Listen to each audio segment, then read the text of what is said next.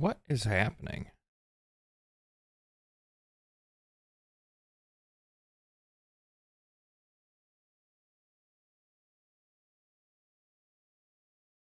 I don't know if I'm going to be able to get this to run. I guess we'll have to kind of find out. What's going on, everybody? I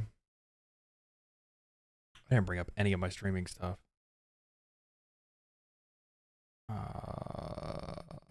Brain?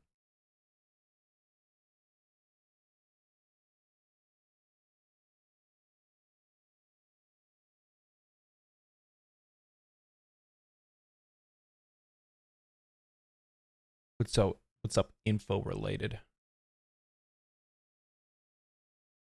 I didn't bring up Twitch too.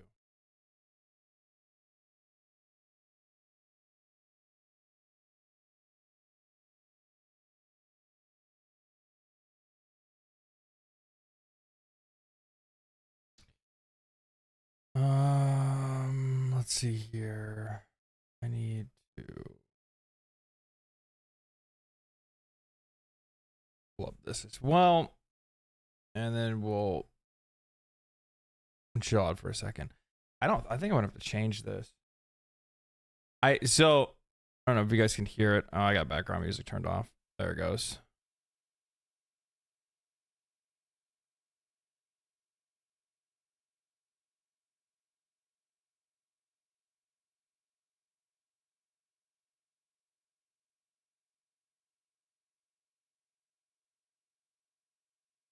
I might just have to leave this running in the background, maybe. I don't know. I finally got it to run, so I've been trying to get this. Okay, we'll close it for now. It's like buggy as all hell. I've been trying to get No Rest for the Wicked to run, and like the last few times that I've tried to like even get it to start, it basically crashes immediately. So I don't know if it's having some like issues or anything like that. I don't know if you guys have watched any other people. I don't know if you guys have watched anybody else play it.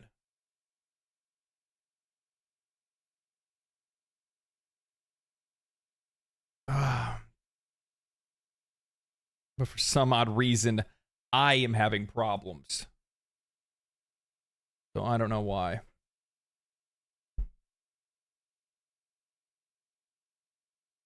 I do not know why. Let's do something.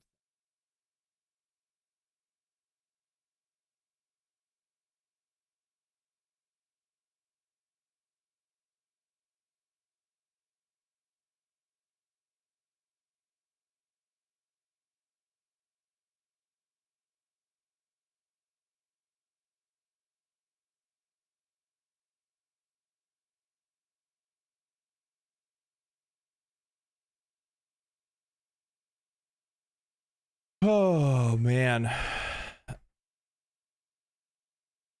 Warframe, is that a new Helldiver armor set? Yeah, that's exactly what it is. I put it as Warframe today because I don't know. I want to try No Rest for the Wicked, but I have to find out if I can actually get it to stream, or if I can actually get it to run. For some odd reason, it keeps crashing. It keeps like bugging out every single time I try to load it up. I want to give the game a shot. I've seen a lot of other people play it, so I'm obviously interested in trying it out, but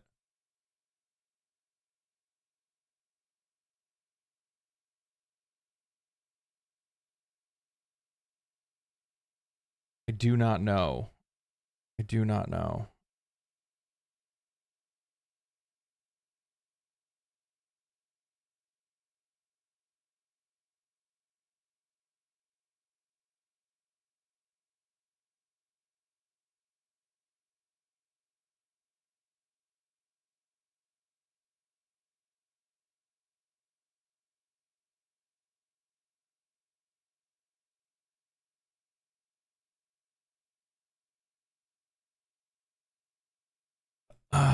Have any of you guys tried it? Have you guys had any problems with it at all or anything like that? Where?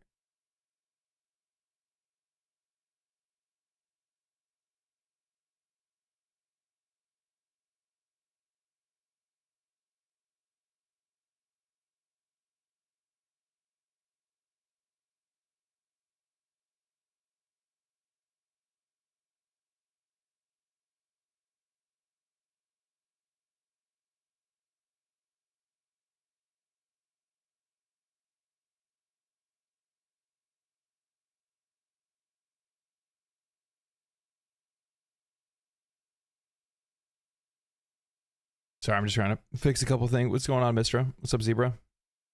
Alan, grapes of hypocrisy, dower, info related. What's going on, guys? Just trying to nail a couple things down real quick, and then we'll be good to go. I wasn't as prepared as I wanted to be to start stream, sadly enough.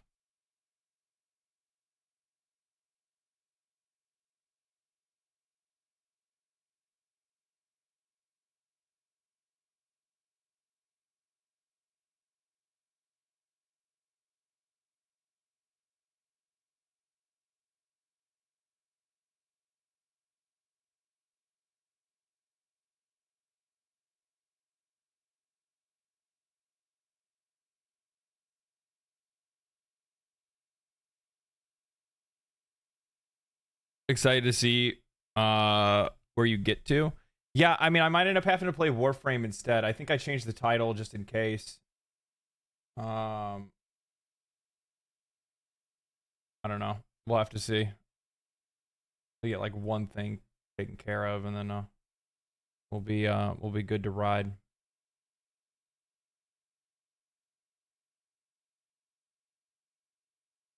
All right, that's done and taken care of.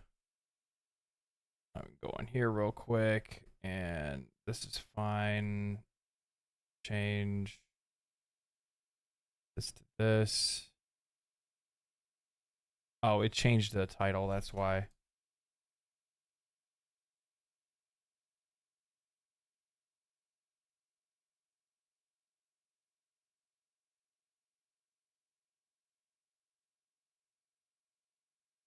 Sorry about that. Let me fix this real quick.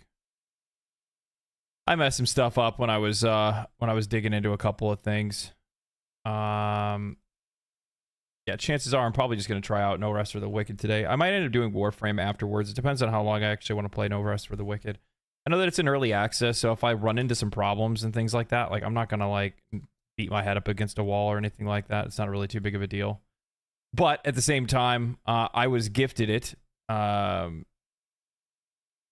I was gifted it by one of my by one of the community members, so I can't not play it, right?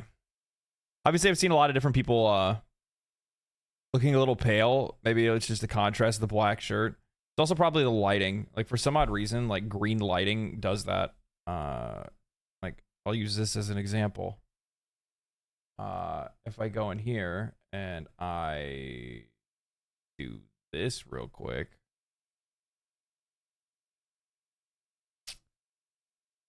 Pull this like right about over here. Bring this like about right here. That right there. And there you go. It's also probably just my lighting's too bright, to be honest with you. I haven't changed it since I was recording. When I record at night, I have to like turn the lights on really bright. Otherwise it like freaks out.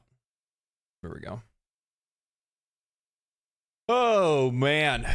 What's going on, guys? Teddy, what's up, legendary in chat? What's up, Teddy? What's going on, buddy? Excited to see where you get. Yeah, I played a good deal of Warframe last night. For the most part, like I'm going to stream the game, but at the same time, I want to try to not stream it. I don't know. The problem is that I don't really want. I don't want people like spoiling one, and that I don't really want a lot of backseating either when it comes to it. Because like the thing is that one of the problems that I run into is when you're, especially when you're going into a live service game or an MMO or anything like that for the first time. One of the things that I really I have a problem with, or I run into a lot, is that you end up getting exposed to a lot of different systems that you don't really know a whole lot about, and you're going to learn how to be able to utilize those systems better if you actually take the time to learn it yourself rather than be directed by other people. And one thing that MMO players can't help but do is try to make sure that they try to press people into how to you know, play a game the way that they want you to play the game. And I don't want to do that. I want to learn on my own. The blacks in your stream are more black than usual. Now it looks amazing. I'm impressed how quickly you fixed that. Well, you know what's really funny? Like the more I do this, right? Straight up ban them. I probably should. Not a bad idea. But what I was gonna say is that like the more that you start messing with a lot of this stuff, especially like lighting, recording, and stuff like that, the more things you learn like pretty quickly, and you kind of get to apply it to what you do. But yeah, so like the problem is that like I'm in a really well lit room. Like I have a lot of sunlight that comes in here, which sucks for recording purposes, because when you're recording, like you need control over light, and I have like no control over light in here. Even though I have blackout curtains on 3 windows, I still have a door. A little bit of light shines through the windows regardless, and then I still have the lighting behind me as well. So I just kind of have to work with what I have to work with, and make it happen. True. People like to help a bit too much with the game they love. Yes, yeah. Mostly because I think one of the things is that people just want to try to avoid people getting a bad impression of the game, so they try to direct people at every given turn to try to make sure that they, I don't really know how to say it, like to try to make sure that they know that they get the best experience possible. I think that's probably what it is. Like they don't want people to get a bad impression of the game and then take that bad impression and run off a cliff with it, if that makes sense. Especially when it's somebody that is I don't know, man. Especially when it's somebody that's a content creator, because like the last thing that they want to do is they don't want that content creator to get a bad impression of the game and then take that into a YouTube video and then spread it, or I don't really know. I think a lot of it's like projecting more than anything else. MMO elitism, thankfully, we have mostly eliminated in Final Fantasy XIV, at least in game. Yeah, I was about to say. I don't know about that. I don't know about that. I've been on Reddit. I've looked on Twitter. Those are like 2 completely different crowds, to be honest with you, but they both act pretty similar, to be honest. I had at one point in time, I had a God.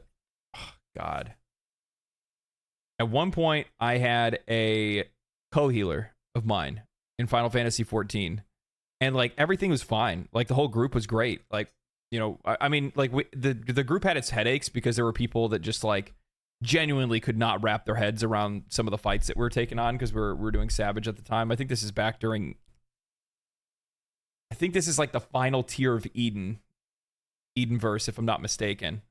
And while we're running it, everything was cool, everybody was friendly, even though it had its problems. And then like I forgot what I think it was like one of the DPS or something like that was like, hey, I probably shouldn't tell you, but have you ever seen your co-healer's Twitter? And I was like, no. And he's like, you probably shouldn't look. And I'm like, what do you mean I shouldn't look? And I go and I look, and sure enough, like even though like we were completely cordial, super friendly, we like did stuff in game, we even like took pictures together and stuff like that. So I looked, and she had like full on Reddit threads, or not full on Reddit threads, full on threads, literally screaming into the void on her Twitter page, talking shit about me. Like tons of stuff.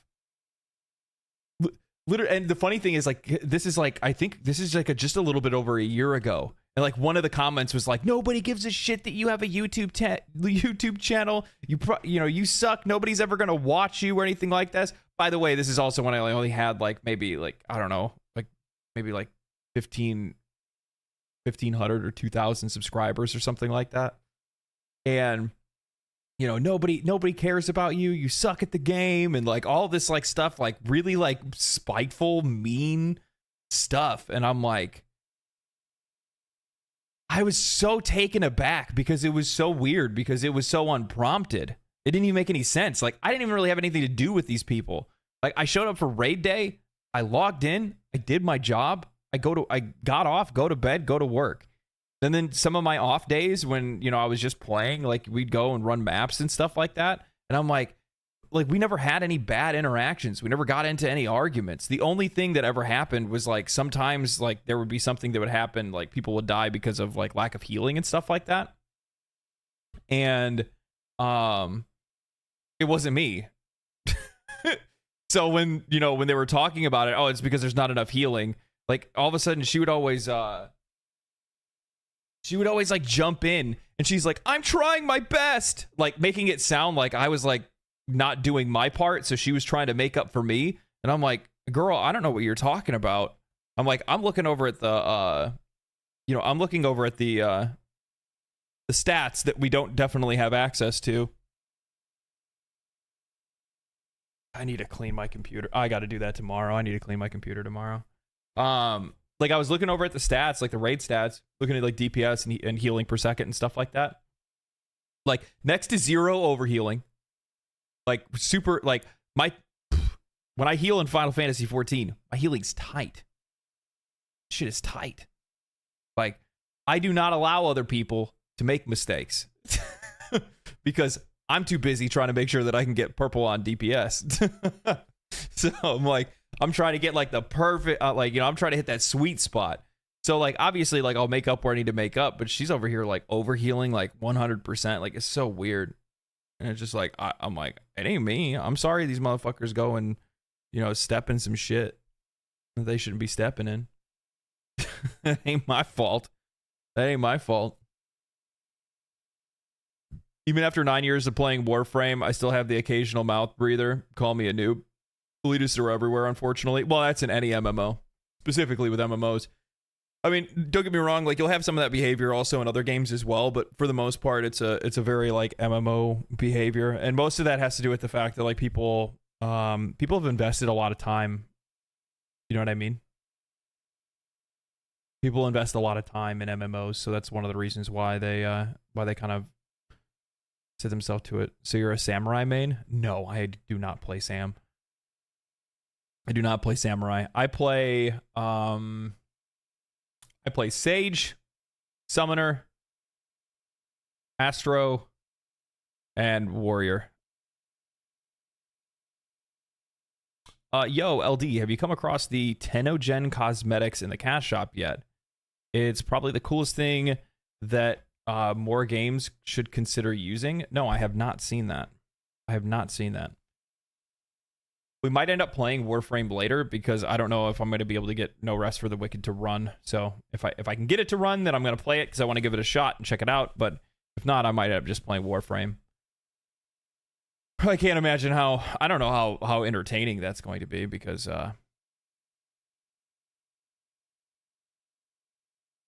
you know, I'm just doing the star chart. Just doing the star chart. Somebody asked, have you tried any of the new frames, wings? Yeah, I have.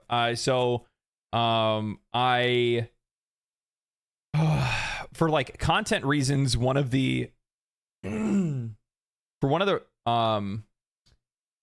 content reasons, and also for like personal player needs, like I needed to play as a different Warframe. I needed to. Like, I can't tell you, like, being 60 hours into the game and still not having another frame to play. And here's the thing, people are like, oh, well, it's okay to wait a couple days. It's just like, well, like, there's a two-part issue with that. Like, there's like the one, I'm a content creator and a streamer. So for me, you know, waiting 3 days to play the game again doesn't really work out when you're trying to make like videos and content and you have a schedule for those kind of things and other games that you need to play as well and things like that. You know what I mean? So yeah, that, you know, there's that part of it. And then also it's just like, you know, you're a new player. So your first couple weeks of playing the game, like you want to, or your first week playing the game, you want to try to play as some different frames, different stuff. And sadly, that was a little bit more difficult than, you know, there's just not a lot of stuff that's readily available to you right at the very beginning. And it's not only just the readily available, it's the context of knowing how to even get Warframes to begin with. It's having the crafting materials. It's like, here's the thing, 30 or 40 hours into the game, I didn't even know that there was just specific boss fights that you would just run to get all the pieces for specific warframes. I had no idea, because there's nothing in the game that tells you that.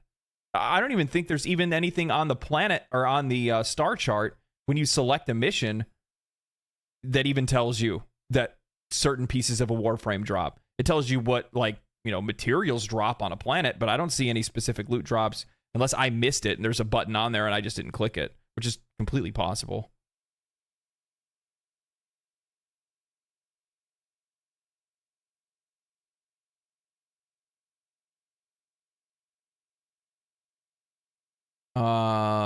Yeah, DE has a great content creator pack that they've gifted new frames and weapons to review day one. Oh, that's kind of cool.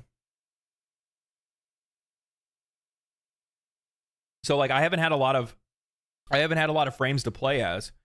So I bought Dante for $14 because I wanted a little bit of platinum, and it also had some other things too that I kind of wanted as well. Like I needed stuff to play with, and it was going to take a few days before I actually had any warframes to actually play as. And at that point, I had a lot of stuff that, you know, a lot of my stuff was already maxed level. It was like, you know, I'm gonna have to wait a few days before I can play as anything else. And I also figured that Dante would be pretty far off for me to be able to unlock as a new player anyway. So I figured it was a safe purchase, and for $15, it wasn't a bad deal. And whoa, is it worth it? Oh man, he is so good. Holy, so much fun. I know he's not like reflective of every other Warframe in the game, but it does go to show just how flexible the game is. I will say though, I've had far more positive experiences in games like in the game of Final Fantasy XIV than ESO and World of Warcraft. So the low tolerance bans do help. Not seeing it in game better than nothing. Yeah, no, I've had way more positive. You know, the thing is that like Final Fantasy, like the toxicity you'll find in Final Fantasy XIV is like way more like personal, if that makes any sense. Way more personal. Way more personal. The only guide to Warframe are your friends or wiki. See, I don't want to have to try to do that. That's kind of the point. Like even like that's one of the other things too, where it's like it's really hard to try to communicate this because like players that really love the game want to talk a whole lot about it. And like even before I saw you said something about how you're using a Warframe that uses other Warframe's abilities. I don't know anything about that. I don't want to know anything about it. You know what I mean? Like, I want to experience those things for the first time without any context whatsoever, because that's what a new player is going to do. Nothing against your comment or anything like that. It's just, you know, that's just a personal choice for what I'm trying to do. The other thing, so the funny thing is, you guys said they have like cosmetics that the players have designed. I think is what somebody said, that Warframe has cosmetics that players have designed. Final Fantasy XIV does the same thing. They have an art contest every year to put cosmetics into the game.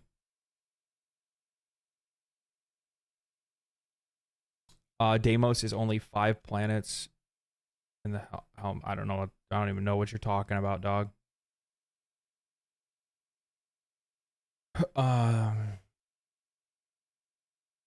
Helping new players is one of the favorite things to do as a vet player. Yeah, I mean, yeah, of course. Like veteran players want to help new players. For sure. I just think that there's a fine line that that veteran players dance when they're trying to direct or they're trying to give explanations to new players. And I think that it's mostly down to, oh man.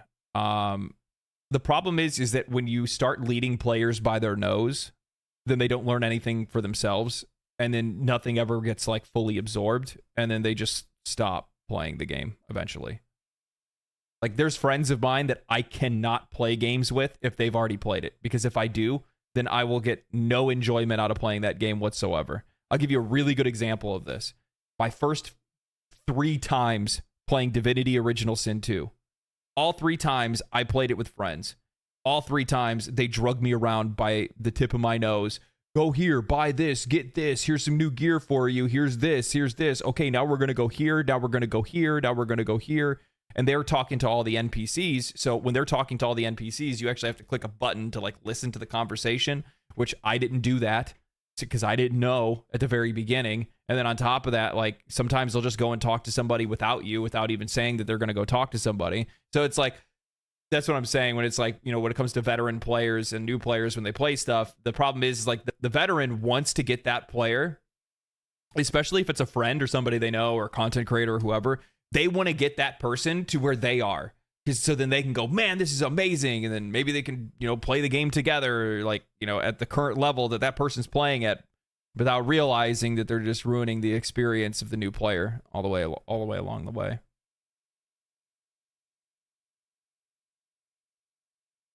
That's a phenomenon that's also present in single player games and co-op like Dark Souls. Yeah, actually. Yeah. I had a friend of mine that wanted to play Dark Souls 3. And I hadn't played it yet. And they like had me download the co-op mod and we played it modded. It's not really the Dark Souls experience. Cinder's mod.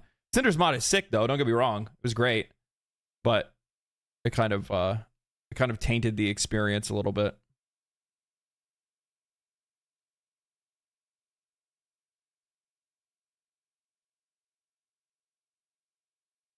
It's also unfun for veterans to zoom through, kill everything, know what to do, and you just tag along. Yeah, and that's something that happens more times than not, to be honest with you. That happens more times than not. The other thing is, too, is that, you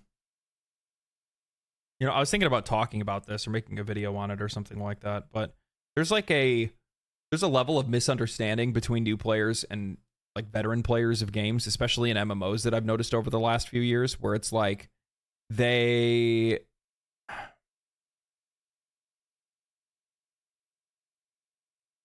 can't understand the perspective of a new player because they have too many layers of experience for them to be able to understand. So like sometimes I'll say something where it's just like, oh, like just using this as an example, like we were just talking about, it's like, you know, oh, well, you know, there's some new, like I don't have any new Warframes to get. And I thought it would be a good idea for, you know, I think it'd be a good idea for Digital Extremes just to make, you know, the first 3 starting Warframes all available to the new player once they get on their ship. Not just going pick one and then you're going to have that one and then you got to, you know, build and find the pieces for the other ones. No, like give them some room to grow first and figure the game out, and then also direct them on it how exactly to build new frames in the future. And there are people who are like, no, there's no reason to baby people. How long have you been playing the game? I've been playing it for 8 years. How many hours do you have? I got like 7,000 hours. Your opinion is completely invalid. Because any changes that they would make to help the new player experience has no effect on you whatsoever outside of the fact that you didn't have that. That's it.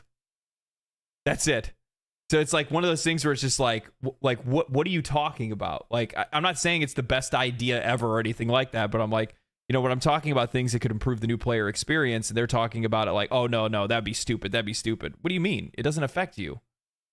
This isn't for you.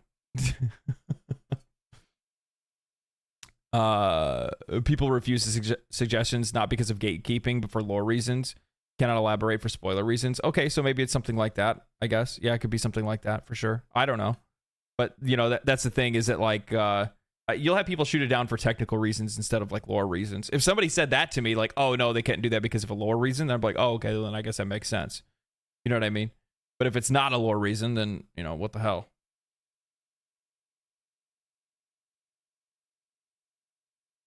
I've been out of the loop. Did you win OTK top streamer? How did it go? No, I went down in flames very quickly. It was just like, oh man, I'm gonna tell you guys, it was actually a bummer. It sucked. It kind of sucked.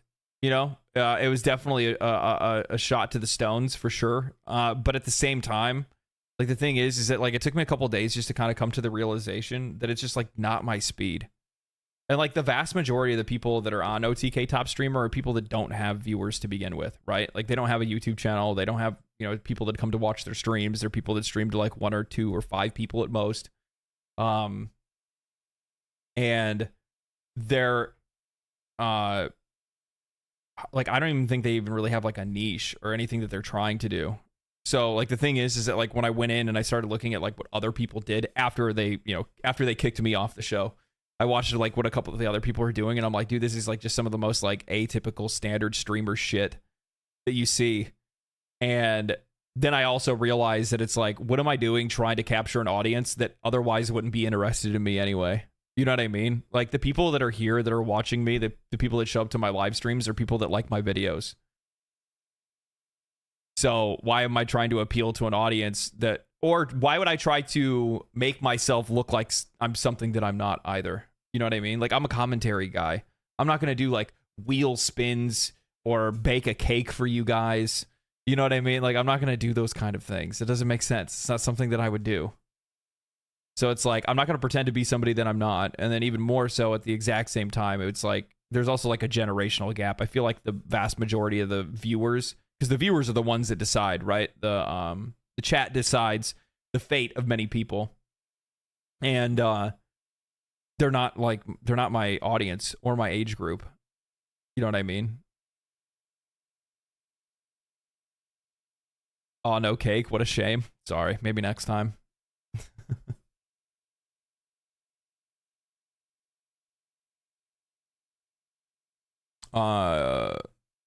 Also, you weren't cringe like Emaru or Asmongold, just my opinion. Don't get me wrong, they can be entertaining and funny sometimes, but feel a bit much. Well, I mean, I think the thing is that like that kind of comes down to it just comes down to the base. Like people always will people will play to their audience. That's all it is. They just play to their audience. I dance to your beat just the way they dance to their audience's beat. You know what I mean? Cake, hell yeah, yeah. Cake was alive, man.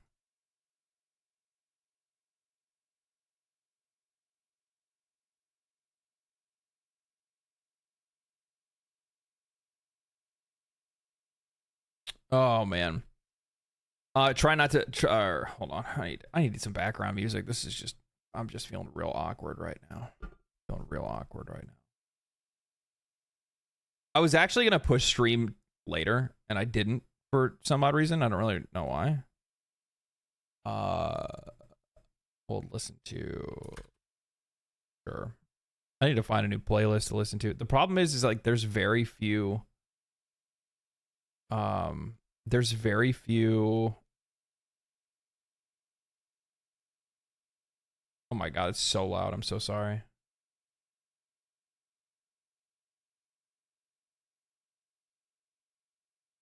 Oh, this is actually like camp music. I don't want camp music.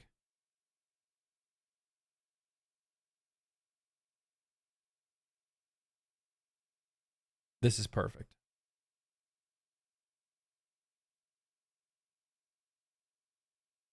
I think this should be good.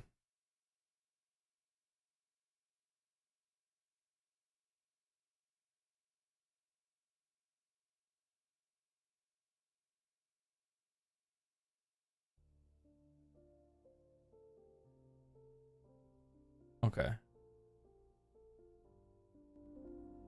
Luckily, I guess you guys didn't even hear it. There we go. That should be good. What's up, Ellie?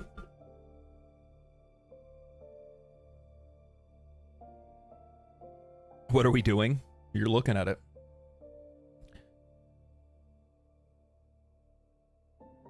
Not really. Some people are naturally the way they are. You have such a pessimistic view, LD. What are you talking about? Pessimistic?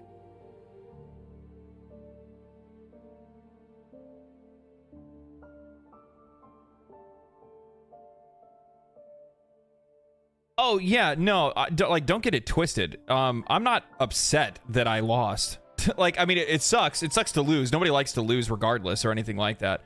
But it just wasn't like my audience. As simple as that. Just wasn't like my audience of people to try to go after.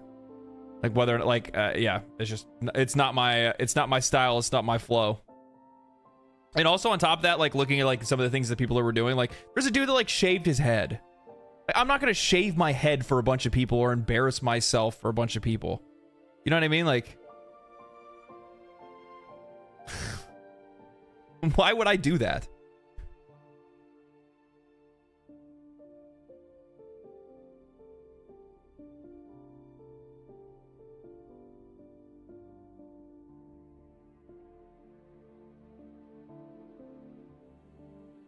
It might be pessimistic, but if I was in LD's shoes, I'd be pretty disappointed or at least discouraged after how everything went. I don't like, here's the thing, like it sucks to lose. That's the only thing. That's it. It just like, I don't like losing. Losing sucks. The problem is when you put yourself in a losing position.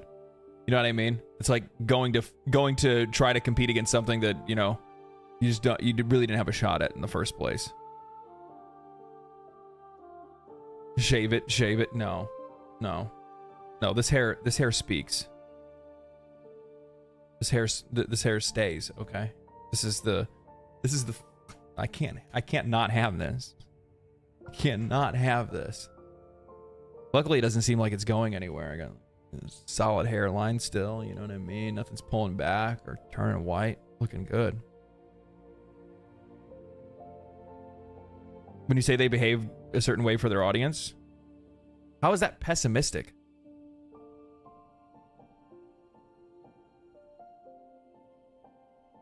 I'm so confused. They do. They like I mean, a lot of streamers act a certain way specifically for the people that they have when they're on camera. I'm confused by that.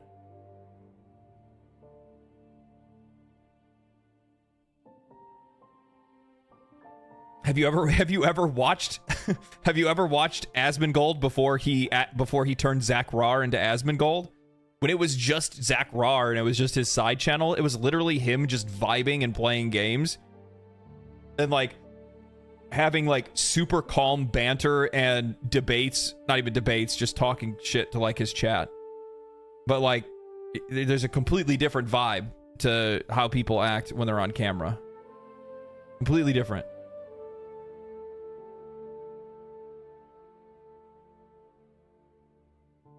When he's on his backup Twitch, he's a different guy. Well, I mean, he doesn't do his backup Twitch anymore. Now his backup Twitch is his main Twitch. It's a weird thing. But yeah.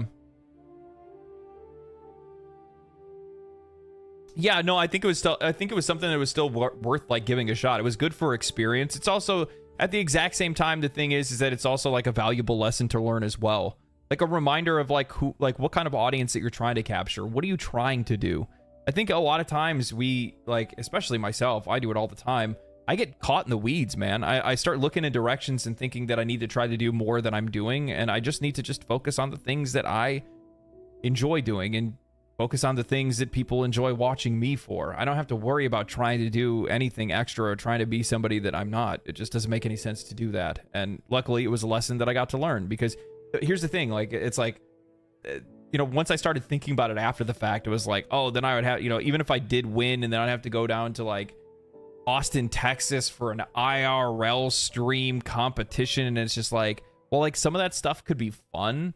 At the same time, it's like, I don't know. I don't know. It's also like the other thing is too, is that like, I also didn't really realize like how much of an added level of stress it would add because like I have a YouTube channel to run. So like doing a live stream competition and coming up with ideas for it while also working on sorry about that. That was me, not you. Like trying to run a YouTube channel and make a living while also at the exact same time trying to come up with original ideas for a, you know, for a showcase on a streamer competition just didn't add up for me.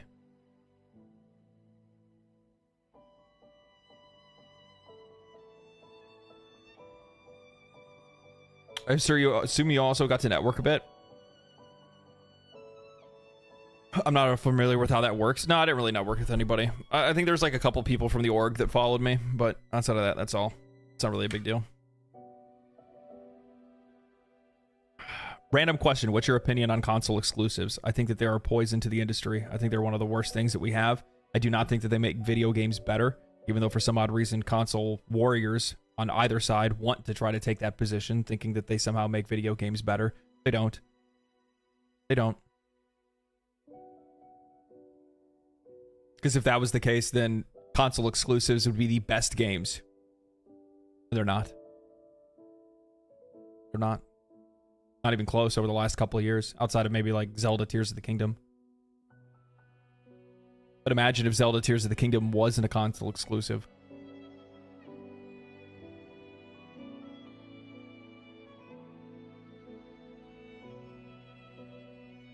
Speaking of the last video, are you sure the news about Xbox is not automaton propaganda and giving us hope? The last video. I didn't. Did I mention anything about the Xbox leak? I think that that's bullshit, to be honest. That came from like a small Xbox insider podcast. And the thing is that like nobody else corroborated it.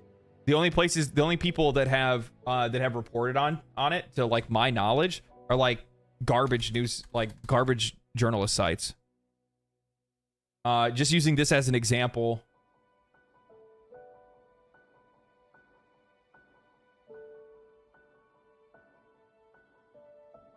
Of course, like YouTubers take it and run. Yeah, guys.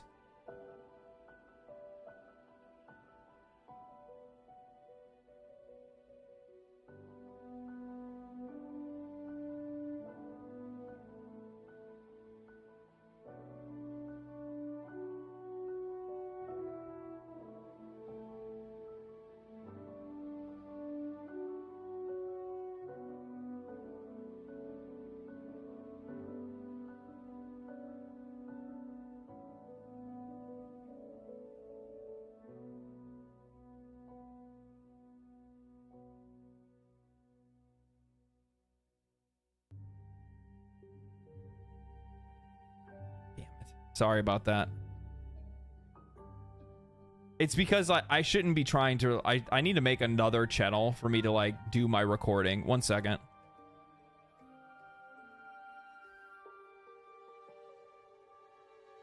Okay. That should be better. Also, for some odd reason, I didn't have chat on screen. Dude, my shit's all over the place. I'm so sorry. I forgot I haven't streamed on, like... just like my own stream since that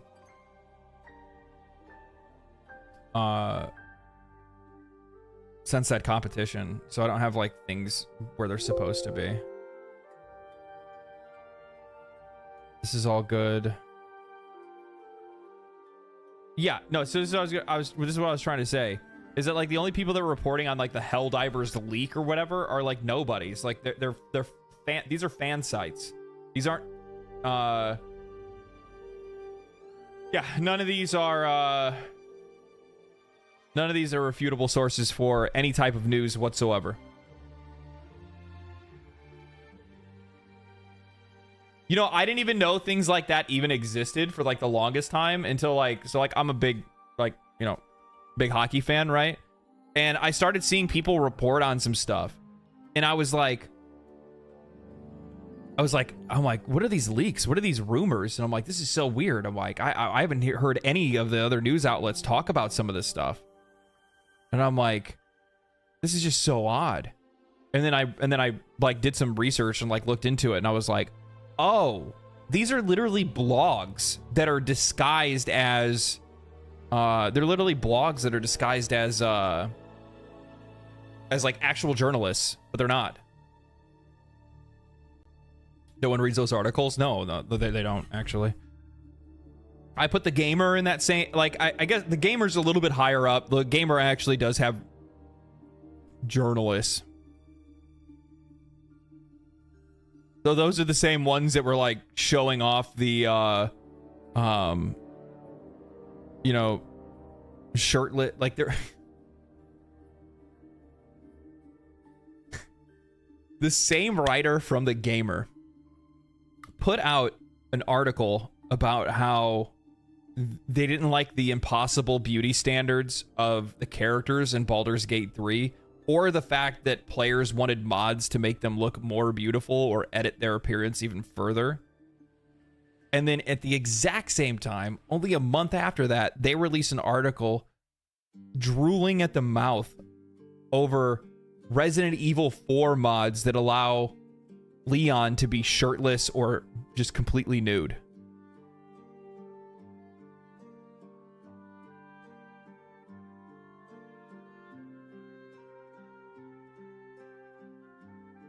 What's wrong with you? What mental illness do you have? Where were you dropped? How many times were you dropped?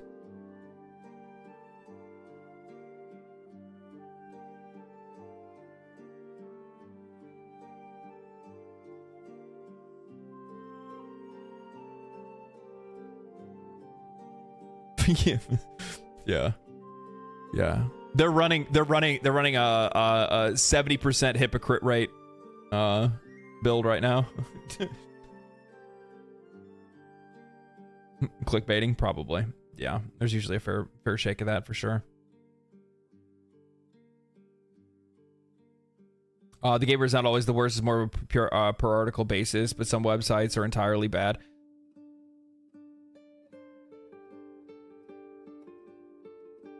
I agree and I don't agree. Like, there are some gamer articles that are completely fine, but it's only, you know what the funny thing is that the articles that these companies do are completely fine as long as it's actually just reporting on the news. Like, but it's opinion pieces that they just, it's rough.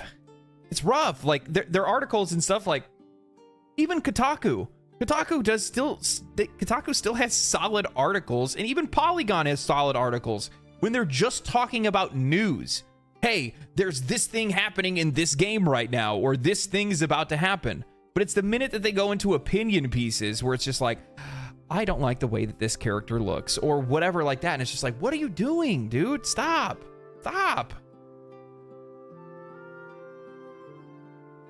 Yeah, news. My opinion exists. Yes.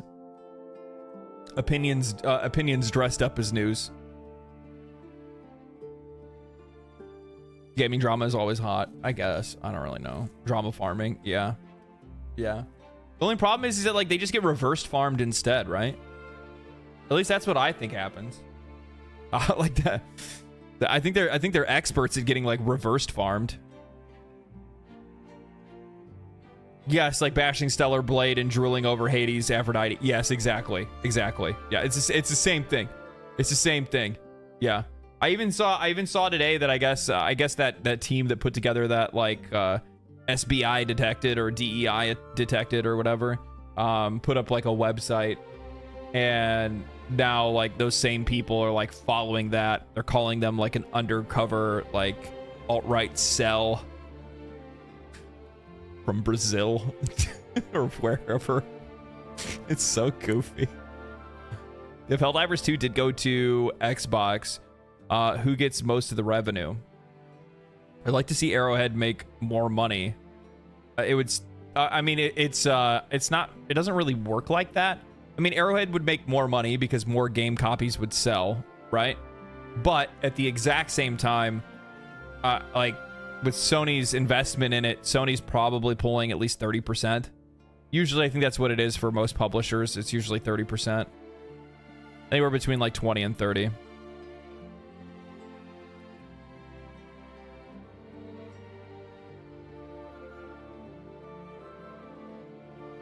Both sides farming the range. Hey, dude, don't hate the player, hate the game.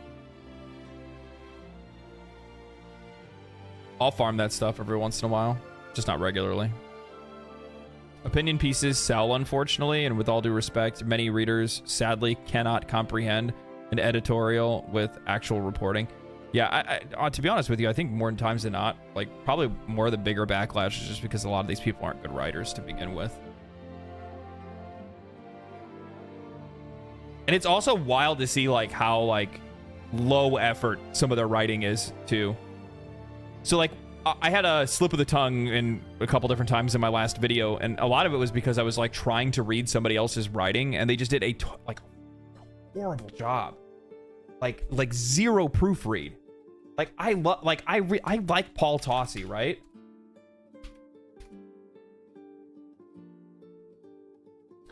What is it? I'm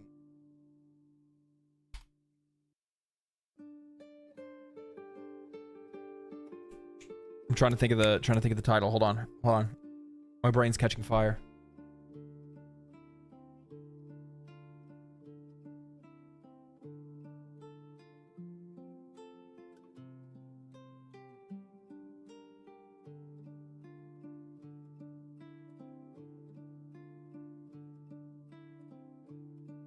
Like it's stuff like this. It's stuff like this. Like this is hard for me to read out loud. Here's a guy with and without texture. I guess that no official name is listed in the files just yet. Like that's fine, but there's like, where is it at? Yeah, right here. With their arrival does seem nigh.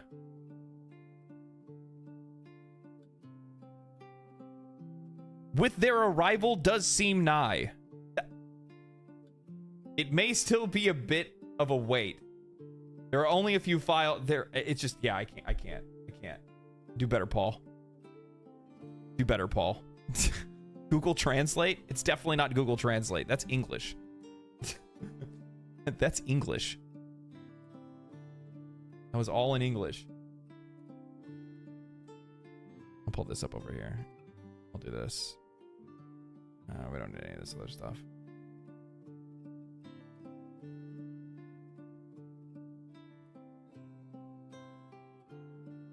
English you? Yeah.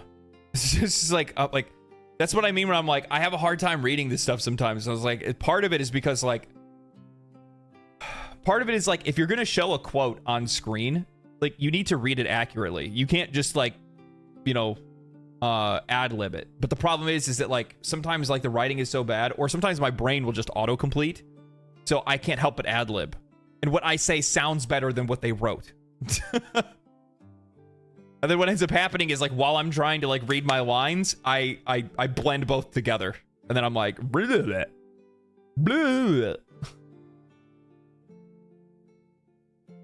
Maybe they need to fulfill some words quota with each article. Probably not. Probably not. I mean, there's probably a minimum at the very least, but yeah.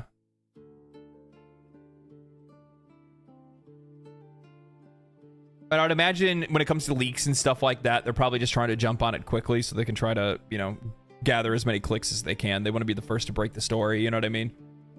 So they just hunt around on Reddit waiting for something to post. Everybody knows everything originates on Reddit, because everybody loves updates.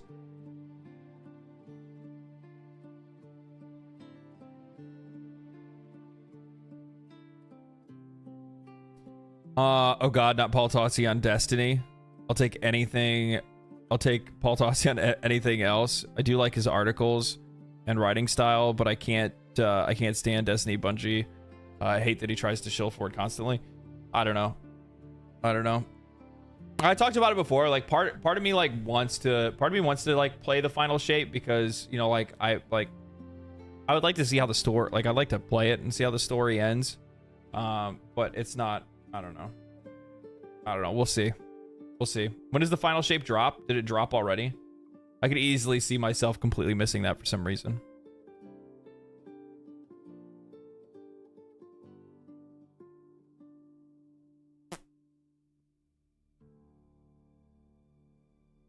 Hello, Ultima. 6 weeks? Oh, it's perfect. So I do need to start like ramping up for I might have to make an Elden Ring video.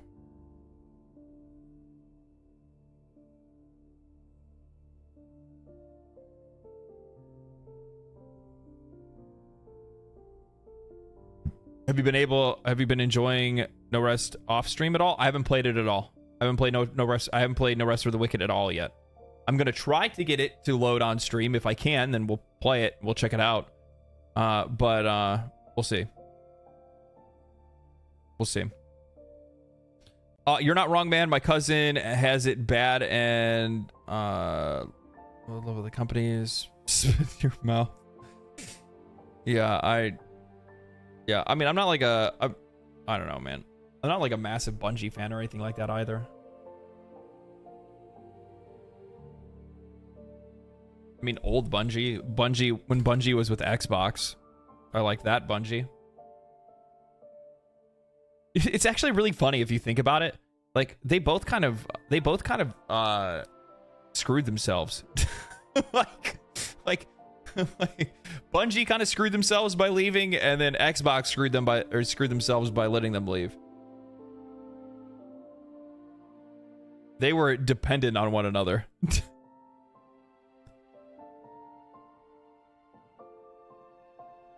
Xbox would be in a completely different place today if they still had it. If they still had Bungie. Completely different place.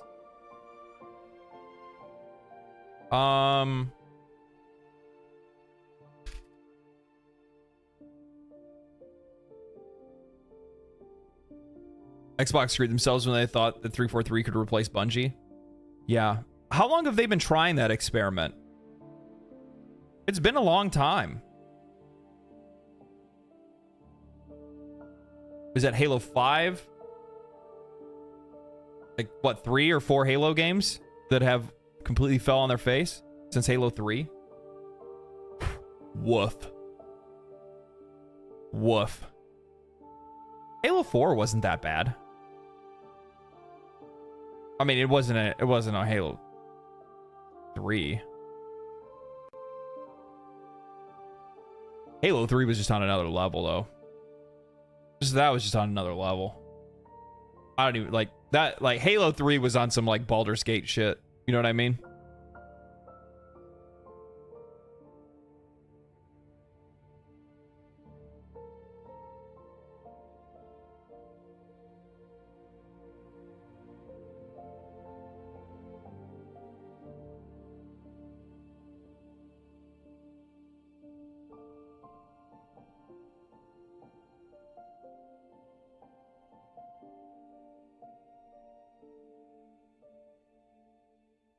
Jeez, sweaty. Let's see if we can find some stuff to talk about. I didn't get to check for any articles. I'm sorry, I messed up. I need to make like a should I make like a React video section for the Discord?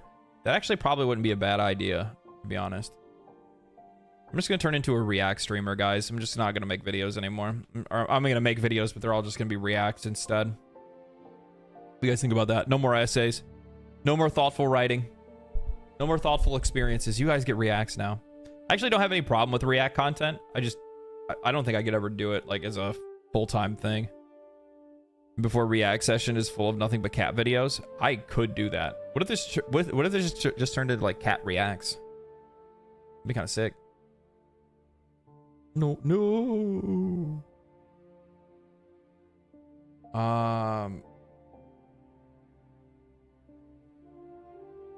Okay, all right, yeah, we'll give it a shot. We'll check it out. I'm checking the I'm checking the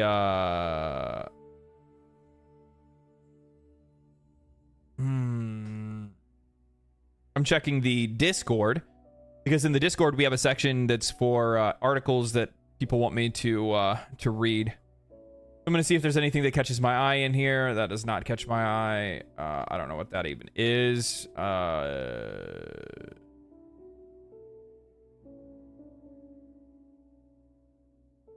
What is this?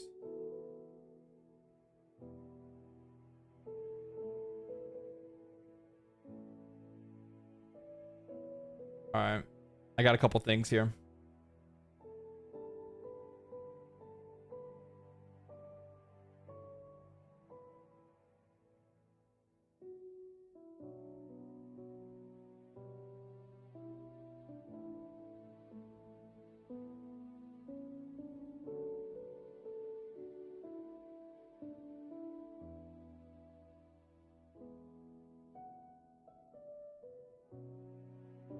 Oh, I already saw that. I have some other stuff to pull up and talk about as well, so we're all good.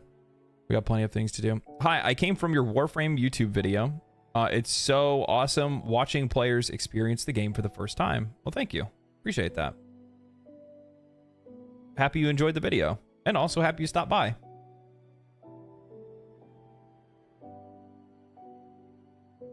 I don't even know. I'm just. Do you ever check out our gaming leaks and rumors? No, because I have it. I follow it on Reddit, but for the most part, I stay away from it because I think it's stupid, and I think that 90% of the time, none of it's true. Like, there's a couple things that pop up on it, but like, I'm not gonna report on any of that stuff because I don't know the validity of it. You know what I mean? Baldur's Gate 4 doesn't need Larian Studios. There's a better choice. Oh boy.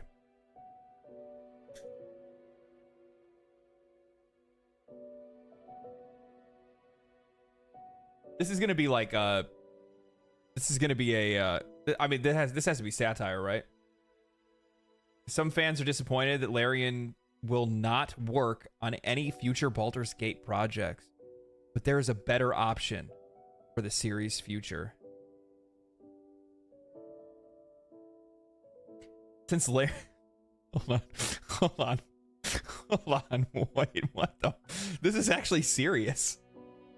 Since Larian confirmed that it's done with the Baldur's Gate license, some fans have been concerned about the future of the series, but there is an even better choice to work with for an expansion to Baldur's Gate 3 or a potential Baldur's Gate 4 that could easily outshine Larian. Obsidian has defined itself as the premier pitch hitter for RPG development.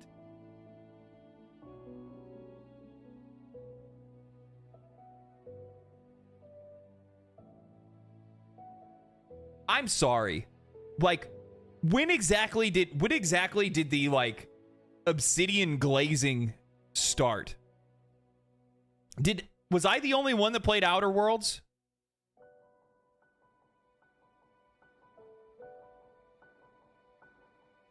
Like, what is this claim? No, you don't understand. Obsidian's better than Larian. Yeah, I know, but like Outer Worlds was not like this next level massive RPG that is somehow like, here's the thing. Let me contextualize this opinion before people take it out of context. I liked Outer Worlds. I also really like Grounded. And I didn't play Fallout New Vegas. So that's probably one of the reasons why most of you guys will disagree with me, because I didn't play it. Pillars of Eternity, I have not played Pillars of Eternity. What else have I played? I've played other Obsidian games. Can't think off the top of my head right now. So, but at the same time, like they haven't put out a whole lot recently. What have they put out?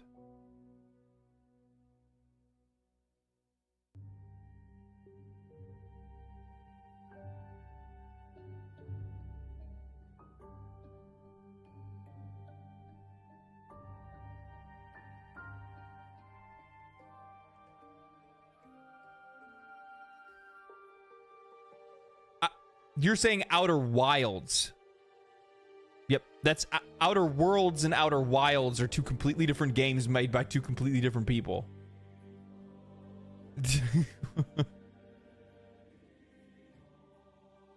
Outer Worlds, which is the sci-fi, the better Starfield, right? But still, like here's the thing, like Outer Worlds was like, it was good, but it wasn't like mind-boggling crazy. I'm sorry, but like the closest thing that my opinion, sorry, I haven't played Pillars of Eternity 2 Deadfire, so maybe if I played that it would change my mind, but I don't know where this writer is coming off saying that there's a better choice than Larian Studios to make another Baldur's Gate game. I don't understand where they're coming from that.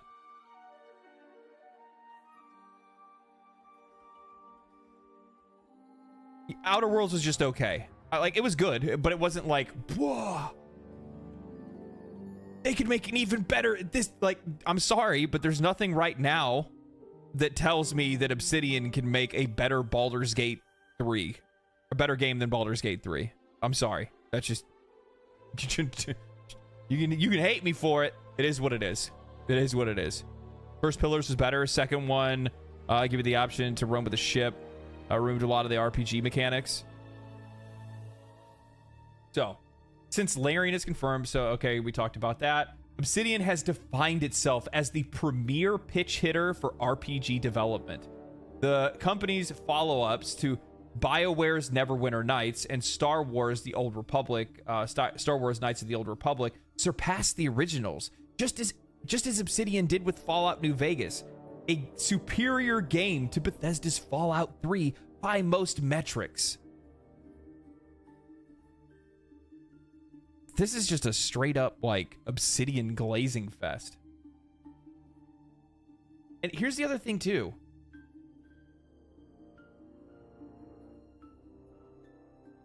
This is the one thing that people never stop to ask. This line right here. This line right here. BioWare's Neverwinter Nights and Star Wars: The Knights of the Old Republic surpassed the originals, just as Obsidian did with Fallout New Vegas. Are those people still working at Obsidian? Are all the same people that made those things happen still working at Obsidian? Yes. How do you know?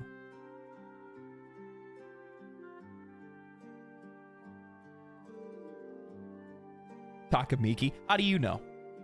I just spoke to them. I just called them. I just called them up. Obsidian is a black rock made from volcanoes. It's also true. Let me call them up. All right, call them up. Tell me and find out for me.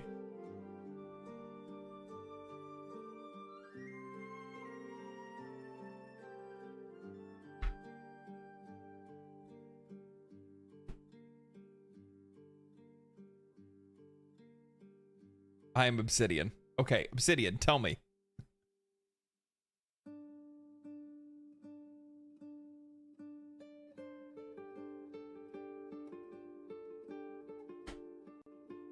What I'm trying to say is, here's the point.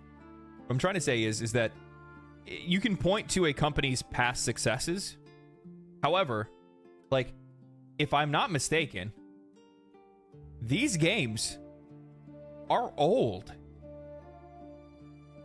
These games are old.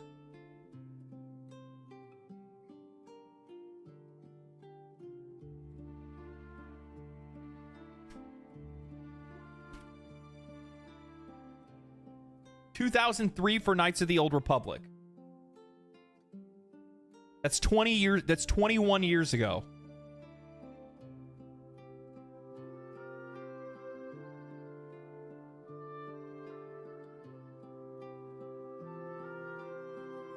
$14 years ago for New Vegas.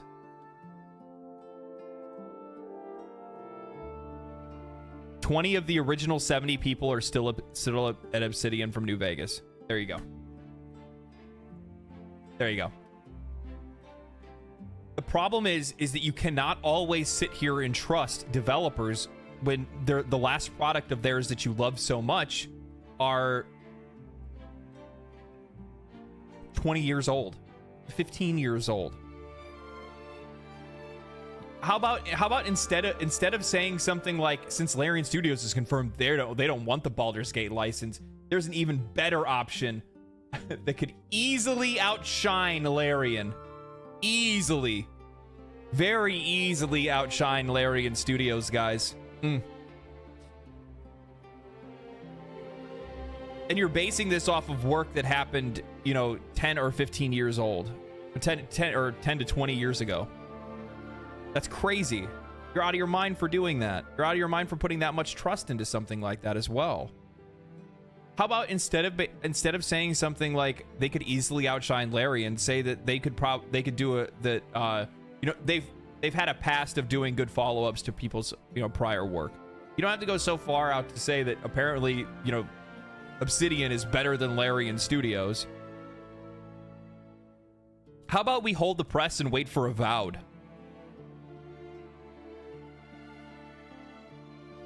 Haven't you guys seen all the hype around Avowed? People were really excited for Avowed. What is Obsidian's latest game? Grounded? Yeah, and Pentiment. Don't get me wrong. Don't get me wrong. Grounded, if you guys haven't played Grounded, it is fantastic. It is a great survival game. Survival build crafter. It's fun. It's great. It's Honey, I Shrunk the Kids in the backyard with your friends. It's a lot of fun. It's really cool. It's a very good game. And it also goes to show the flexibility of the studio, because Xbox in a moment of clarity saw that Obsidian was just working on a little side project and said, yeah, go ahead and make the game. Outside Larian. They would, but they haven't because they can't. Yeah. It's just so weird. Like, why would you say that? The reputation Obsidian has earned for taking established IP and game style and producing a follow-up with better storytelling is well earned. Obsidian proposed an Elder Scrolls spin-off game was rejected by Bethesda, which is a loss for fans of the series, as it could have outdone the storytelling of the mainline games, just as New Vegas did with Fallout. Why are you jumping to that conclusion? Why are you making that assumption that it for sure would do that? That's what my problem is. My issue is that you're jumping to conclusions. How do you know? Though Larian did an admirable job with the story and character work in Baldur's Gate 3, a sprawling world like Forgotten Realms has room for a myriad of more tales. Though Larian did an admirable job. Admirable. They won every video game of the year award for the entire year of 2023. No video game in history has ever done that before. And we're calling that, yeah, they did a pretty good job. What? What? What is this? This is what I'm talking about, where I'm like, what are these people writing? AI generated ass article, it feels like it. With the story and character work in Baldur's Gate 3, a sprawling world like Forgotten Realms has room for a myriad of more tales. And Obsidian has previously worked in the setting in several prior games. The sincere and complex story of Pentiment made real-world history fascinating, proving again that Obsidian can deliver a quality... Do you know what this reads like? Do you know what this reads like?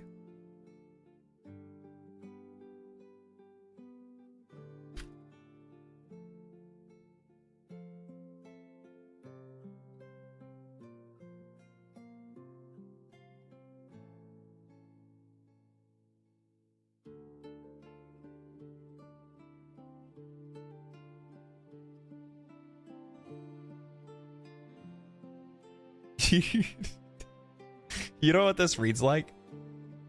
Sean Murray fanfiction. My evening interview at Hello Games. That's what this reads like.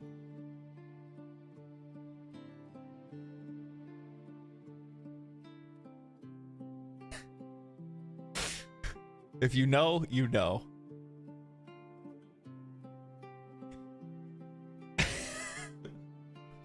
The sincere and complex story of Pentiment made real-world history fascinating, proving again that Obsidian can deliver a quality game without building off of another developer's work. Just as the company did with the Pillars of Eternity series. Still, the distinct skill set, refining an established game style with a focus on a compelling plot and storytelling is something that sets Obsidian apart in the industry.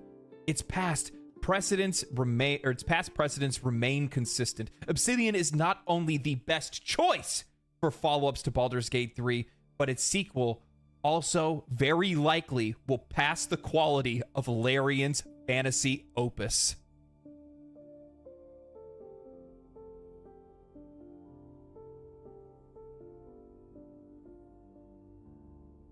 No, published 1 day ago. I was just making sure it wasn't a late April Fool's. Somebody said something and I was like, maybe it has to be. Maybe it has to be. Creating a current gen engine that adequately adapts the rules of 5th edition Dungeons and Dragons system was a major achievement for Larian, and it succeeded where the earlier attempt, Sword Coast Legends, fell short. Now that the framework to enable both tactical and turn-based battles and rich exploration of the iconic D&D world, it would be unwise to leave Baldur's Gate 3 as a one and done project. Why?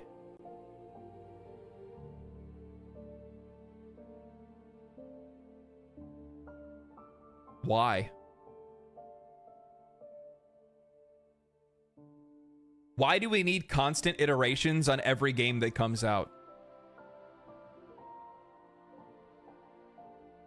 That's my question. Because, like, what that ends up leading to is just that product being watered down over the years go by. Did we need 24 Call of Duties?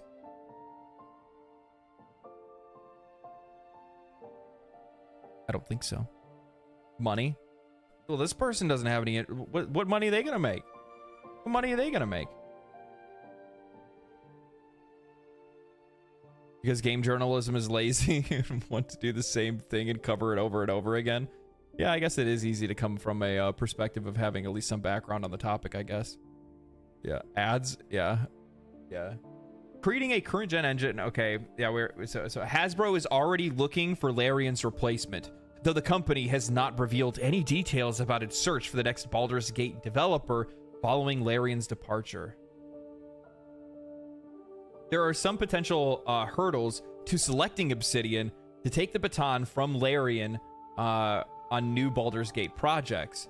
Microsoft purchased Obsidian Entertainment in 2018, adding the acclaimed developer to the list of first-party gaming studios. For a massive franchise like Baldur's Gate, Hasbro would not want to limit the options on gaming platforms. Unlike a Sony first-party studio or a Nintendo-published game, Microsoft published games launch on PC and Xbox consoles first day, and PC is the platform most associated with Baldur's Gate. Furthermore, recent moves show that the company is increasingly more open to multi-platform releases. Baldur's Gate. A Baldur's Gate game would bring Obsidian full circle. A long history of quality titles. Obsidian remains busy working on its own IPs, and the upcoming Avowed makes the Elder Scrolls 6 wait easier to bear. While works like Pillars of Eternity have been well received, as Neverwinter Nights and Outer Worlds have provided a similar vibe to Fallout, pairing Obsidian's masterclass writing skills with the beloved franchise is a proven recipe for gaming greatness.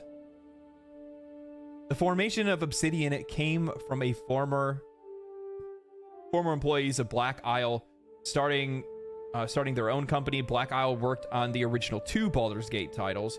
This would mean a return to the series and a homecoming of sorts for Obsidian. Again, I go back to what I said before. How do you know that those same people are still there? And how many of those people are still there? And whether or not those people that are still there, if they are there, are even going to be enough to be able to do what you think they're able to do. I'm not going to deny that Obsidian's made some incredible games. Absolutely incredible games. But their relevance has not been much for the last 10 years. Is that a hot take? I don't think it is. First of all, Legendary Jobs. Who owns the IPs, IP rights, would have to sell the rights to Obsidian. Well, yeah, that's how that works. Hasbro owns the rights to Baldur's Gate.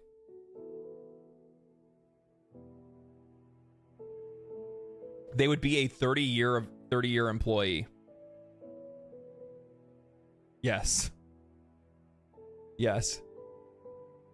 All the talent from their major games is gone. Chances are I mean, I can't really say that for certain, but I would imagine it would be, especially when a lot of the games that they're referring to are, you know, like the ones that they're pointing to are like 20 years old or more. This is like straight up Boomerville in here. While a full sequel is likely much further on the horizon, a scenario where Obsidian is contracted to create an expansion campaign for Baldur's Gate 3 is entirely feasible. Why? How is that? There are a multitude of potential endings for Baldur's Gate 3, include those with key party members that have died and others played protagonist characters irrevocably changed. There is a story that makes a story that continues from where the base game left off a complicated prospect, since it would have to factor in multiple variables. Exactly. So this right here already unproves the statement you made above. Like,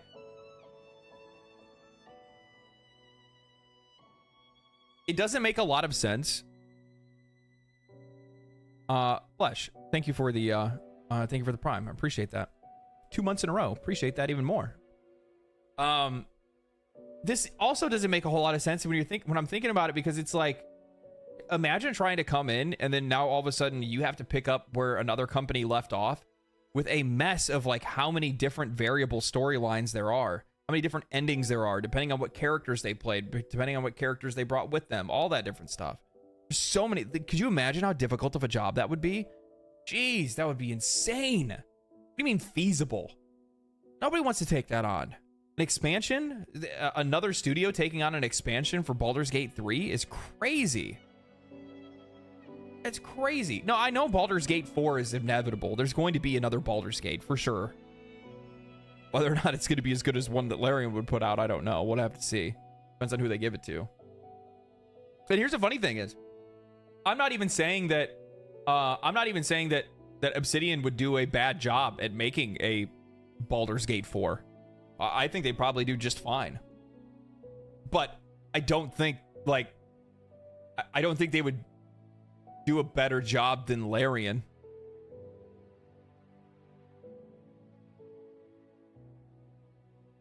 I just think it's really odd to like word it like that.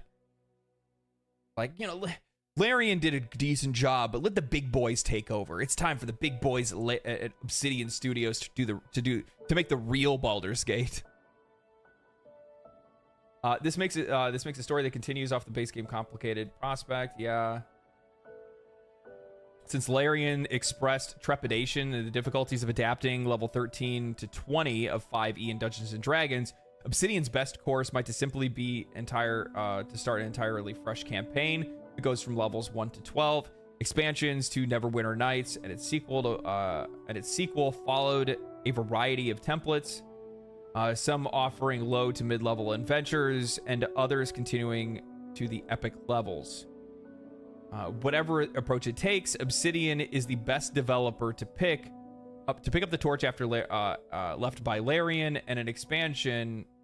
and create an expansion that takes Baldur's Gate 3 to the next level in terms of story, if not actual D&D character levels. What does that mean? Oh, to the next level, if not actual D&D character levels. I mean, this is just... Derek Garcia, 392 articles published. Derek Garcia is a game feature writer for Screen Rant. He writes about both video games and tabletop RPG features.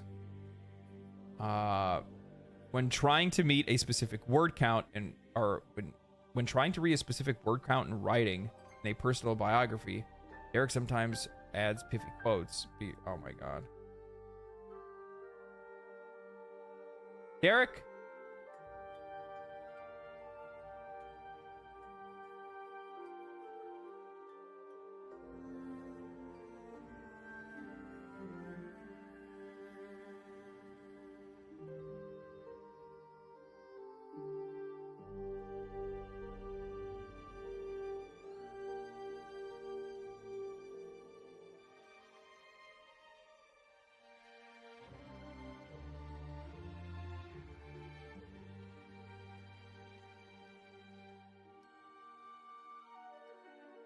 I'm wondering if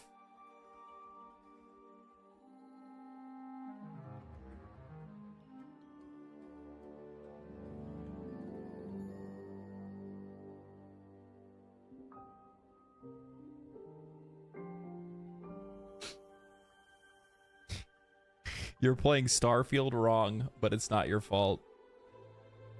Starfield's New Game Plus improves more than just the story. Well, we figured out what's wrong. We figured out what's wrong. We figured out what's wrong. Oh, man. Bro, you should consider writing. No. I already do. I already do, Ellie. I write full articles before I record.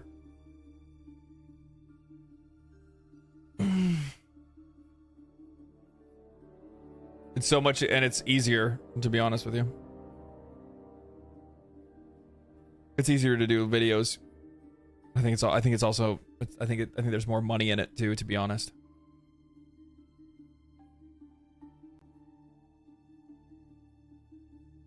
I wish Starfield was better. Honestly, No Man's Sky was way better. Yeah. Oh. That's what I'm saying. I don't like the guys. I actually, his writing was actually pretty good. It was easy for me to read. I didn't have any problem reading it. It's just like I just don't like the take. It's just obviously like fanboyism. You know what I mean? And like my expectation is that like, and my expectation is like people like, even if you're writing an opinion piece, is still trying to take like is still trying to like have a balanced opinion. But like that was just like seething with just oozing with Bethesda / Obsidian love. I would be more positive about Starfield if they did good updates more often. Yeah, that's not gonna happen. Pent up glazing. Yeah, no, you just let it loose. Hardcore copium. Hardcore copium for sure. Yeah. Yeah. Paid for by Obsidian. Yeah. I enjoyed Starfield, but wore on. I didn't replay it after 100 hours ish. I played it for like 25 hours and was immediately bored and put it down. And I was given a review copy. I was like, nah. Nah. I love watching 3-hour-long video essays. Yeah, maybe I'll play. You know what, guys? Now, you know what this means? Now I need to play Fallout New Vegas for the first time. So one, I can actually have like my YouTuber christening of making an hour-long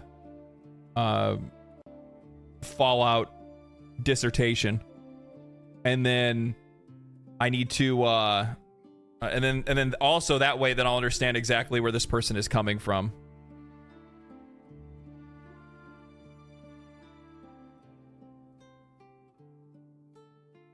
I was bored with Fallout 3 and saw the writing on the wall for Bethesda titles. I liked Fallout 3. I also didn't mind Fallout 4. I don't know if I beat Fallout 4, though. I can't really remember. I played the wheels off of Skyrim, though. I played the wheels off that game.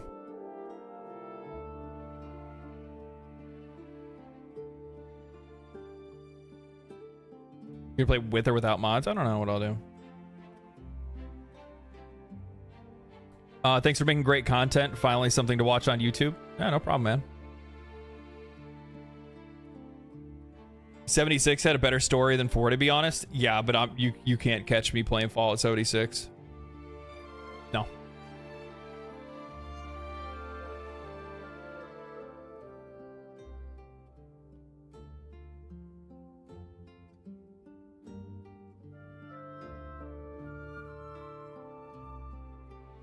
I need to feed the cat.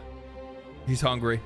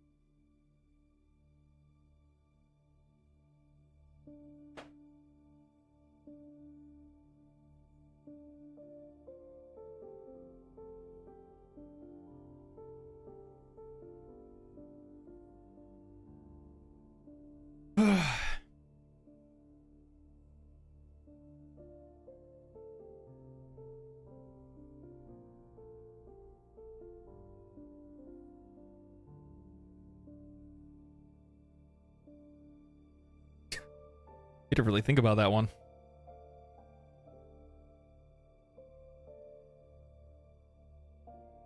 Cat boss? Yeah, he is the boss.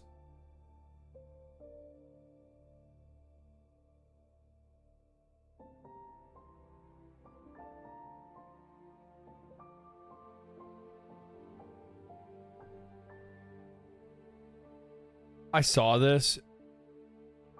This is like the most embarrassing thing I've ever seen.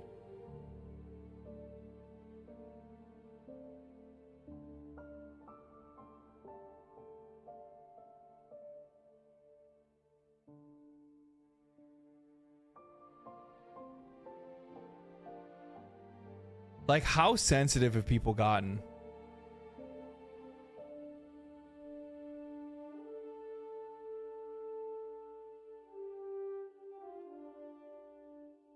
Another dumb take from IGN and game devs. Well, I mean, IGN doesn't have anything to do with this.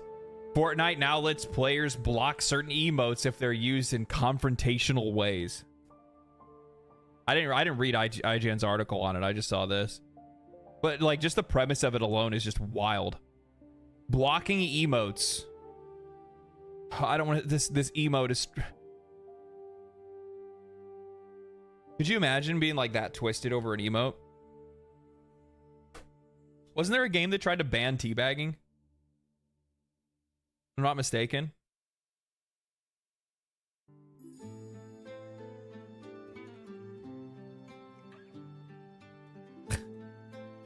I don't even know what to say to this. This is just like the dude, like, kid, I guess. Is this the kids or is this their parents? Is this the kids or is this like millennial parents that are like, no, little Jimmy, somebody showed my little Jimmy the L sign and called him a loser after they got winner chicken dinner.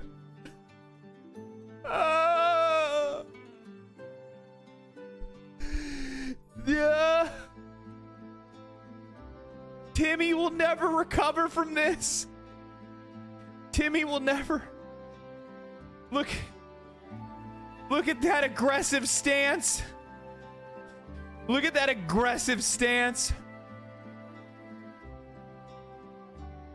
All I hope is that their kids never listen to Smash Mouth.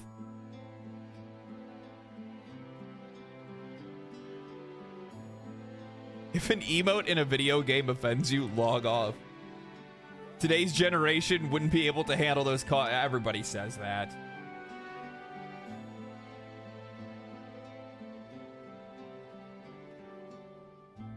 Bring back bullying. This is just some next level stuff, man.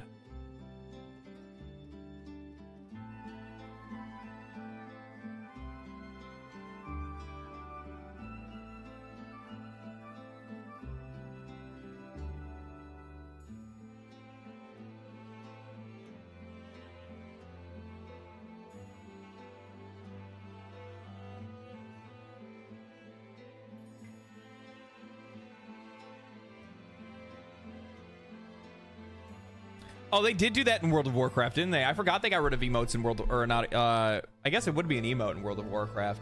I don't know, man. It's just like the overly sensitive nature of people, and like turning everything. Well, no, really good example of this.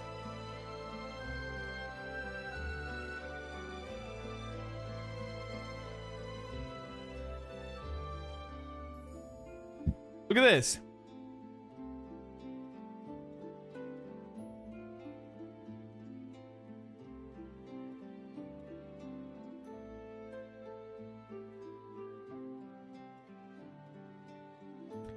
So today, I pinned a comment because I misspoke in my latest video. And I said, it's embarrassing, but sometimes I mispronounce words or blend words together. It oftentimes takes 3 to 4 hours to record a 20-minute video because I have a hard time reading someone else's writing, like when I read from articles. I'm not really sure why. It's always been that way. I try my best, but sometimes mistakes slip through. It is what it is. And yes, I know it's Protoss or Protoss. Yeah, Protoss, I guess. Protoss, not Protos. and somebody comment, and I said, yeah, I know it's pro toss, not pro toes, nerds.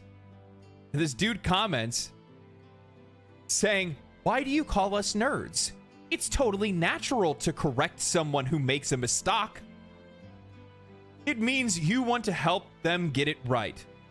Come off a bit rude, friend.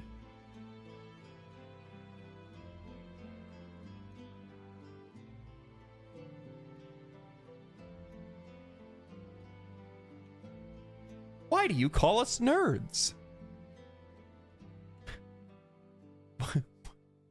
What the fuck? I've never seen somebody. Rodrigo sounds like a nerd. I hate to tell you, man. Yeah, it's pretty nerdy, dog. You got offended by me calling you a nerd. You got offended by me calling you like. I can't. What? Miki, I like that. All right, dweebs.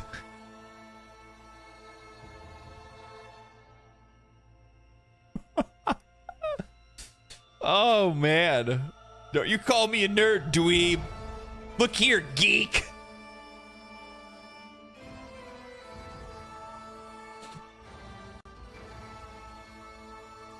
I guess I must have been better off saying goober. I don't know. I like, what do you even do in that situation? I can't even believe that people are like, you know what the funny thing is that when people say stuff that like, oh, people these days are so sensitive. I can't believe shit like this exists. I can't believe that somebody would even be offended by something like an emote. Unless it was like legitimately the, I don't know, I guess maybe I could see like the middle finger or something, but it's a video game. Unless they're used in confrontational ways. It's a third person shooter. They're shooting each other with guns. Confrontational ways? What is this?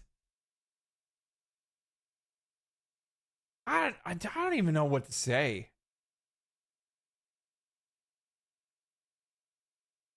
I don't even know.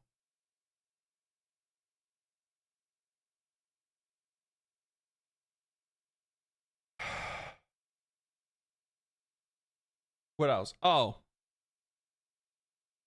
I got one more thing. I got something else I want to talk about today. I got something I'm bothered by.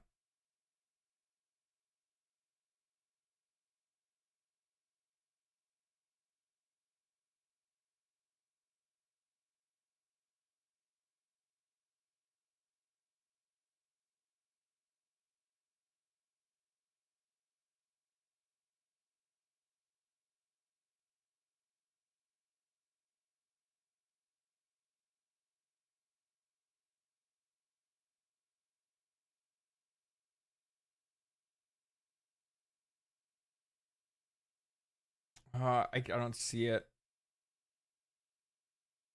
So Riker put out a video recently that was called "What Happened to Last Epoch." Ooh, do you know what? Here's the thing. I want to give this man a hands up. I want to give this man a thumbs up because like he for the most. I mean, this one right here. I don't know how I feel about the way he made my face look in that. Okay, I don't know how I feel about the way, but like this one, he made me look good. The other one, this one right here, this one I look good in that one, so I do appreciate that.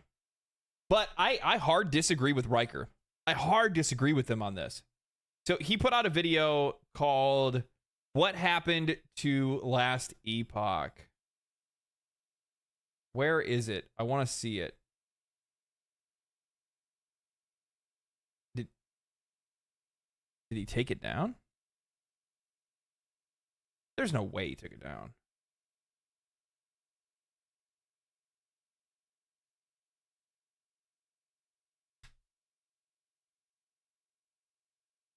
Is this it? Hey folks, this is Riker, and what happened to Last Epoch? Okay.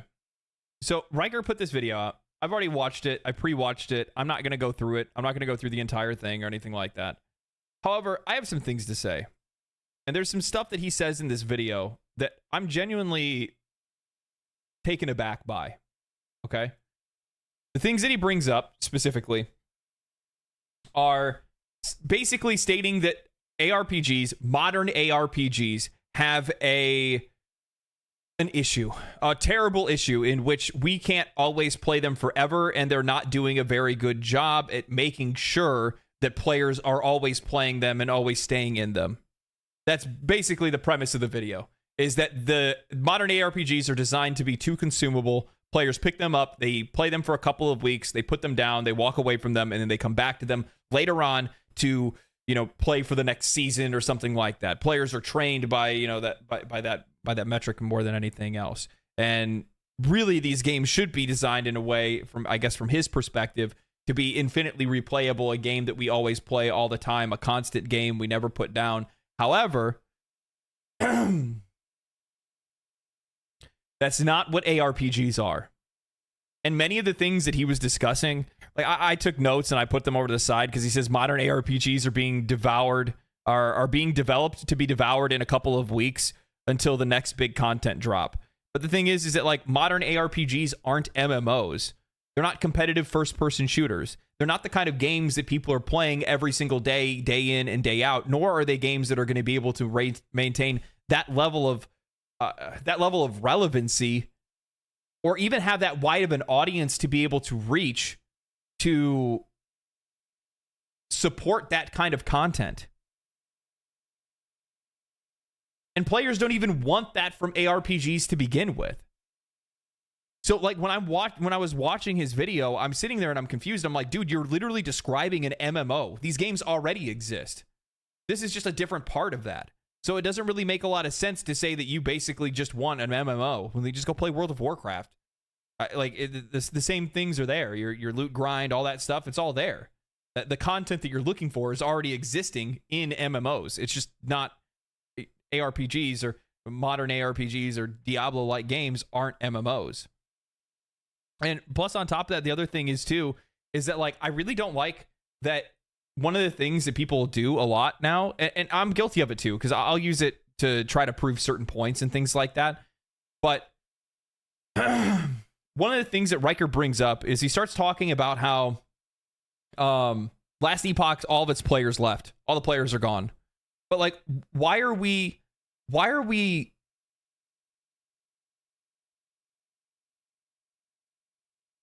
rating a game on how good it is by how many players that are playing it? Because that just doesn't even make any sense. That doesn't even track with any game ever. All games deteriorate over time. And even more so, like even if it is a live service game, this is just the way that ARPGs are designed and developed in the first place. There's a plateau. Yet the crazy thing is, no, think about it like this. What happened to my voice?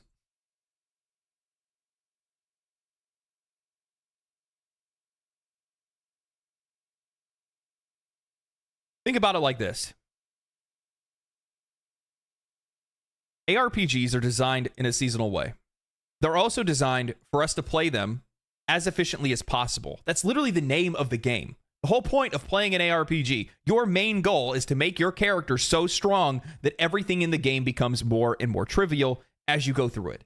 The idea is that once you get to the end game content that might be slightly challenging, usually it's not very challenging, the whole idea is to push that difficulty and continue to build your character to be even more efficient at pushing that content faster and faster and faster, and killing more things faster and faster, and getting better and better loot drops until eventually you reach a plateau or you just get bored.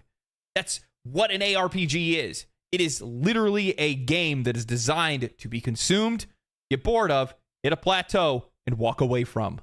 It's always been like that. And one of the things that I notice is that he always keeps referring back to Diablo 2. Oh, well, back in the day, Diablo 2. Back in the day, Diablo 2. And I don't think he realizes that today we don't even play games the same way we used to back in the day. And it's next to impossible for any of these developers to try to track and keep up with us, especially when it comes to RPGs and how crazy we are with build crafting. Every single player, the minute that a game comes out, is on a website. Riker specifically makes guides.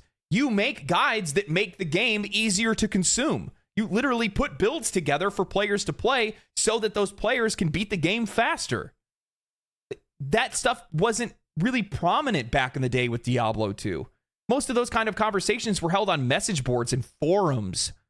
The vast majority of kids or young adults weren't on those things to begin with. Most adults were the ones that were on those forums. I mean, I've traveled them once in a while, but still, we didn't have a lot of the context when we were playing some of these games.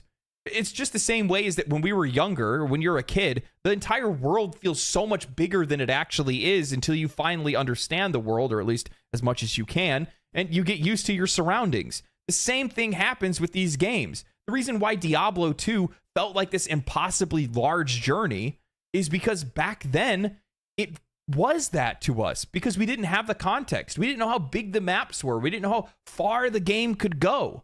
And more times than not, we probably didn't even finish those games to begin with. I know that I didn't. I was a kid. I had ADD. I was already off onto the next game. I played the wheels off of Diablo 2. I played it a bunch of times with my friends. But I also played Champions in Orath, which I thought was the biggest game ever. I played Baldur's Gate Dark Alliance 2, which I thought was a massive game as well.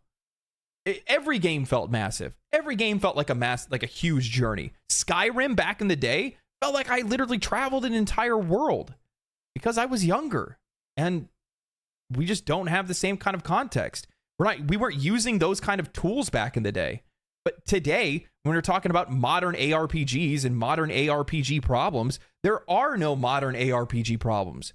The only thing is, it's just the nature of the beast. It's just that, Asmongold had said when he was watching the video, it's just the times. It's not the times have changed. It's the times, man. Like, people have access to tools and to resources that otherwise weren't there back in the day, which made gameplay longer, makes things take longer. This isn't just an ARPG thing. This is an all video games thing. How many times, I would guarantee that every single person that is sitting in this chat right now, at one point in time, got into a roadblock in a video game, went over to their monitor or picked up their cell phone and typed in, how do you kill XY boss? How do you find this thing? Where is this hidden object? How do I get this achievement? We didn't do that before. At least not to the level or not to the frequency that we do today. Not to the level of ease of access to that kind of information that we have today. Before, like, you would have to look that up and it would be in an article on like game FAQs. Now you go online and bam, there's a video of a dude doing it right in front of you. It's highly produced, it's well edited, it's quick, it's easy, and you're in and out and you're done. So we don't even play games the same way. And trying to put this expectation on ARPGs that they need to be this impossibly large game that players can't get through doesn't make a lot of sense. And I don't even think players even want that to begin with. I think more than anything, it's just rose-colored glasses thinking about the way that things used to be and not enjoying games the way that, I don't know, the way that you probably used to. And I'm not passing any judgment. I think his video quality is good. I've always really liked Riker. Riker's one of the guys that got me into making YouTube videos in the first place. I always watched Riker for years. But when I see stuff like this and I see takes like this, it honestly makes me feel like really what this is that you just don't like ARPGs anymore. And that might actually be true. Might just be getting bored of doing this, of covering the same kind of games for so long. And you're expecting them to be more than what they are. And I'm sorry, brother, but they don't need to be. They don't need to be more than what they are. And especially if you're looking at Last Epoch, you know, the thing is that it's not it's looking at Last Epoch, it's not good to try to look at, like, you know, how quickly the people fell off and make that such a bad thing about the game. Look at the reviews for the game. Look at the people that played it. It's a great game. It's a good time. Super fun. It's okay just to be that. They don't need to be, you know, just because, and I feel like some of it was a little bit slighted because, you know, like, even though he was hyped up for Last Epoch, he likes Last Epoch. At the same time, like, Riker, you know, we know you're a Diablo guy. Everybody knows that you're a Diablo guy. Like, you know, we get it. You know what I mean? But to say, oh, this is the ship that everybody was trying to jump off to get away from Diablo 4, and now look at it, you know, now it has, you know, less than 1,000 players that are playing it and stuff like that. Like, come on, man. You know, like, I get where you're going with that, but you know, like, oh, look, and now even this one failed. Well, the reason why it was a big deal that Diablo 4 crashed and burned so quickly is because of how much money was invested and the expectations of the players for Blizzard to actually deliver on a respectable product that they have had they've had ownership rights and the IP for 30 plus years. So yeah, the expectation of the players would be that that game would be better than what it was when it was released. And that's one of the main reasons why people look at it like that. You know what I mean? Unless you're a game studio that is also a publisher, the things they're discussing, publisher talks about the devs are making the game not to worry. Oh, you're saying something else. Oh, okay, I got you. What's up, Bandit? But yeah, Blizzard had a large head start. It's not even a hard. Oh my god, I can't even talk. It's not even a head start. Think about it like this: the guys that made Last Epoch basically made Last Epoch out of sticks and stones. Versus you have Activision Blizzard, which is now owned by Microsoft, but still at the exact same time, the amount of resources, time, people that they had working on it, the amount of money that went into it, and everything like that. The amount of research that should have gone into it to make sure that it was a really good game. It's one of those things where it's just like, yeah, dude, I don't know. So like when I watch this, it actually does kind of feel like you just don't like the games that you're playing right now. And to be honest with you, man, like I followed Riker for a long time. He's always been a big ARPG guy. That's the main thing that he follows.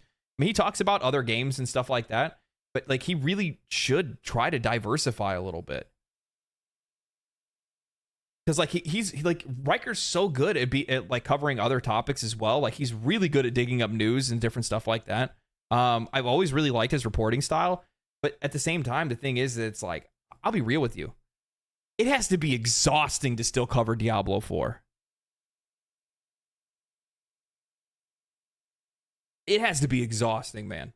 It has to be exhausting to still cover it and constantly talk about Diablo and try to come up with Diablo related content, especially during a time in which the vast majority of the online, vast majority of people online side with the folks that say D4 bad. Like the meme is D4 bad. There's Darth Microtransactions brought it up the other day, where there's like complete playlists of AI songs people have made about Diablo 4 bad. Yeah. If Ian became bald, you can just put the cat on his head. What are you talking about? I look away from you guys for 1 minute, and this is what you guys start talking about?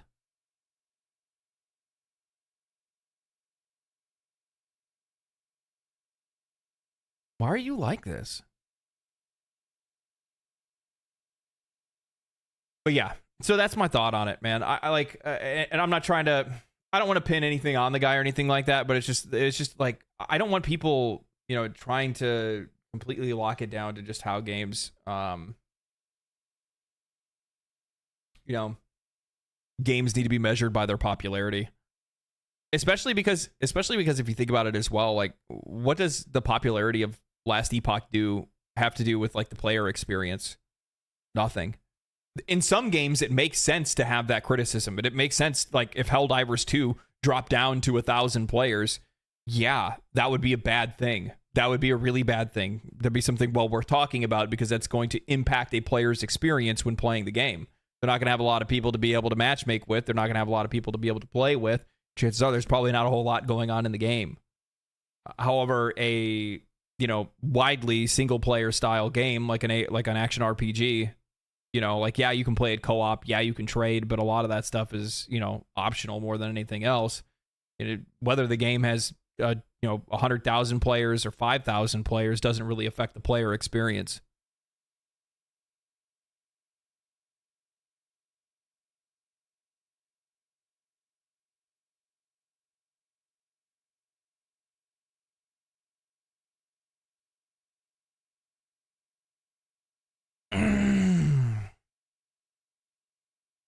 Hey, how's it going, dude? I've seen you react to a few of... I've seen Asbin react to a few of your videos. Oh, cool. Thanks for stopping by. Isn't he streaming right now? Yeah, he is.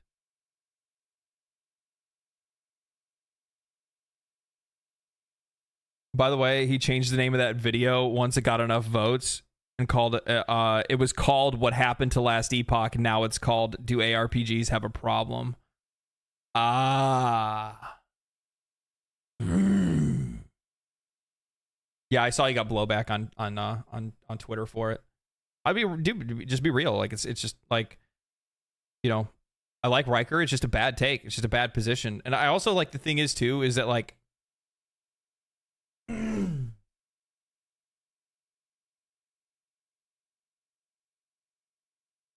the problem is that when you're talking about stuff like that, you're also coming from it from a person that would, you know, financially benefit from that kind of change. If there was an ARPG that was out there that would permanently keep people interested all the time and always playing, then you would directly benefit from that, right? So I think part of it is like him wanting to be able to play. You know what I mean? I think part of it is him wanting to be able to play a game like that because maybe ARPGs just aren't hitting the mark for him anymore. And then also at the exact same time, it's also probably coming from a content perspective as well, which I totally get, by the way. All the games that I play, all the games that I talk about on this channel, I want them to stay relevant and stay cool forever because I love my job and I hate having to move around. I hate having to move on.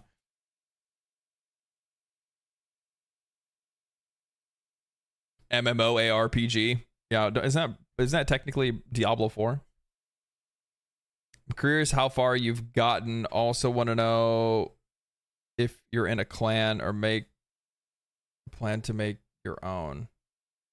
Oh, how is your progress through Warframe going? That's what you asked. I was like, what the hell is this dude talking about? Yeah, I got a clan. I hooked up with some of my buddies. I have a couple friends that are playing the game. I hooked up with them. They have most of their dojo stuff unlocked. Believe me, I'll talk about the dojo in an upcoming video. I plan on doing some Warframe stuff this week actually. And then how far have I gotten? Saturn, I think I'm on Saturn. Yes, I'm on Saturn doing my thing. Right now, I think the last thing that I saw where there were strange drones that I need to track down to unlock my next quest. So I'm going to do that. Digging the Blackhawks shirt, but you need to be rocking a Chicago Bears one too.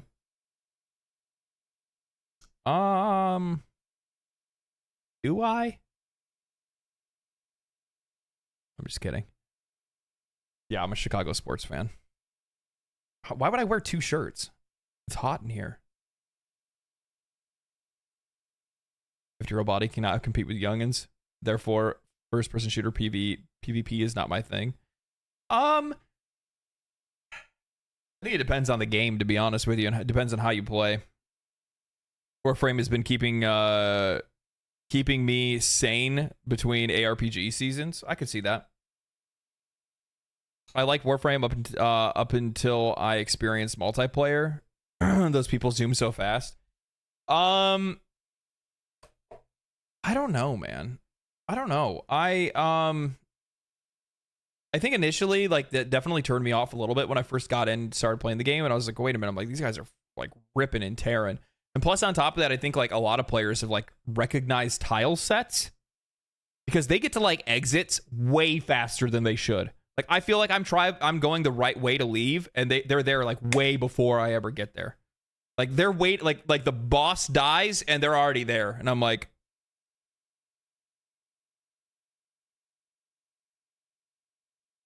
you were just here a minute ago.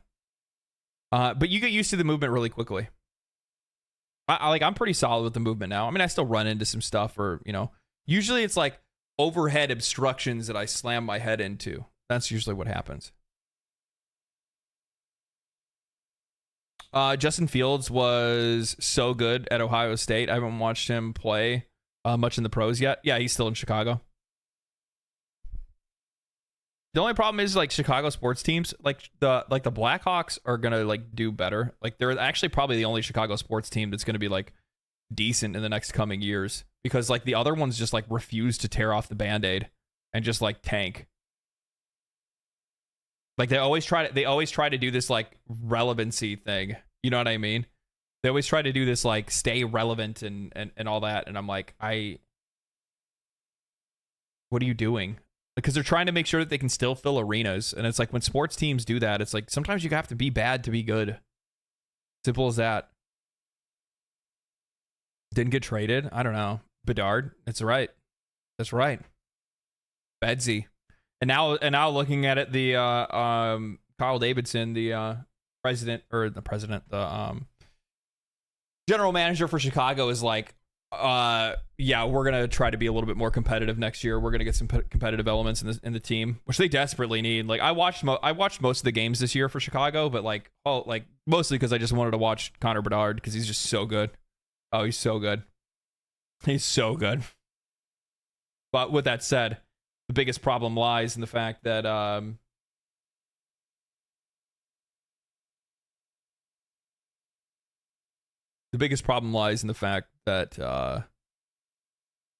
they just don't have anybody else to play with him. So they need to trade for it. I swear, if teams prioritize offensive lines, they'd have way more success in general, I feel. I mean, you have to have a good mix of both. You can't just be on one side. I think that's probably the biggest benefit for the Blackhawks right now is that, like, defensively, Chicago's in a pretty good place. They just don't have any offensive talent. Tons and tons of defensive depth and, like, prospects and a pipeline that's completely jammed up. And then, like, just nobody with scoring potential at all outside of Connor Bedard, and that's it. Picked up like Taylor Hall before the beginning of the season, and he got like injured basically like immediately. He played like 5 games and he was out. Just like, bro, what is this?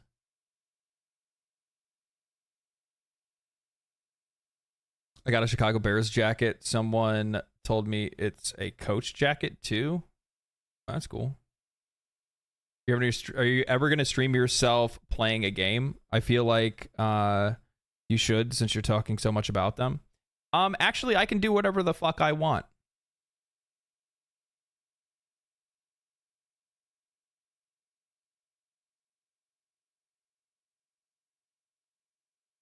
Yeah.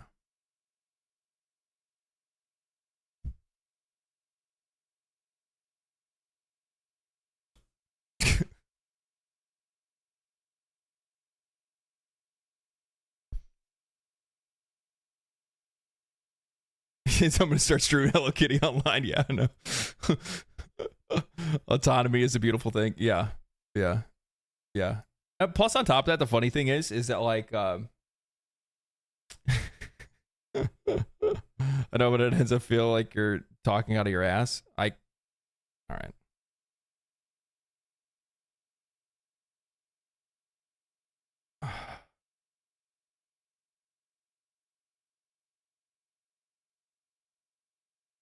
Kind of like how people took raid sponsors. What are you talking about? What are you talking about? Like, this is what I do. Have you never been to one of my streams before? We sit around, we talk. I talk about random stuff for a while, then I play some video games later on. What even is this? I don't know, man. I would just go watch somebody else. I'm just gonna ban you, and you can go watch somebody else.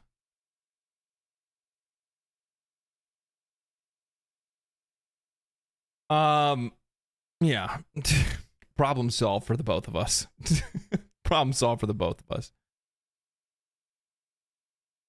It's like a podcast, which is fun. Like, no, like, here's the thing, dude. All right. I'm gonna give you guys a little bit of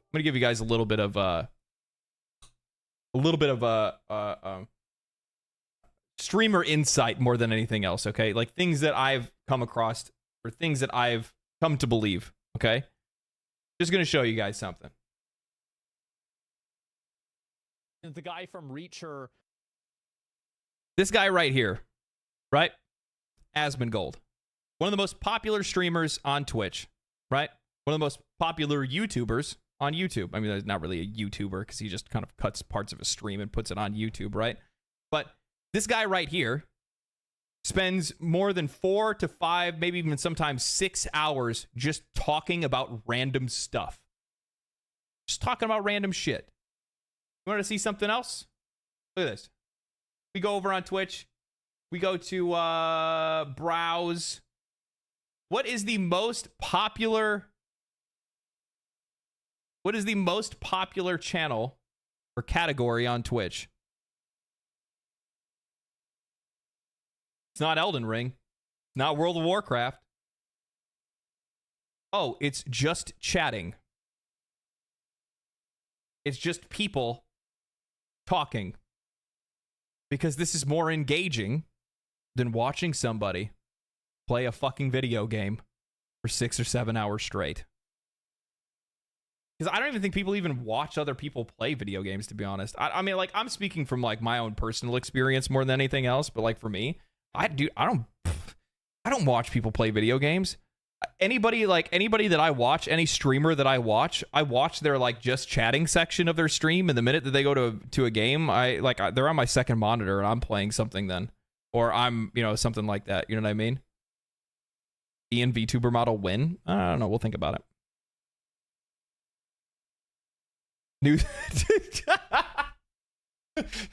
Damn, Ted. What are you coming in here with reasoning for? Title: news, chatting, gaming.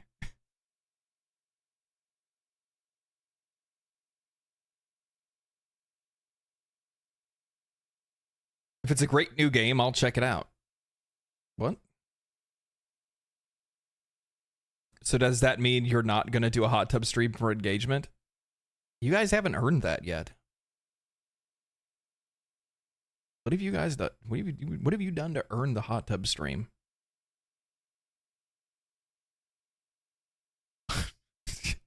I'd watch. I bet you guys would. I bet you guys would. Oh, if they're playing a new game, I'll watch them play. Yeah, no, for sure. For sure. I do the same thing. I use streamers quite frequently, actually, to, like, judge whether or not it's a game that I want to buy or not. You know what I mean? 24-hour hot tub stream, Soapy and Wrinkly. It's the worst part. Do you ever play guitar on stream? No. I might. The problem is that, like, I have to set up for it. Like, I can't not, you know what I mean? Because, like, the thing is, like, if I were to try to play music on stream, the issue is that, like, I don't have any of the setup to do it in the first place.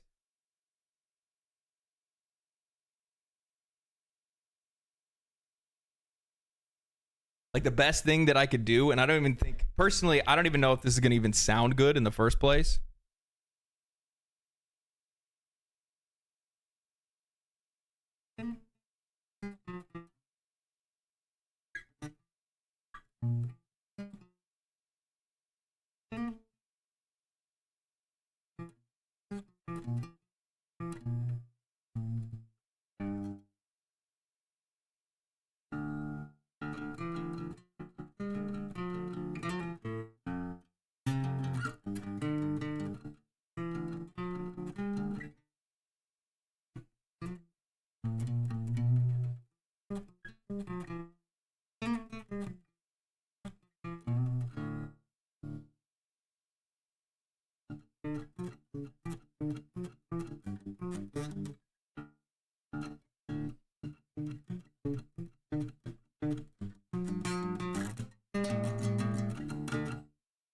Yeah, I don't know. I don't even know if that even actually works. Can you guys even hear that?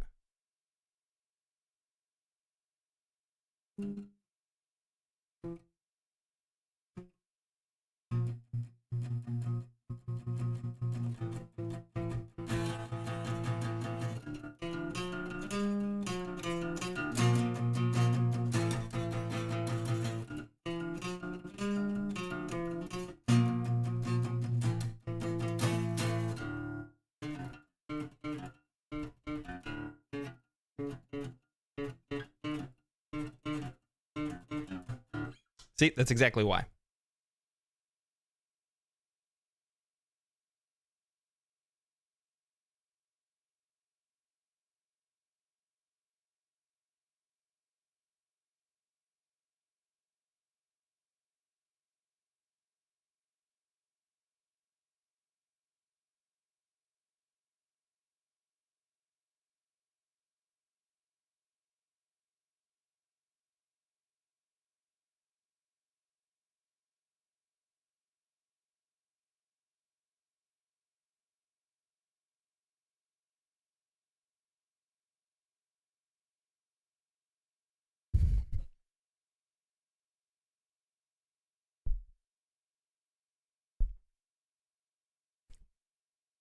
somehow that's better. I think you need to put a mic closer to your picking hand.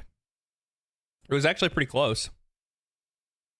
But I also don't want to like hit the mic with my hand. You know what I mean?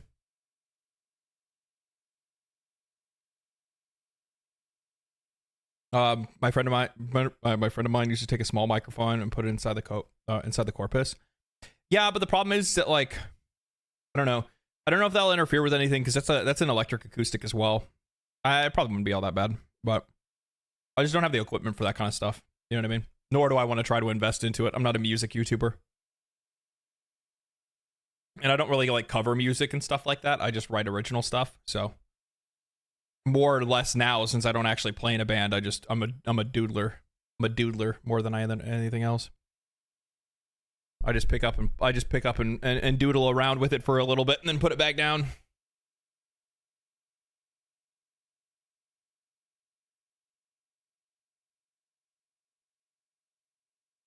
That's fair. It's just generally Chris. Thanks for the mini session. Yeah, no problem. I figure I'd finally break down since I've been asked like 400 times since I've started streaming. Make sure that you guys could tell that that's not just like a cardboard cutout behind me. So that's actually pretty smart. Because technically I'm pretty much always like, I'm always set from this angle, so I could literally just do like a green screen behind myself and just take a picture of this, and then just and my apartment always looks clean. You know what I mean? No rest for the wicked. Yeah, actually, you know what? Let's play some games. Let's play some games. Let's see if I can actually get No Rest for the Wicked up. We have to thank Ellie. We have to thank Miss Ellie.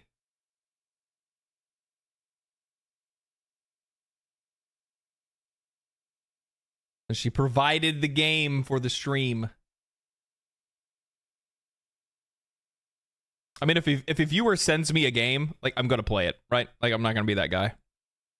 I'm not going to be that guy. I'm not going to promise that I'm going to stream it after this, okay? I'm going to stream it once. I'm going to see if I like it. See if I like it. See if I like it first. And if I like it, then I'll play it. I kind of do want to play Warframe, but I also don't trust you, chat. I don't trust you spoiling me in Warframe, backseating me in Warframe. I don't trust you. I can see some of you guys piping up. Play with a controller if you have one. The devs recommend.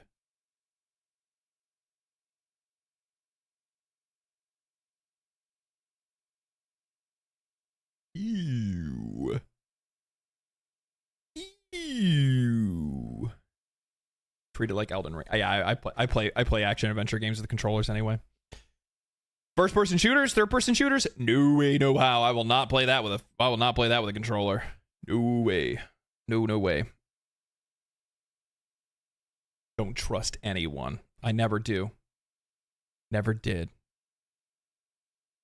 So there's a patch that is patching the entire game file. So we're gonna wait for that. We're gonna wait for that. It's basically isometric Dark Souls. Yeah, we'll see. We'll check it out. I can't promise I'll like it, and I also can't promise that I'm not gonna have some strong criticisms if I come across them. But I'm hoping that I like the game. I will say, if I can't get it to run, I can't play it. Because I did try to run it earlier, but it kept crashing. So, we'll see. Smart decision. I know myself pretty well. Even I don't trust that guy. I wouldn't either. They came out with 2 to 3 patches in like 2 to 3 days. Devs are pretty solid devs. I mean, it's guys that made Ori. So, like, they're not bad developers. They made good games. You know what I mean? We can trust them that far.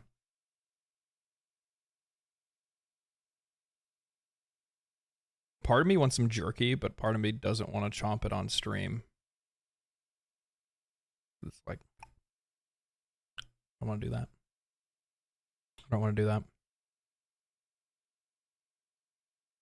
Why is this taking so long to patch? I have like mega internet.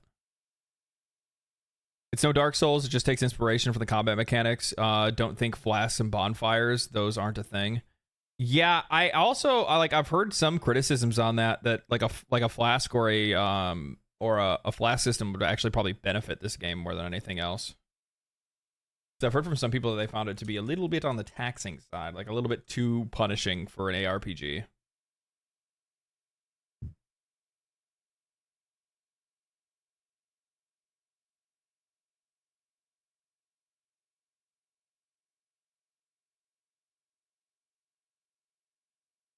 We'll look at Reddit. We'll look at more bad posts on Twitter while we're waiting for it to load. Should the orbital rail cannon be able to one-shot Bile Titans? I say yeah, actually. I say hard yeah, actually. To be honest, I've completely stopped taking the rail cannon because it's garbage. Like, there's just no reason to use it.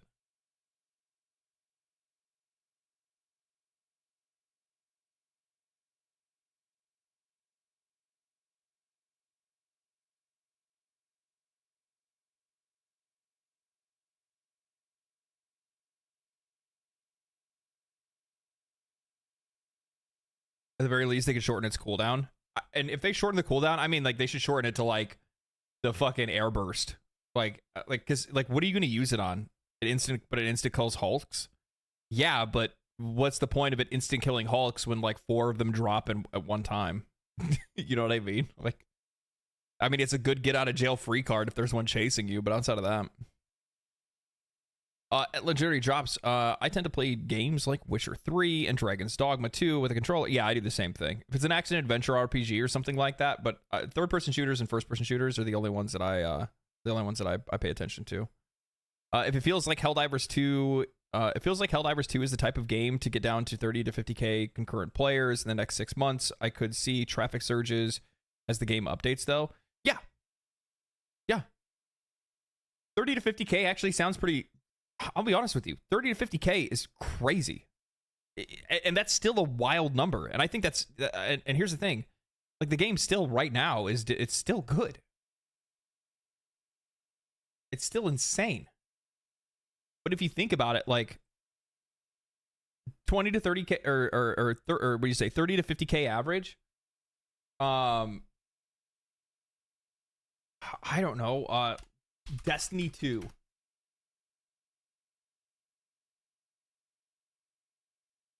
People are getting ready to go back to Destiny 2, right? So it should be a little bit more popular. 100,000 concurrent players right now, and average or players playing right now 80,000 players. But for the most part, up until this last week, it's been waving around 70,000, 50,000, under 100,000 concurrent players. That's an MMO light, but an MMO regardless, nevertheless. You know what I mean? What else?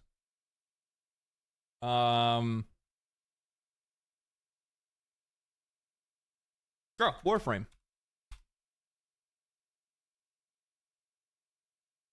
60,000 concurrent players, 189,000 peak concurrent. Do they have their own launcher? I think they probably have their own launcher, don't they? Yes. Ah, okay. The chances are people are probably using the launcher rather than Steam, like me. So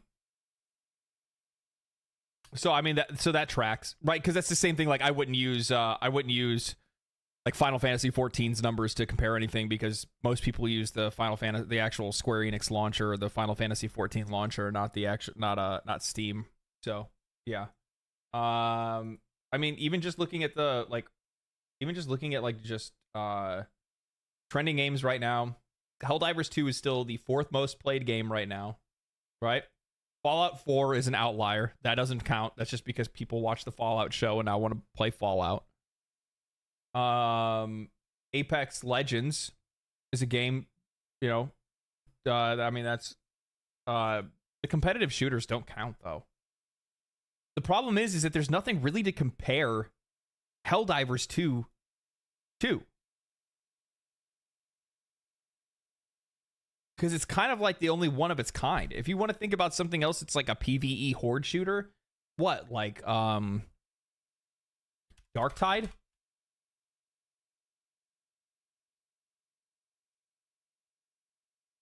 $7,000 concurrent players. Left 4 Dead? I mean, Left 4 Dead is dead. Deep Rock Galactic?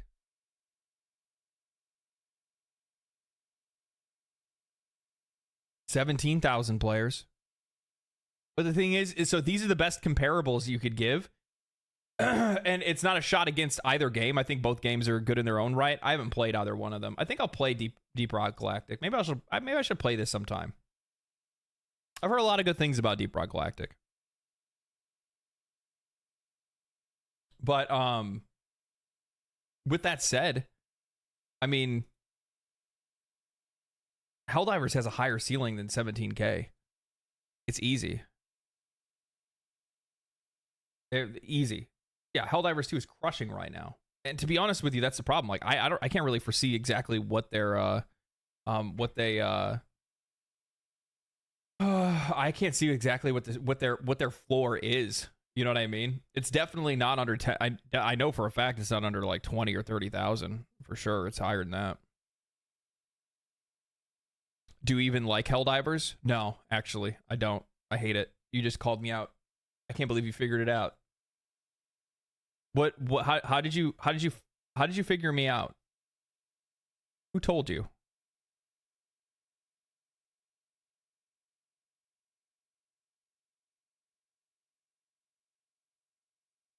Who told you?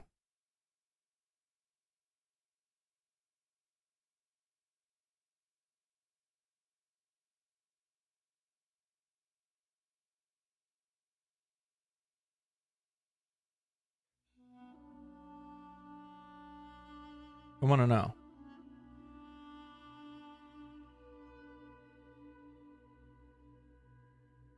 Oh, fielding into the chat. I was about to say. I was like, what?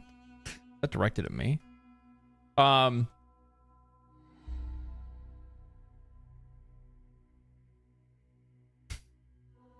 Just secretly trying to get people to play Overwatch. I wouldn't be that mean. I've heard people wanting a PvP experience added in. I do not see how Arrowhead could make that happen though, and it doesn't seem as a positive add to the game overall. Doesn't even make sense in the context of the game.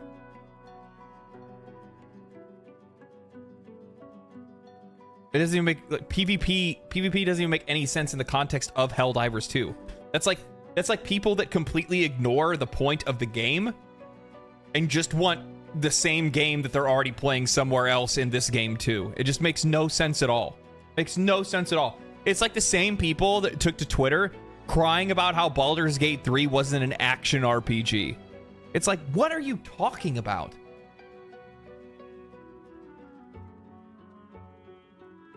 It's like somebody watching people play chess and being like, man, I wish this was NBA 2K3. What?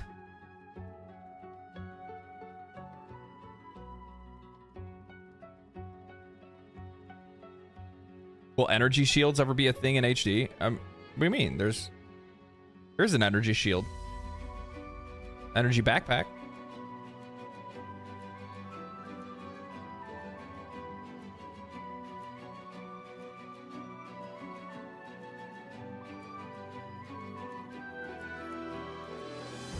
So DM's newest video is about Riker. This game's still downloading. It's still downloading.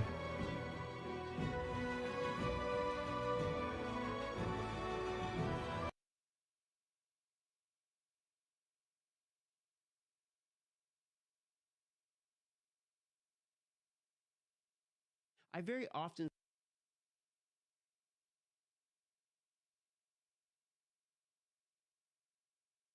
Is it this one?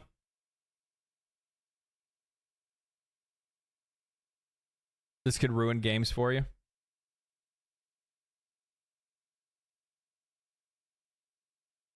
Yeah? All right. We'll watch it.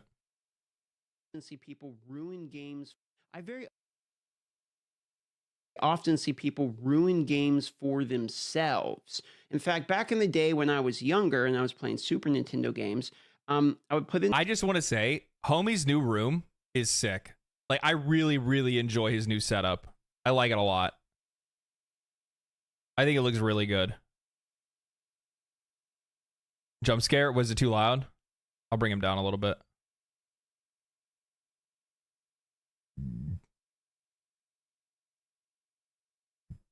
Yeah, I really like his new room. I like his new setup. It looks really good. I kind of miss the Christmas tree. It is clean. Yeah, I really like it.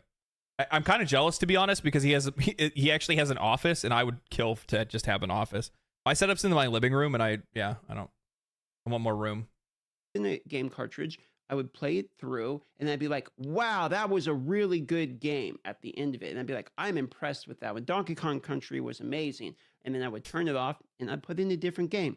But because I put in that dude,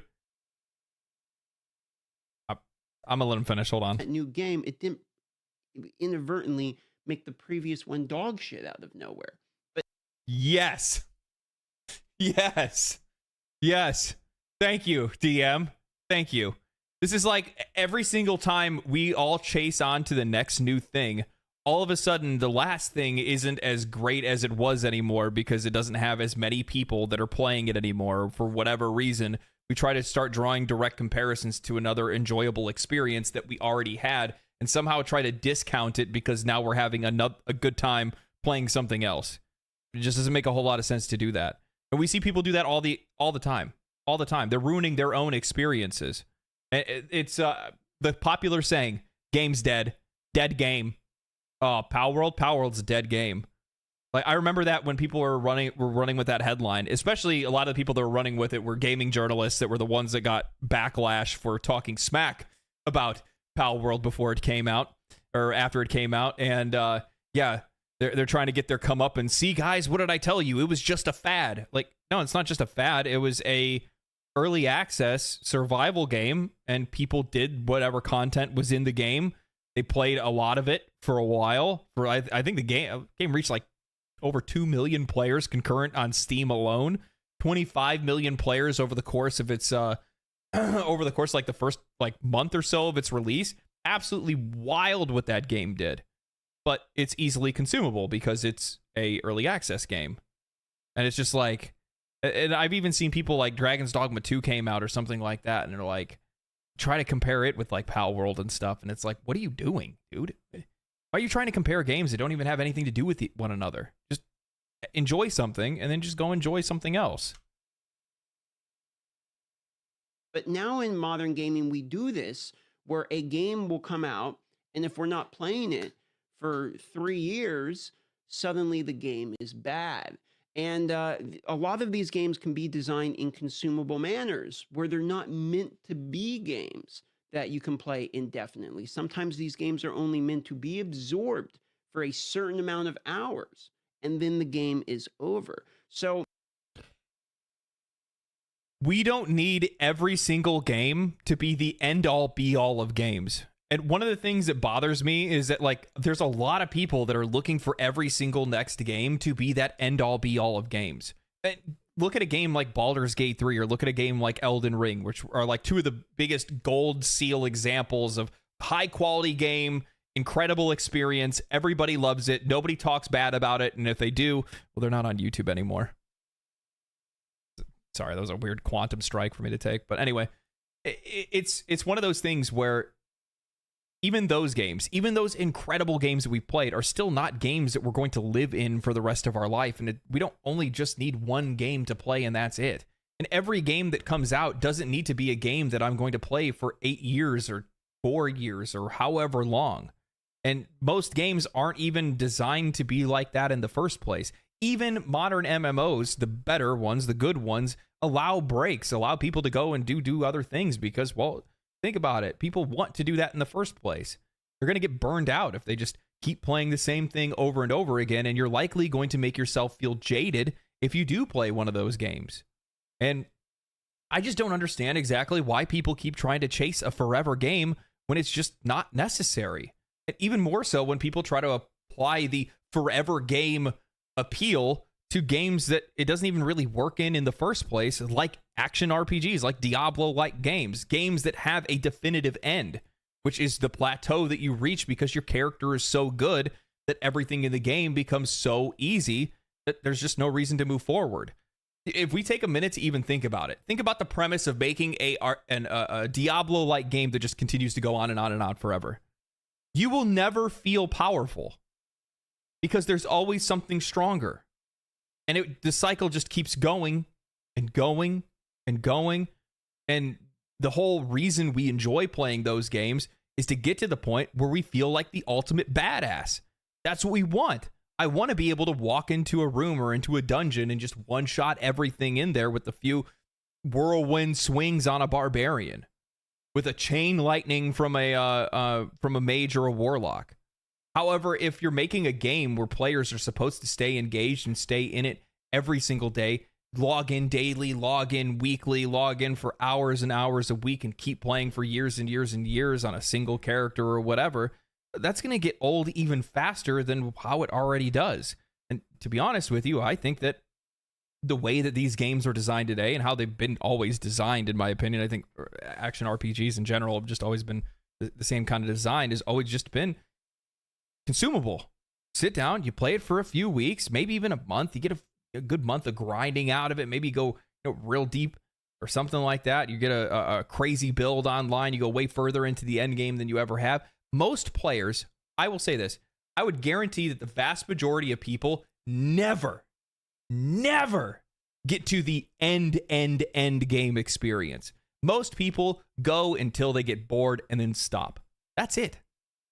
The hardcore people, the folks like DM and folks like that are out there that are playing and streaming these games, and then obviously the subset of players that are out there that are also, living and eating and sleeping, breathing these games, those folks get to the end. But the vast majority, your wider, broader audience, never get to that stuff. Never. So what's the point in trying to make sure that you can invest all of your time, effort, and resources as a developer into developing a forever game if people aren't even going to experience it in the first place? They're just going to walk away. The point of this video is you should probably stop ruining games for yourself if this is something that seems to ring true for you. Like I used the Super Nintendo example. We didn't, when the new Super Nintendo game come out, look at it 2 months in advance, buy, guides and all that in advance, study for it like it's an exam, know what the best builds are, the best pathing, all of that, and then basically try to speed run our enjoyment out of the game and shorten the length of the game for ourselves. I played Path of Exile going into it like blind on purpose, and I didn't do that for the fun of it. I did it because I wanted to make content from the point of view of someone who hadn't played the game before. I wanted to see what that experience is like because I had heard it was very rough, and it was pretty rough. But inadvertently, because I did that, I actually extended how long I was enjoying the game in an entry level for like 3 whole seasons of the game because I wasn't just copy pasting the build or something. Now, I don't think that that's the recommended way to play that game. So it's no. So here's the thing. This is exactly what I brought up with Warframe before, right? I started playing Warframe. The last thing that I want is for other people to be constantly giving me advice. I just want to blind have my experience, share that experience with an audience, make videos on it, talk to you guys about it, let you guys know what it's like for a player that has no context on the game whatsoever, because that's how the vast majority of people are going, or should, to be honest with you, should actually experience a game. But the problem is, and especially when it comes to like action RPGs, like we were talking about with the Riker video, like with Riker, one of the things is, it's like, how are we failing to realize that players do not play games the way that they used to when they were kids or just even 20 years ago? There's so many more resources at the tips of our fingers. A Google search solves every problem for us, that there's no way that players are going into games with no level of context anymore. It's really difficult to do so because we're exposed to so many things just by playing online games to begin with. And you think about it, and especially when we're looking at like action RPGs, again, referencing that Riker video, those games are designed to be played efficiently. Everything happens within a seasonal bracket, which means that you have a limited time to do those things that you want to do to get to wherever in the game, get to whatever accomplishments you want. You have a very limited time to be able to do that. You have a month or 2 months or 3 months or whatever. So you are already, made to want to play the game as efficiently as possible to try to get everything achieved within a certain amount of time.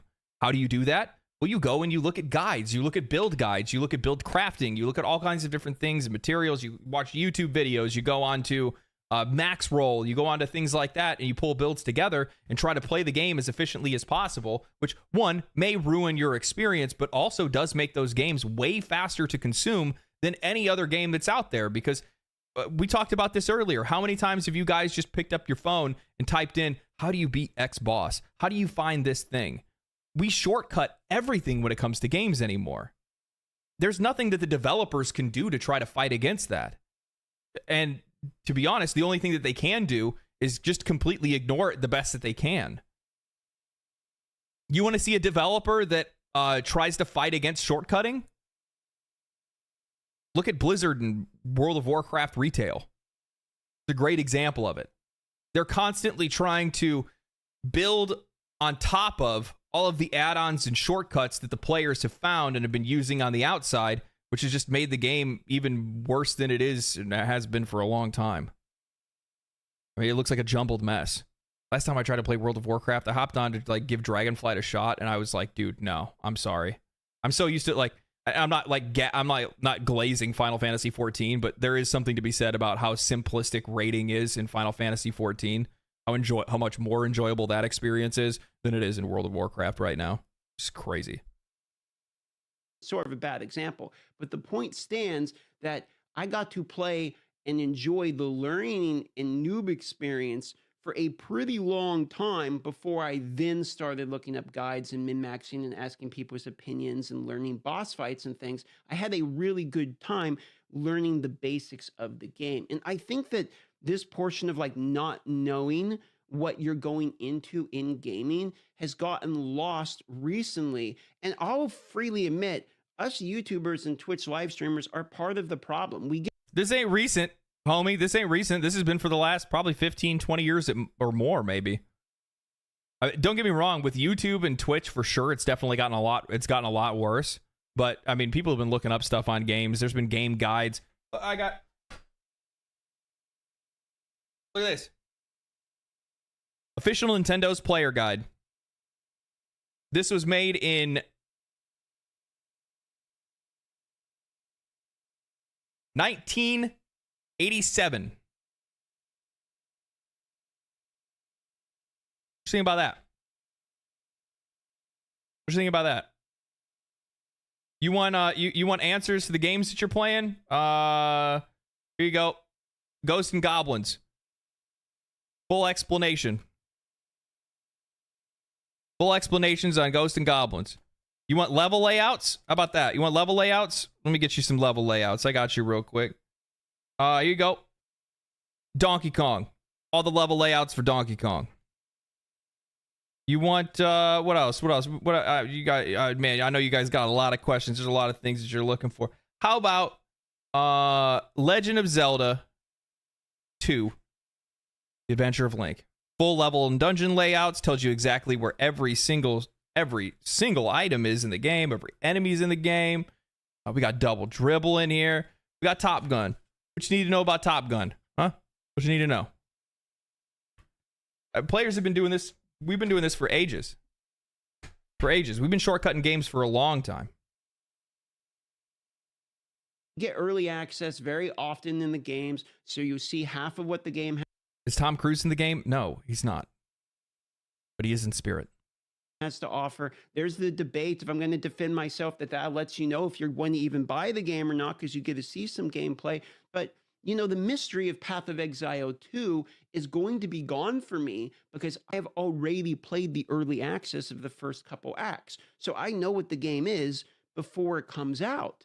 So because of that, I'm able to see both sides of it. Because I remember, it wasn't that long ago, I'm literally a nobody on YouTube. No one's watching me. I have no one in my live stream chats. I have no early access to anything. Yeah. I remember that vividly because that was literally just the last year. And the difference that I can see in pre-knowing a lot of these games versus having no idea what I'm going into is visible for myself. And it's also, I think, not just a streamer YouTuber thing. I think if you're watching these videos and planning everything and knowing what builds are coming. And like I say, speed running your enjoyment of the game. Don't be surprised when your enjoyment is shorter than you expected for the money you paid on that game, because you purposely speed ran your way through it. Yeah, and the other thing is to keep in mind as well is that this also causes a bit of a communication issue between new players for a game and players that have, you know, years of playing a game. You know, I kind of brought this up a little bit earlier in stream, but with Warframe and how I've been playing it, there's a lot of players that cannot understand my perspective or the things that I'm enjoying or the things that I don't like, specifically more or less the things that I don't like. They're like, oh, well, you just don't understand.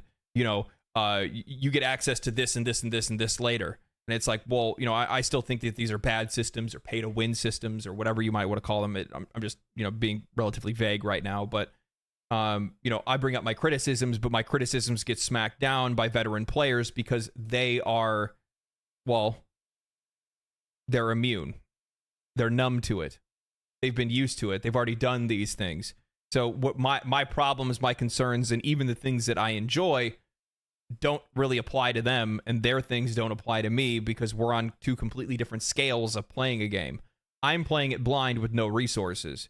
And then people get upset at me when I say that I can't find certain things or I can't do certain things. And they're like, oh, well, you just need to go to the wiki. Well, I don't want to do that.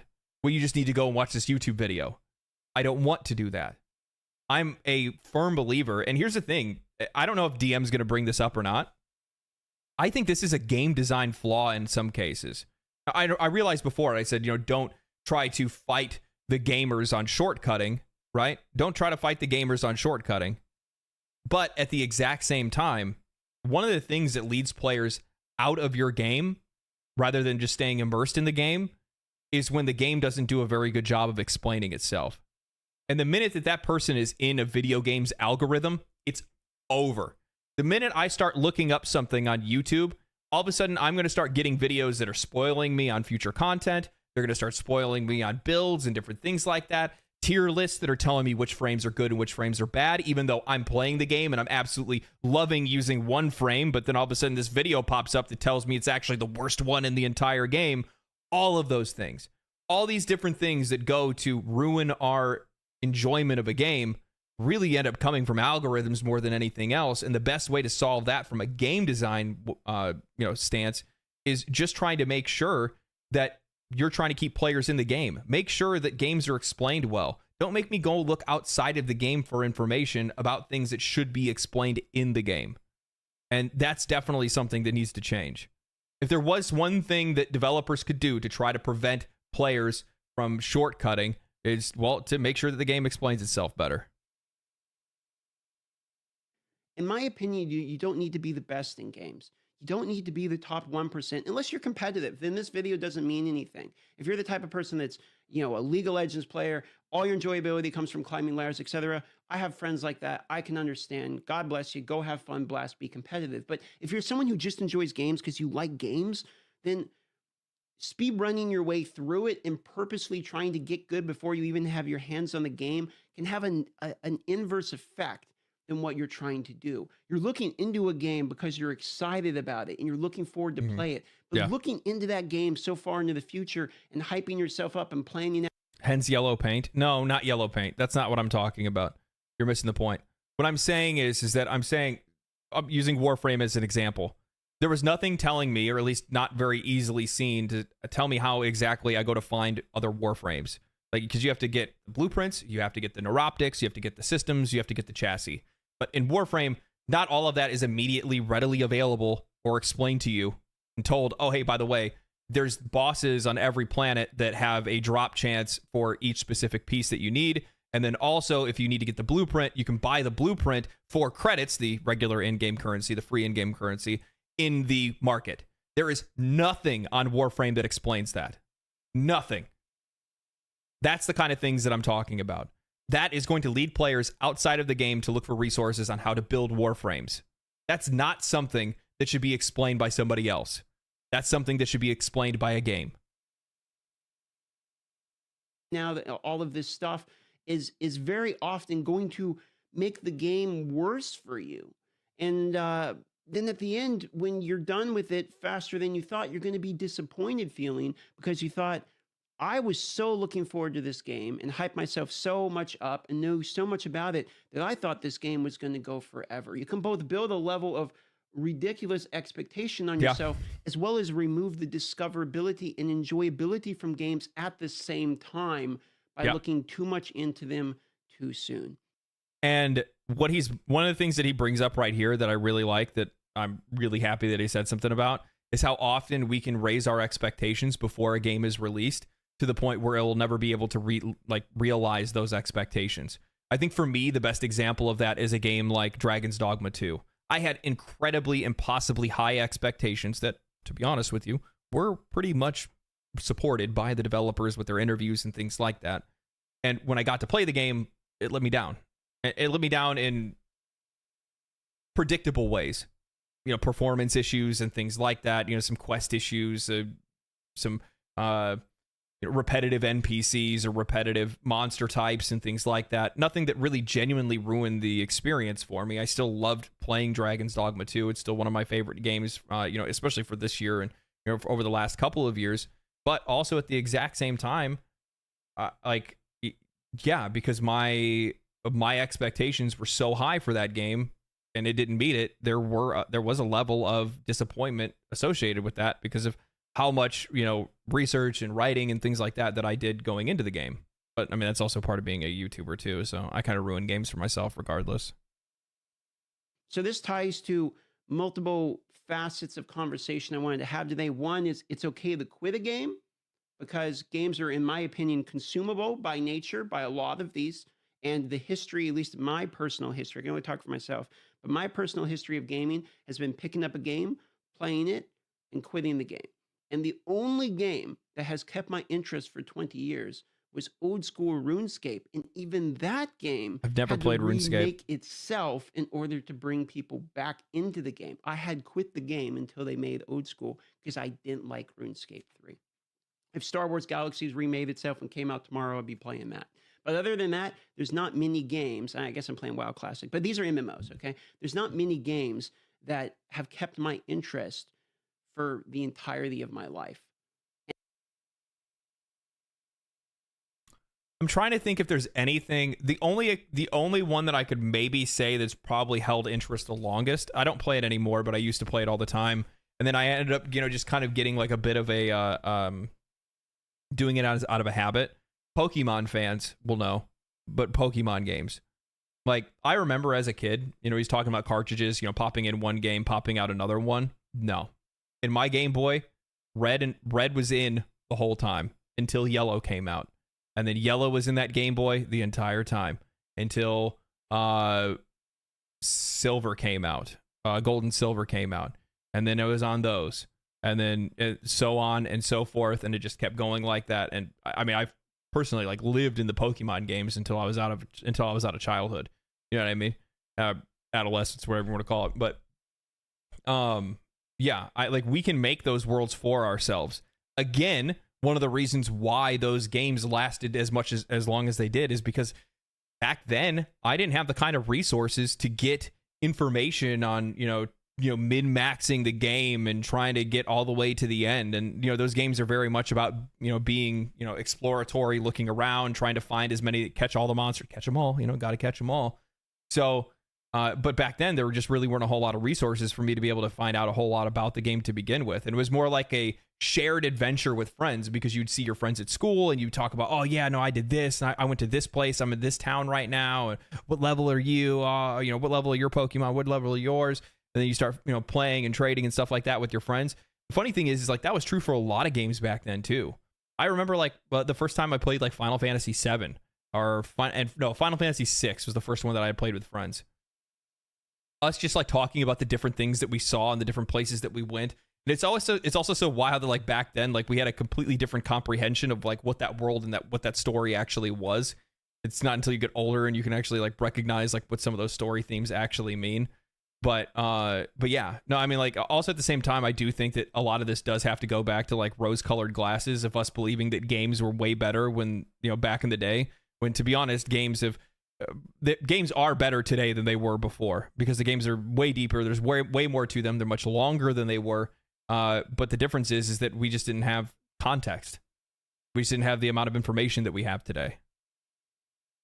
And if you think about it with your games, do you have any games that have kept your interest for the entirety of life? And if you do, one might come to your head when I say that. If you do, think about how rare and special that is and how much love you probably have for that one game. Then think, can you take that and put it on any other of these early access or any of these other games that are coming out? Do you think it's going to hold up to that weight you hold and that high regard you hold of your previous games? Probably not. So don't do that to yourself because you're going to be disappointed over and over and over again. And I myself have been disappointed over and over and over again with games. Lower your expectations, and not in the way you're thinking where I'm saying just let companies get away with pumping you garbage, but don't expect every game to be the main game. Purchase games with the nature of enjoying them while you're playing them and then letting them go peacefully afterwards until you find the new one. Do your research to make sure you're not buying something that's garbage, but also try not to spoil the entire game for yourself before you actually get your hands on it. My favorite experiences right now in gaming are me going in blind to games that people are telling me are the most goated games of all time. I still haven't finished Elden Ring of all games. And I have heard that Elden Ring is literally one of the best games on the planet. So when I went through and played halfway through of that, basically blind, and was surprised by boss after boss after boss, I got the true Elden Ring like experience of first trying it because I didn't do it on purpose. I just didn't watch content, but I hadn't had it ruined for me already. You know what? I'm actually right on here with him. Not for Elden Ring, but for Terraria. When I played Terraria for the first time, I knew nothing about the game at all. Literally nothing. I didn't even know that it was super famous. I didn't know that a ton of people played it or a ton of people even liked it. I knew nothing of it at all. One of my buddies was like, hey, do you want to play Terraria? And I'm like, I've never played that before. And he's like, oh, you need to play it. And I'm like, why? And he's like, it's just really good, dude. And I'm like, okay. And it was on sale for like $4. So I just went ahead and bought it. And I knew nothing about the game. We didn't even end up playing it together. I played it with another friend of mine who also knew nothing about the game at all either, right? And we're in it, and we start playing it, and we know nothing about it. We're just, that's it. We didn't look at wikis. We didn't look at YouTube videos. We didn't do any of that stuff. We just played the game, and it shattered my expectations at every single turn because it was wild. I mean, like, you imagine going into Terraria, and you don't know anything about the game at all. And then imagine all of a sudden at the bottom of your screen, you feel an evil presence lurking or whatever it says. You feel eyes that are watching you. I forgot what the exact text is, but I just remember that moment of like seeing that popped up at the bottom of my screen. And I'm like, what is that? Why is it saying that? I'm like, what is this? And then all of a sudden a freaking eldritch eyeball that opens its mouth and starts trying to chase you all over the screen. You just start freaking out. Not to mention when you actually go like underground or, Lord forbid, the Moon Lord. But man, yeah. No, it makes a huge difference. Going into games with like no context and no information, going in 100% blind is a completely different experience. It's so good. It's so good. Subnautica's like that too. Unity. Well, now you ruined it for me. Maybe I was going to play Subnautica. Now I'm never going to play it. Speedrun after speedrun. If I had watched Let's Plays, if I knew all the boss fights, or before I streamed it, I planned the day before and watched everything to make sure I'd be good at the game and all that, I wouldn't have had a good time playing the game. I would have made it a job for myself more than it already is. So, point of the video is try not to ruin games for yourself. It's okay if you quit a game. Quitting a game doesn't mean the game is bad. And look at things as consumable by nature. And if you try to stay somewhat blind to the game that you want to play, in my opinion, it'll make things better. Because think of it this way. If the game is bad, and it's going to be bad, being blind isn't going to save the game. It's not going to make the game good. No, not at all. So you'll know it's bad either way. But if the game is really good, and you find out it's really good, surely you would rather have the experience of discovering how good that game was for yourself, right? Yeah. If it's a 10 out of 10 game, that's a world-changing game, and it comes out, and you get the chance to play it, and you don't know anything about it, is not the best experience in gaming discovering a new world that you know nothing about and being surprised at every turn. At least it is for me. Good video, DM. Good video, man. Good video. This is fire. That was really good. I like the ending there. Yeah, no, I agree with him 100%. Yeah, I think that I think more times than not, we ruin our own experiences when it comes to games. Whether that's looking stuff up, whether that's watching trailers, whether that's watching a theory crafting and things like that we have beforehand, whether it's build guides or, you know, what's the best sword, which way do I need to go? There's a lot of information that we spoil ourselves with, and it's really difficult today to go into games and not go in with more context than we probably need to be able to enjoy ourselves. Playing, you know, obviously, like I said, playing Terraria was one of those situations where it's like that was just a wild experience to play a game like that. You know, finding the underworld. You know, summoning the Moon Lord for the first time. I remember, just to tell you guys, I remember when I was playing Terraria, I didn't even know what the guys were. So I'm running around, just doing my normal thing, killing stuff, trying to see if I can find enemies that are going to drop, you know, see what these new enemies that are start dropping items and stuff like that. And I see these like guys in a corner, like worshiping this like medallion. And I'm like, oh, what is this about? And I killed them. I didn't think anything of it. And then all of a sudden, a boss popped up. And I called for my buddy, and I'm like, dude, there's a boss. This guy's fighting me. I'm going to die. Help. He comes. We fight him. The guy dies. Then all of a sudden, the end of the world happens. And I'm like, what is this game? And like every single time something happened in it, the game just got more and more impossibly large. It just got bigger and bigger and bigger to the point where like it captured that imagination that I just don't have, and I haven't had in a long time in games anymore, which is like how you just don't know how big the game is. I remember that as a kid so often where it's just like every single game, the minute you fired one up, every single time, it felt like the game was going to be the biggest game that you ever played. And I feel like that's a feeling that a lot of people are chasing. They're chasing that nostalgia of childhood and not knowing how big games actually are. And that's just something we're never going to get back. But the only way that we can is by forcing ourselves to not engage with too much information and content around a game before its launch or before we go to play it for the first time for ourselves. So like that's one of the things that I've really enjoyed about playing Warframe is that I have no context, no help, no nothing. I have a buddy of mine who also equally has next to no context or, you know, information or knowledge of the game either. And we're the ones that are playing it together. So when we find something, we talk about it. Oh man, this is cool. I wonder what this system is. I wonder what this does. And that's a way better experience. I highly suggest it to everybody. Just pick a game that is highly rated, that suits your taste, and just give it a shot. Hell, you know what? Pick a game that doesn't even suit your taste.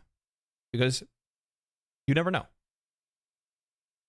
So yeah. It's a good video though. Unfortunately, that's a take not everyone can follow as much as I wish it was. Well, yeah, obviously, like you have to police yourself with that. That comes down to self-control. To be honest with you, nobody has self-control. I don't even have self-control. He does really good videos. Enjoy listening to him talk as much as I like listening to you. And I don't play the same type of games he does. Yeah, I don't. Jesus, I couldn't. Well, I mean, he does something that I can't do, which is like stay stapled to, you know, a game like Path of Exile or something like that. Like I respect the grind on that. That's a lot of time to put into something. I'd lose my mind if I played something that long.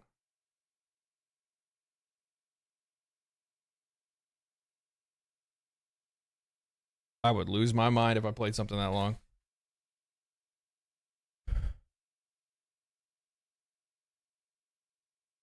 Baldur's Gate 3, many players said, I thought I hate turn-based games, and then I tried Baldur's Gate 3. Really good example. That's a great example, actually. Yeah. There are people that tried a game because they saw everybody was liking it, and they thought, you know what, heck, I'll give it a shot. They knew nothing about, you know, the game or the systems. Probably the vast majority of the players that went in to play Baldur's Gate didn't even know anything about Dungeons & Dragons either. So keep that in mind. So they don't even know like the just the basic systems of how the game works in the first place. It just makes for a better experience.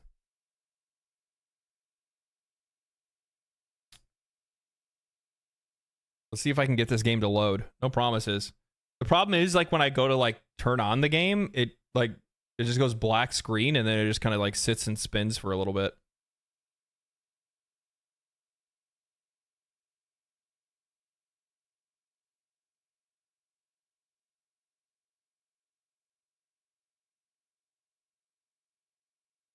Persona 5 was like that too. Yeah, it's game time for real this time. Yes, it's game time for real this time. Might surprise you to hear, but there's players that are the exact opposite that get right into min-maxing and optimizing the best route so they can get what they want instead of just experiencing it. Yeah, I know a lot of players do that. I've been guilty of doing it myself. I would imagine probably everybody has at one point. You know what I mean? Especially in games that are like really challenging. Like I remember, I think it was either Dark Souls 1 or 2 or something like that. I basically immediately was like, which weapon's the strongest? Am I using, because and it's actually not that I want the strongest. I just want to make sure that I'm not using the weakest.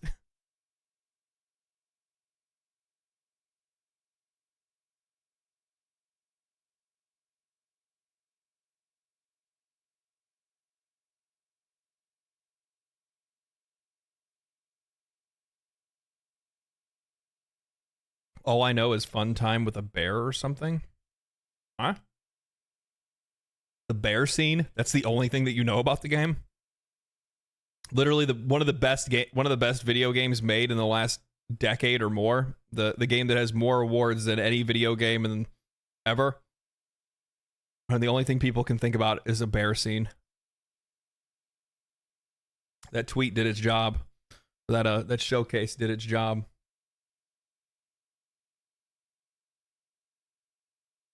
Fortnite? Yes, this is gonna be a Fortnite channel. What if I started covering Fortnite? Would you guys like that?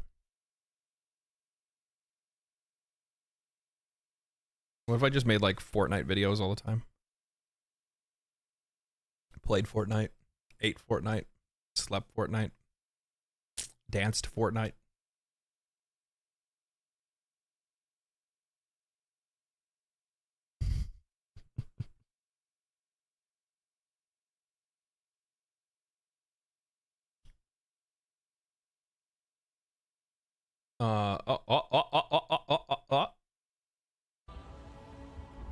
I think we're in action. I think we're in business.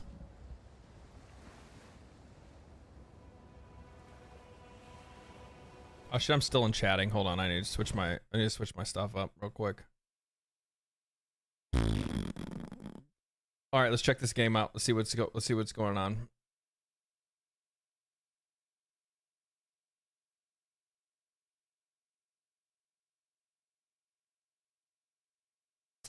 What the fuck? I need to get that turned off.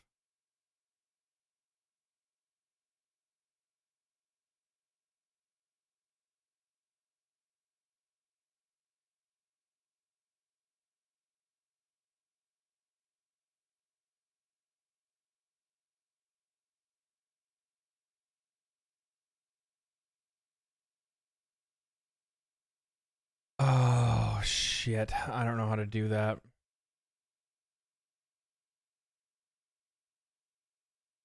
I'll have to turn that thing off. I just don't know how. Oh, it's in extensions, that's why. I figured it out.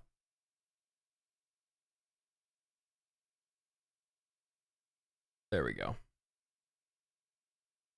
Sorry about that. I had to fix something. I didn't realize that OTK Top Streamer extension was still running.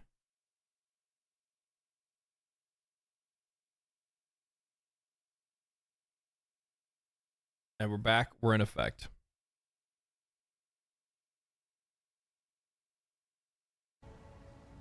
All right. Popeye on screen. Is that what he looks like?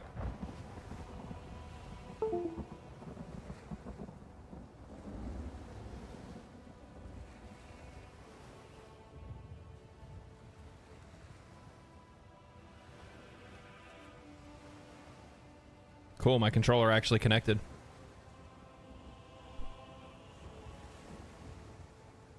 Every day is arms day. Yeah. All right. Let's see.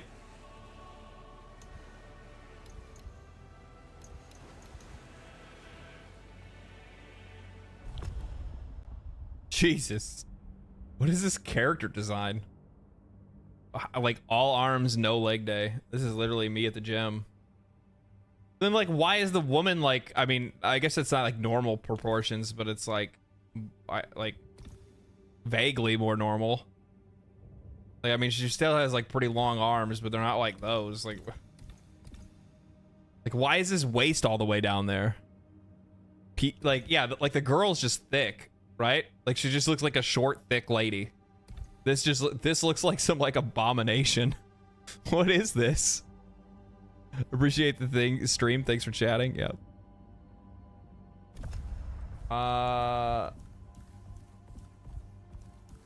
Okay, I guess we'll do this. Enter your name. Leg is none.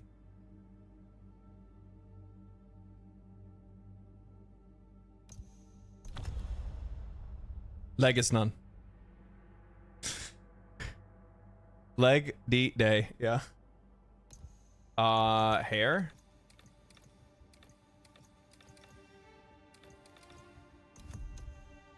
Eyes. Ah, interesting.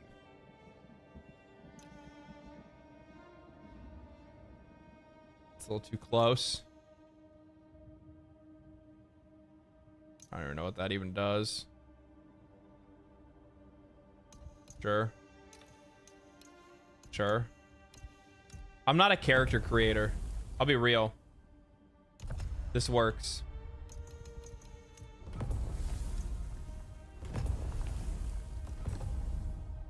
Name your realm.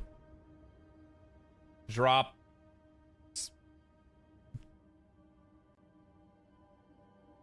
Drops.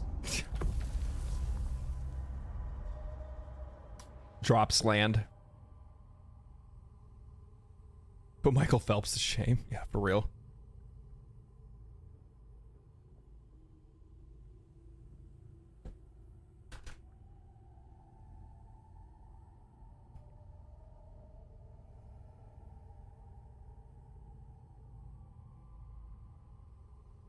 The big arms are so you can see him swinging. Good. What is going on with the frame rate? It's showing 600 FPS in the loading. What is this game doing? If this thing sets my GPU on fire, I'm going to be so mad. And also too poor to fix it. When I was a child, God told me stories. Like super choppy.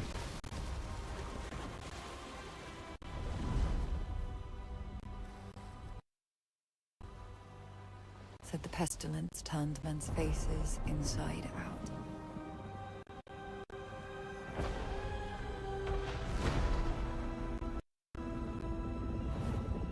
Made them grow limbs where none should be. Yeah, I know. Yeah, the audio is like super choppy. But the world was nearly lost in It's an early access game, so keep that in mind. And she prayed that the Sauron would never need to return.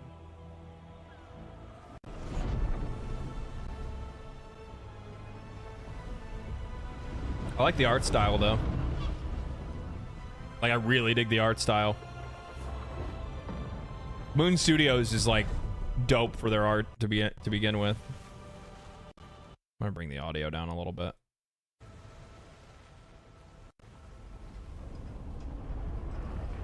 We should turn back while we still can. It's an island, not a fairy tale. This is a fool's errand. There's no sum worth bringing the likes of them to shore. Who are you talking about?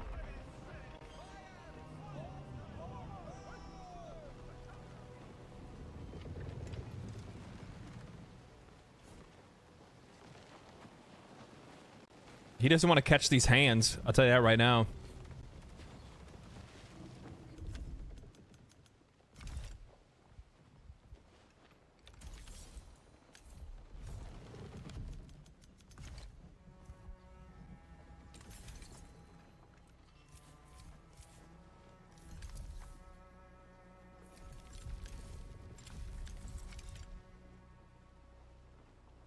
Full screen window, VSync. I'll probably turn it on because it's like so choppy. Frame rate cap.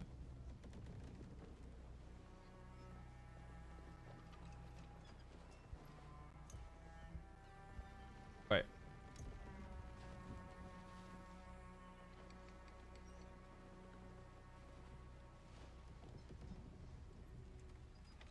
$165 brightness. All this is good. Hopefully that'll fix the issues. I thought I'd see a setup on here for myself.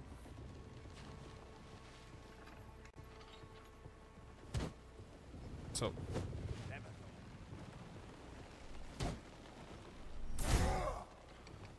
okay, that's light attack.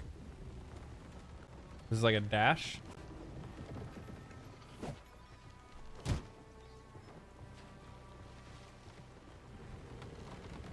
Okay. Set up should just keep strutting about like you're the only killer on board. No good will come of this. Captain wants to work with you up above. Okay. I'm faster. Got it.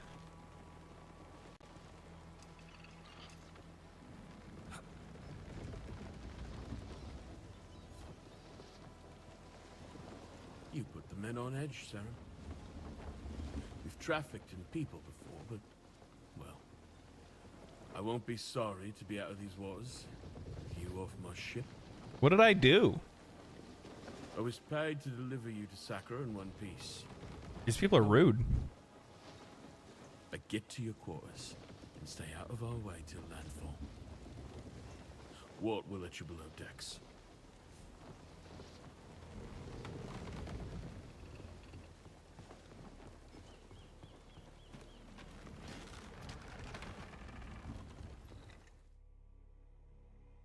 The movements are strange.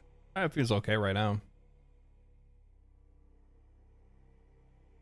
It's who you are that they don't like. Ooh. Frames do get better. I love the movement, but it feels weighty.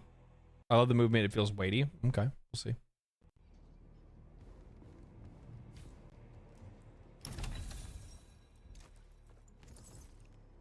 Guess I'll just rob these fools.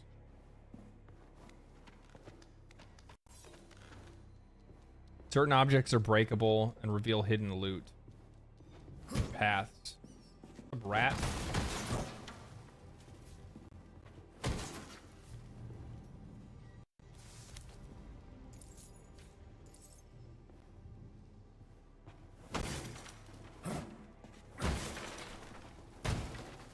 Everything gets smashed because I'm mad because these guys are jerks.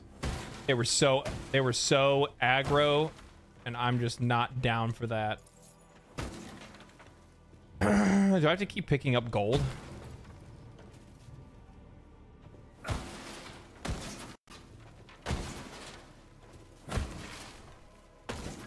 These guys are gonna be so mad when they come down here and they realize I broke everything. That's their own fault.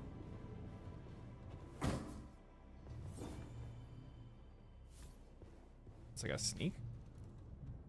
Decidal. Okay. I got a whole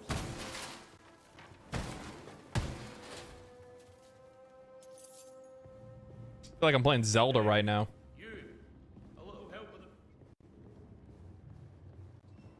We want. Fetch me the mushrooms from the shelf and herbs from the table. I have to keep stirring, or it'll go from burned to ashes. Some herbs. And some boomers. And you go, along with a little seawater and a lot of sawdust.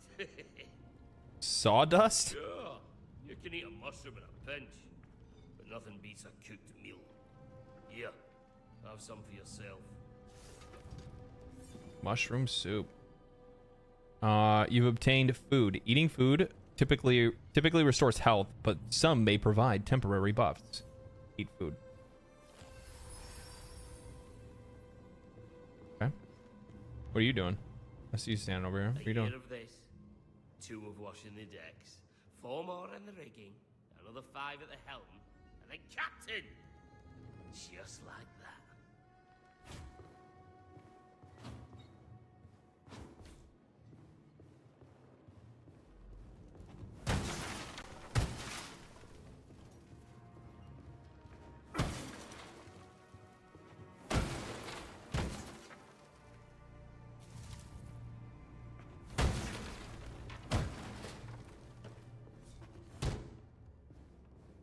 Is that your barrel? Fuck your barrel. Shit about any of your stump. I'm gonna, yeah, okay. What do you think about that? What do you think about that, son? Sinners, but the church welcomes all criminals. All loot is those blue flames. Okay. Even Boss fights are really good. Okay.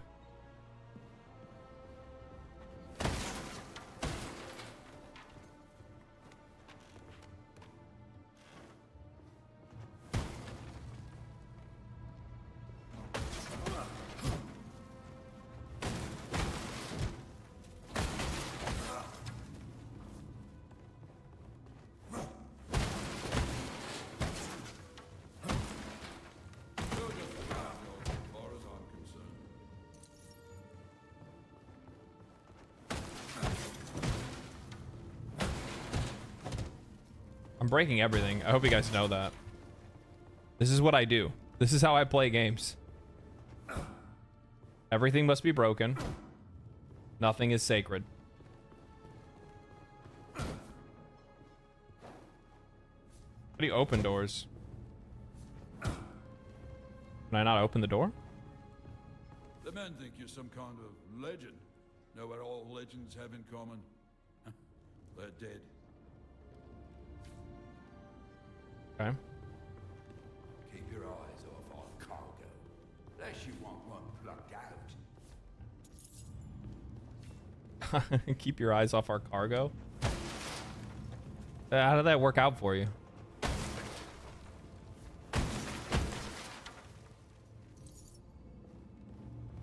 Looking for secrets.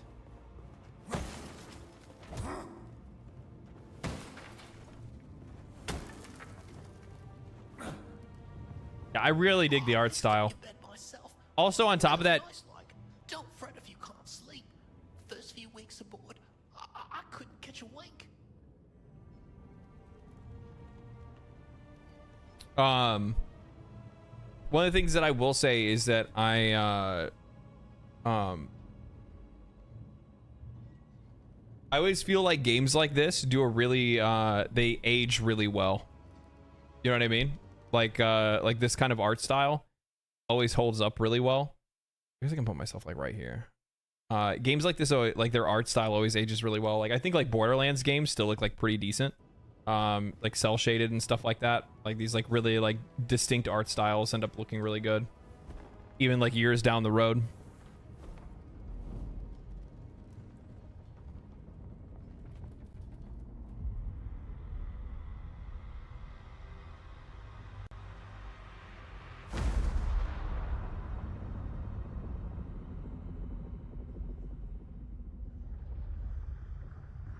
What? What the hell was that? Did I dream of the ship crashing?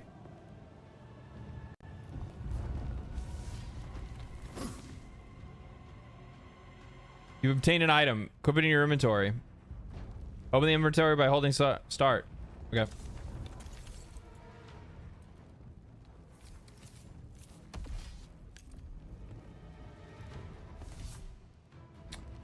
Combat basics. X to attack, dealing bonus damage if you hold for a charged attack.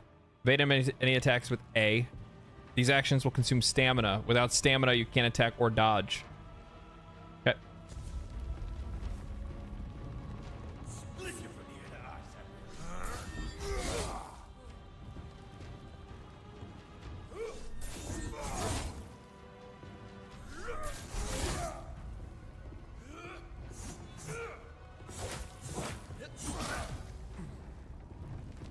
Easy. Easiest game of my life.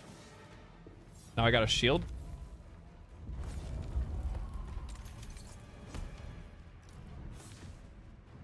LB. Okay.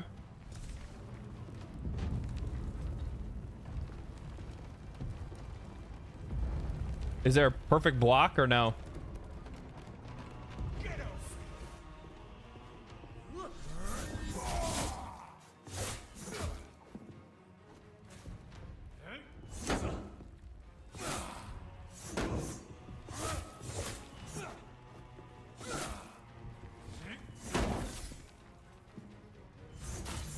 Oh, my stamina. Or, I don't know if I am or not, actually. No? Okay. My timing's off.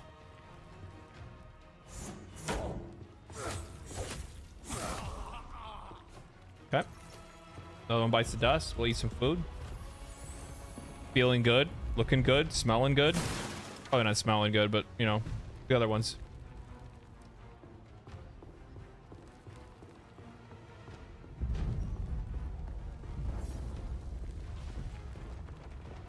Sprint off of surfaces to cross them.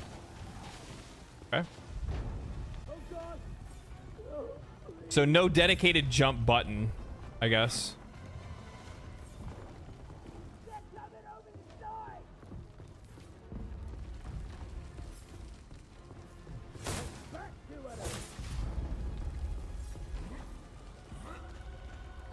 Wait, what the fuck?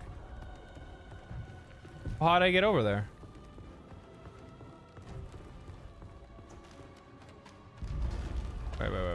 Wait.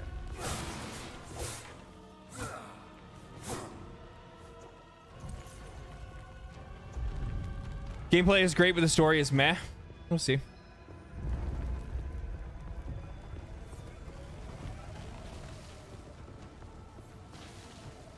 How do I get over there? Do I have to go above? Hold A up against an object to clamber up it.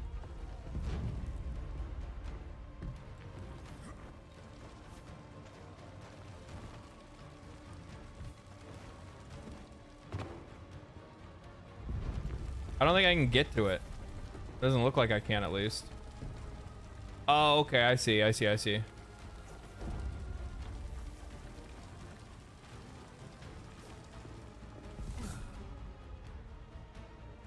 Enemy vulnerability. Stagger an enemy briefly to lower their guard. Weapons deal poise damage, increasing the white poise meter above the enemy. Once full, the enemy is staggered. Alternatively, you can parry an enemy before their attack lands to stagger them. Oh, left trigger. Okay. I got it. All right. I am a parry, bro.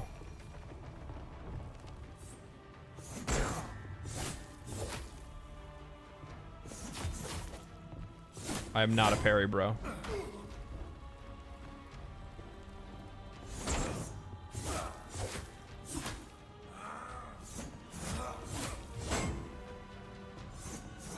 Oh, man, I keep parrying inside.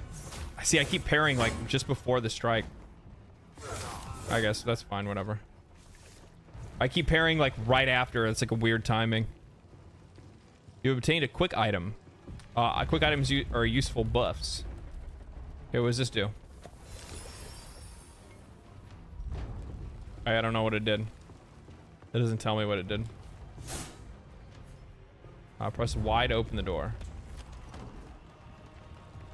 We're talking about Borderlands 3, not Rest for the Wicked.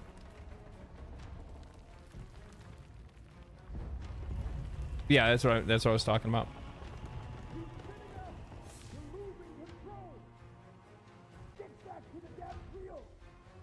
Borderlands was sick, by the way. The funny thing is, like, I still liked Borderlands 3, but I liked it like without the story.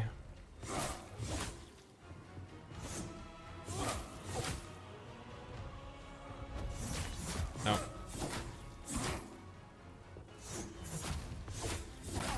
I'm gonna have to get that. I'm gonna have to figure that out. I tried to fight like you, but I can't.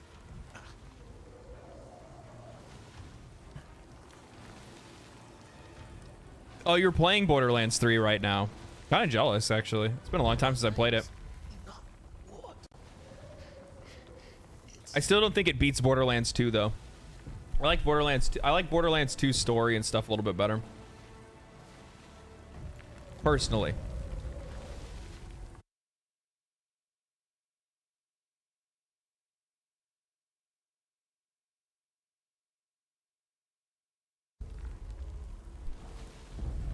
They tried to teach you how to backstab. Did I miss it?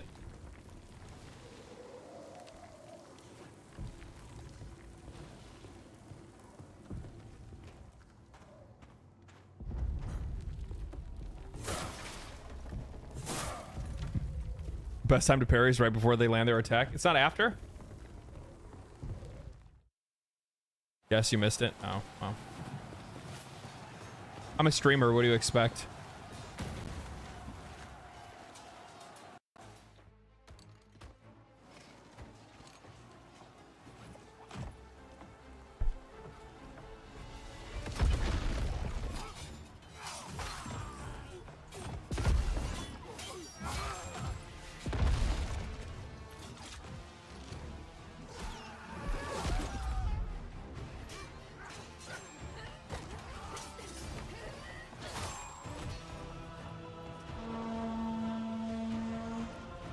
Let it burn! Show these mainlanders that Sakra is our island! Is that my wife?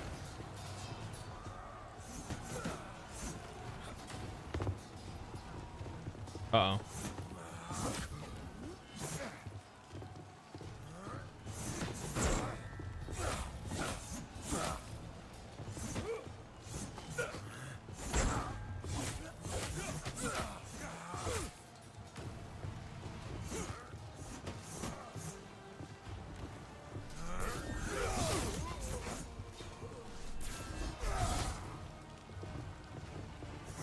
Come on, dude. I can't see.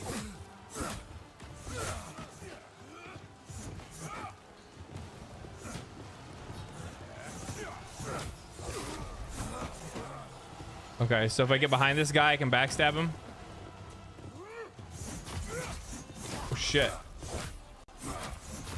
Uh-oh, uh-oh, uh-oh. Panicking.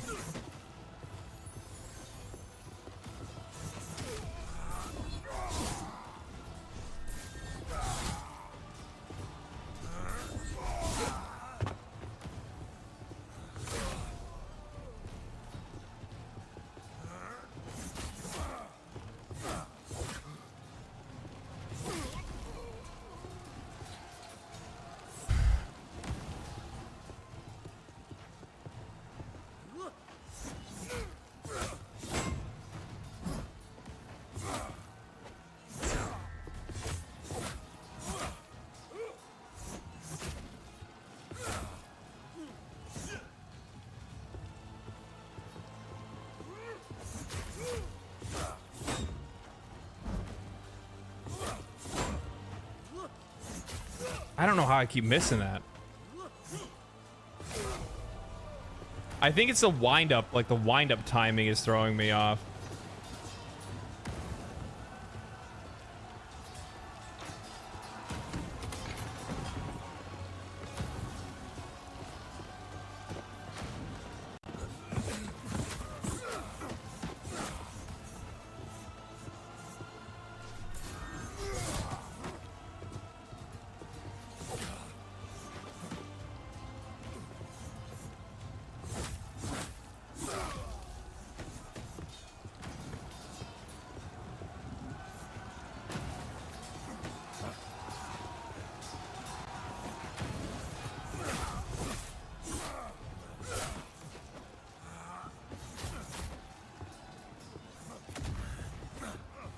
I don't understand.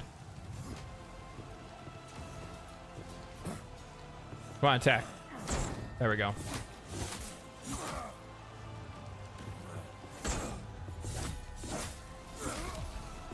I'm not being patient enough to be able to hit the parry. That's what it is. I just have to hold off a little bit and I'll be able to get it.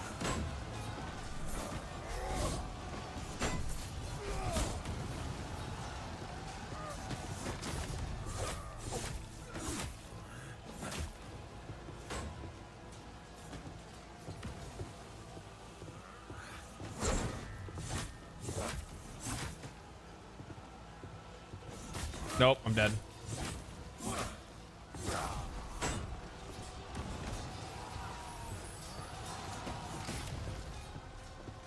Come on.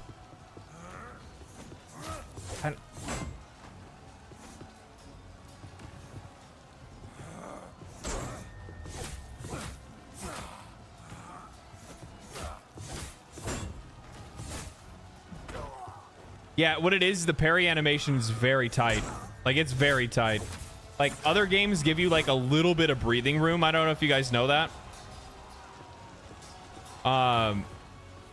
Other games give you, like, a little bit of breathing room. Like, you can be a little early and it's fine. Holy shit. All right, big boy.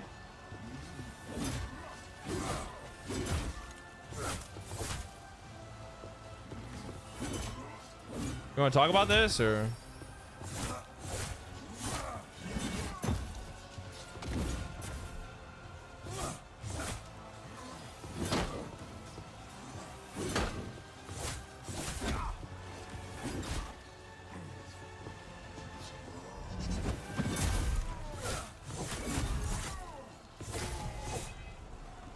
You shouldn't be here, Sarah. No, where should I be? It's too late for fairy tales.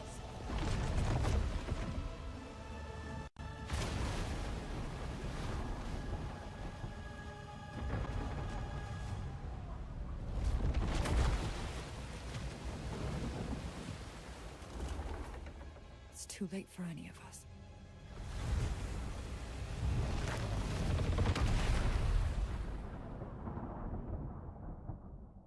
All right. Okay. So that happened.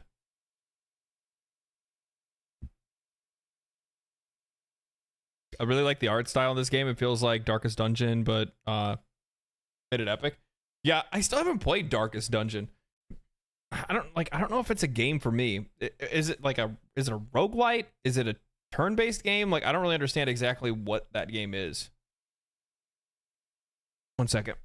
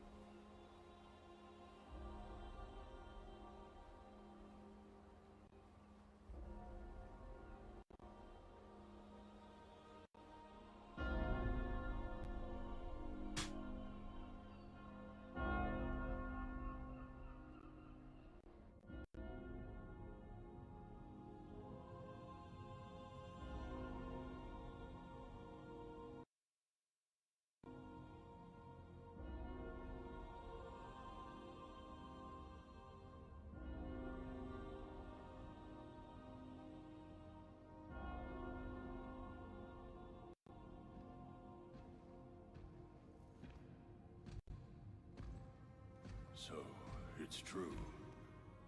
The king is dead. Long live the king. He was a great man and a good friend. I will mourn him. We will all mourn him. Your father's soul is at rest now, King Magnus.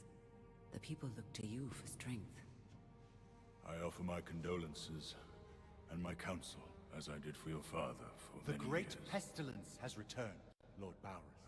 Yes, I have heard the rumors. They're not rumors. Even now it ravages the island of Sacra just off our own shores, turning their men and women into unspeakable things.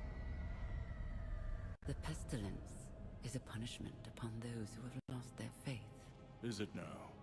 How convenient. You question the church? You're not the church, Madrigal. You're just the tip of its spear. Enough. Whatever the cause of this sickness, I cannot allow it to spread.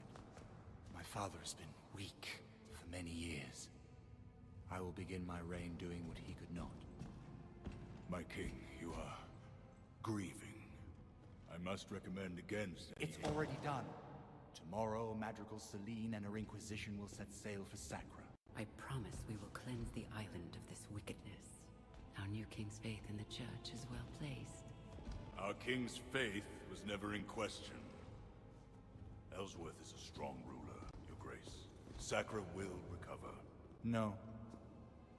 Sacra will be reborn.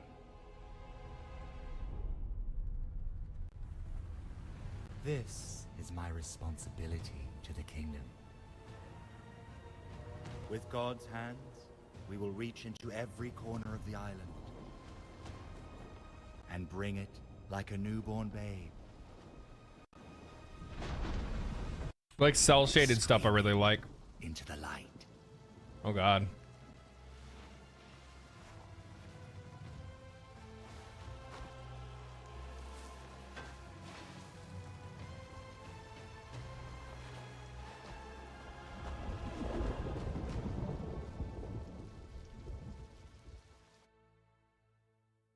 Is it just me or is this game kind of quiet on YouTube? Why is it louder on Twitch?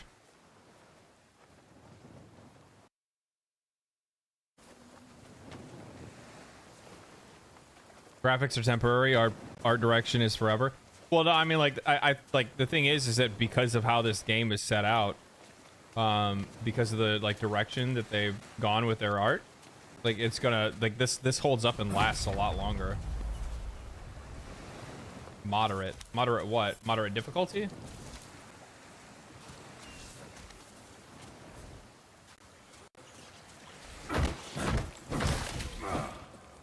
Give me your sweet, sweet crab meat.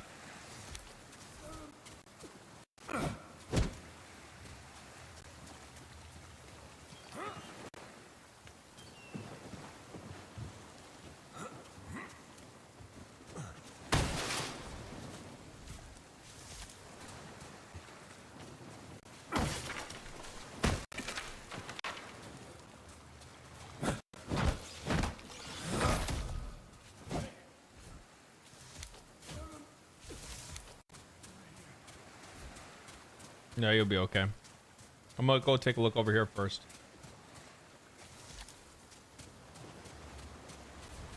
I like exploring more than I like doing anything else. Like, don't get me wrong, I like video game stories and stuff like that, but I'm the guy that, like, I need to explore every corner of every area. There is a Daryl Talks Games video that I saw recently that reminded me of that. Like you're so terrified that you're gonna like miss something.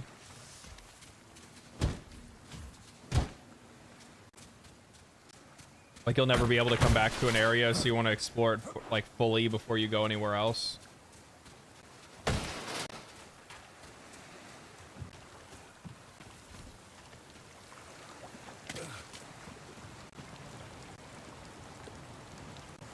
A sewer pipe?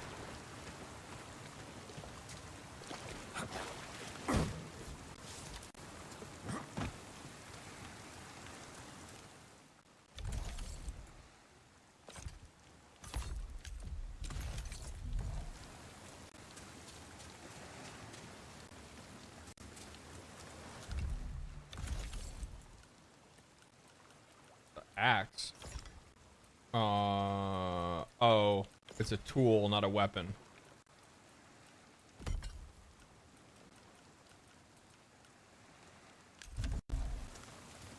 Okay. I turned it up a little bit. Tell me how it is now. If I need to bring the audio up, just let me know. Should have never brought you on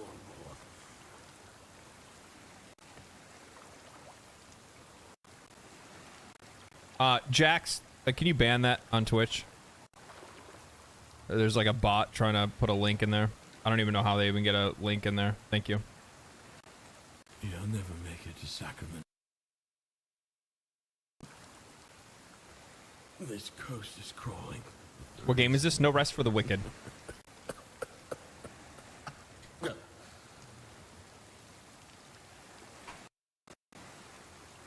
Oh. It's an early access game, so it's a little on the rough side.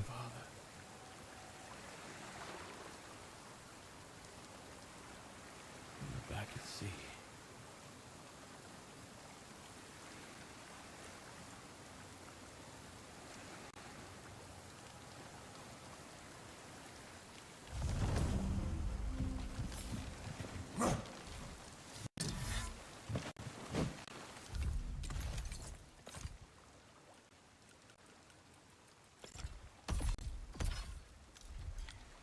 Daggers.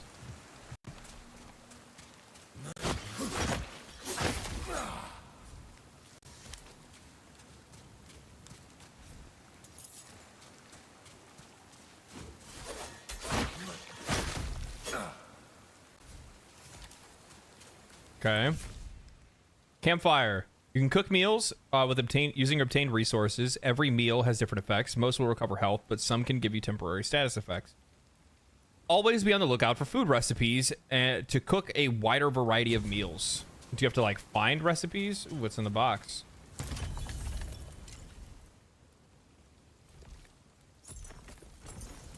Nice.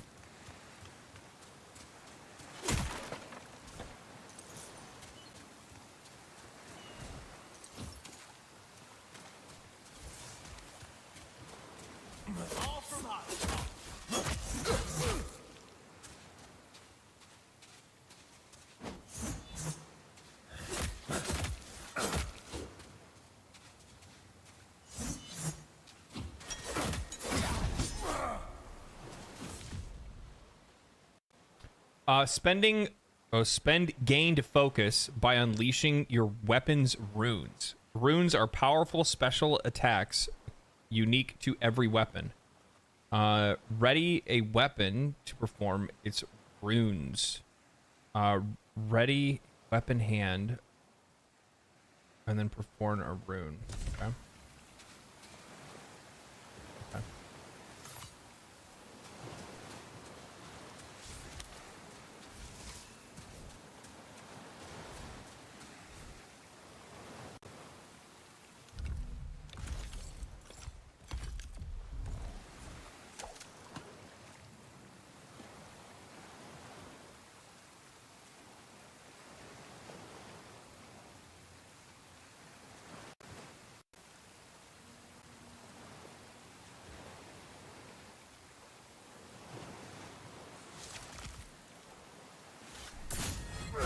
Yeah, fucking pro fisher. Is that it? Oh, it's just like a one tap? Okay. All right. That's it. All right.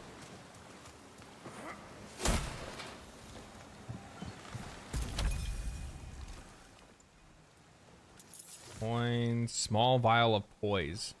Grants 10 additional poise for 60 seconds. Okay. So, potion. What's in there?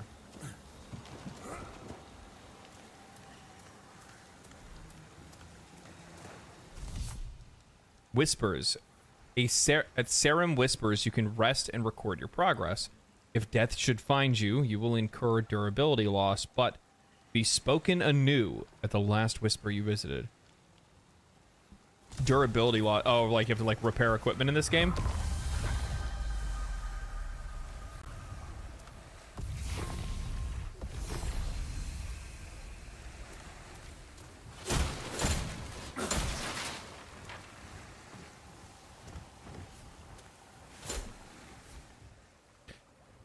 Day 1. Survey Isola Sacra. Today I begin our grand tour of the island of Sacra. It's my first surveying assignment, and admittedly not my first choice, but every journey begins with a single step. With any luck, I'll be home on the mainland, submitting my report within a week's time, 2 at most. As what comes next, I am breathless at the possibility of it all. Take a wild guess to say that did not go well for you, big dog.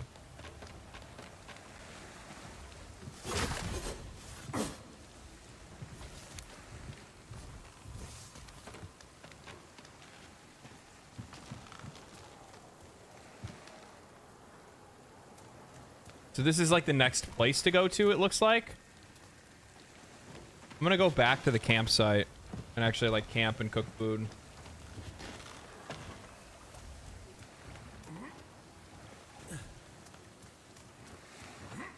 I mean, that looks like a path over there too, though. Oh god, it begins. That's another path there too.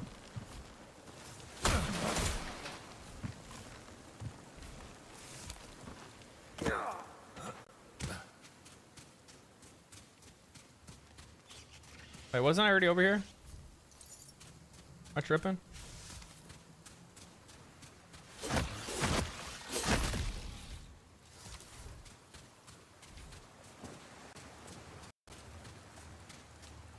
Yeah, this is the place I was at. Okay.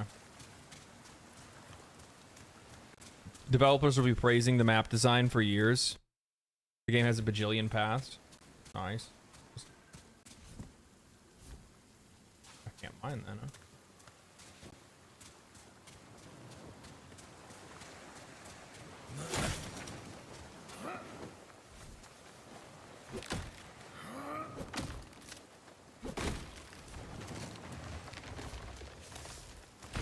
One wood log.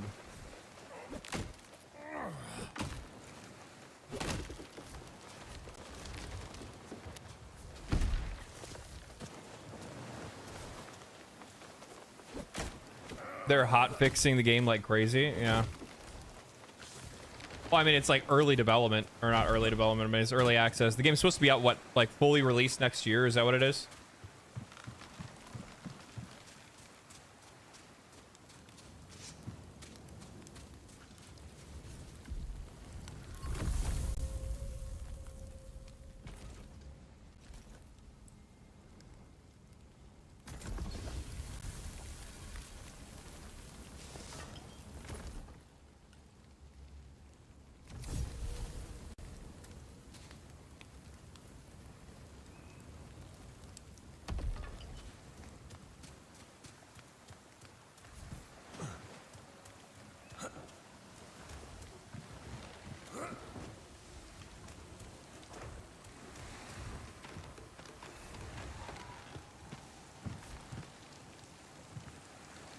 Soon you'll be able to no, I'm out of chips to take over the world. Yeah, that's exactly what I'm getting that wood for.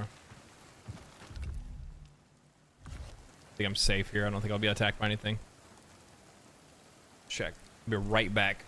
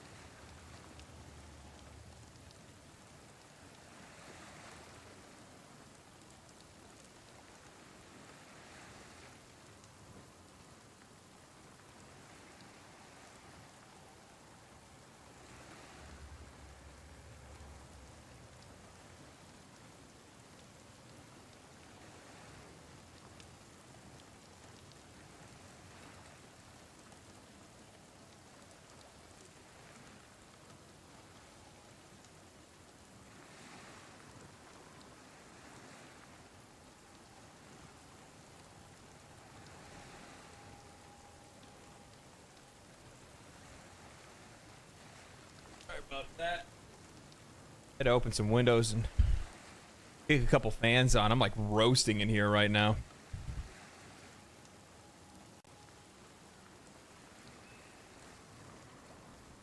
Oh, okay. I beat Streamer Man back to the chair. Good job.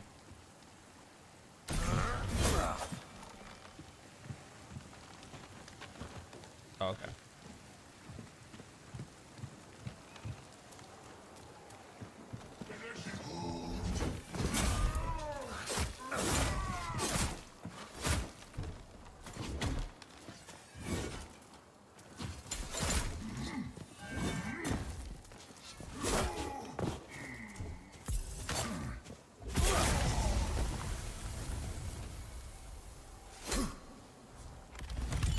Gamer God, by the way. Gamer God. Coins. Ember. A smoldering fragment of unknown origin.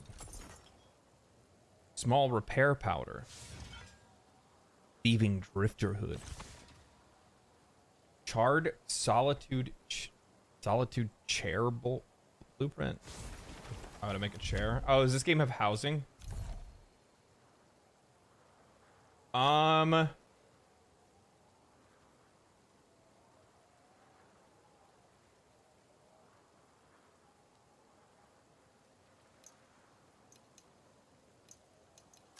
gonna save my points because I don't know what I want to do yet. You gained a level. You got 3 attribute points. To assign these points, open up the menu selector and the stats menu.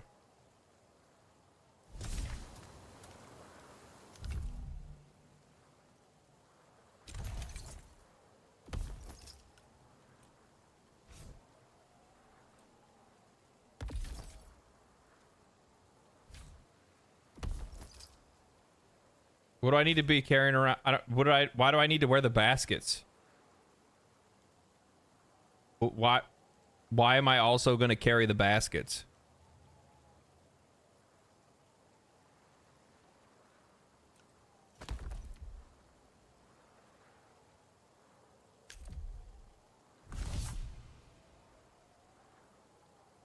Weight class.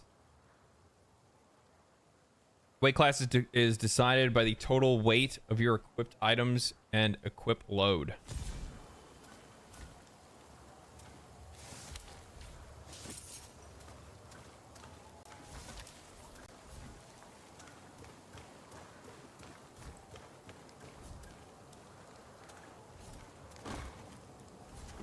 Can't reach that.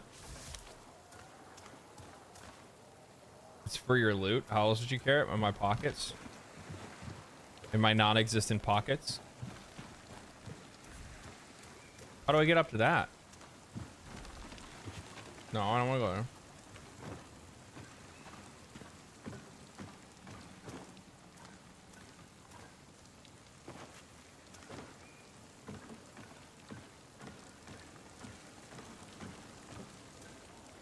God damn it. I can't see.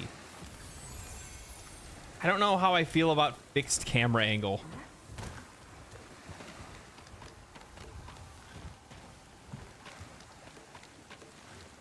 There's nothing, I'm gonna be real, there's nothing I hate more than platforming in a game with a fixed camera angle.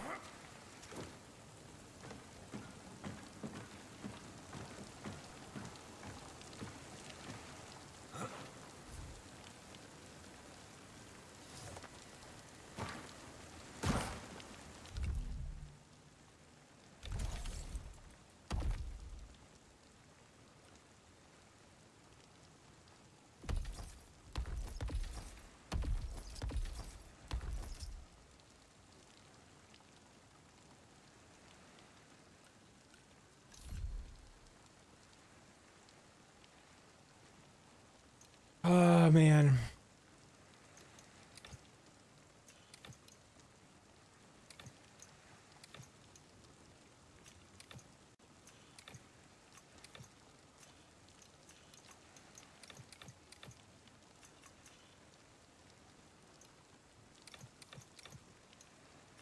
It's a dex weapon.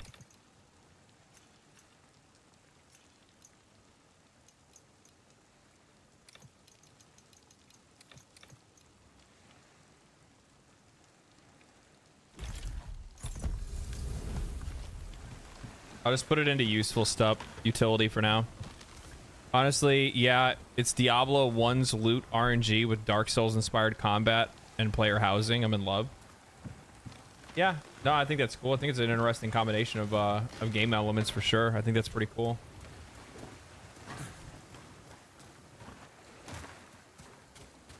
I just dig the look of the game so far.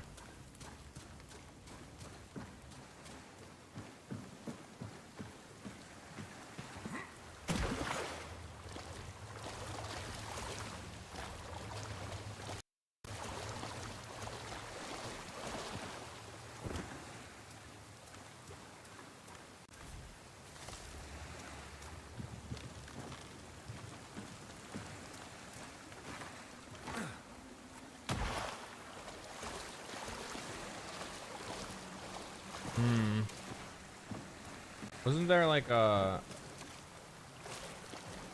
Can I get to that?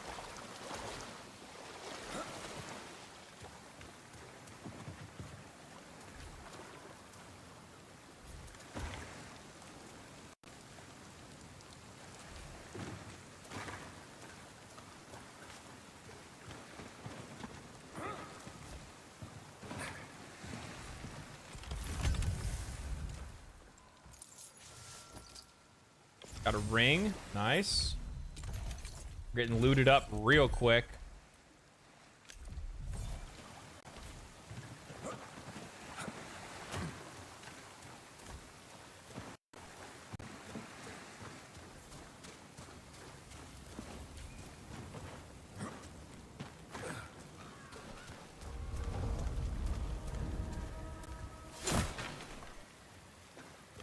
Huh.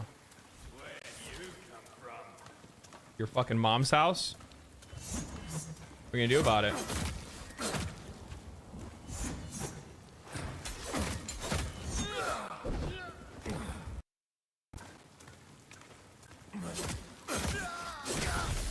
Apparently nothing.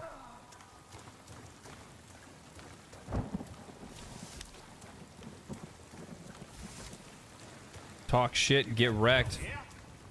Is there an ending to this game? No, it's an MMO. No, I'm kidding. I have no idea. I literally just started only like an hour ago. Ow.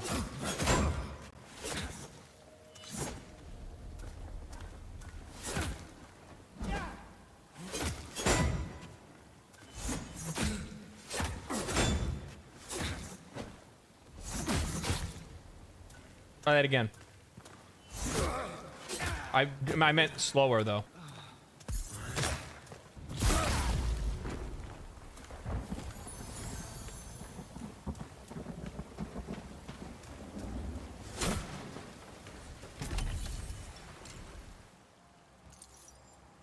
Trap bomb.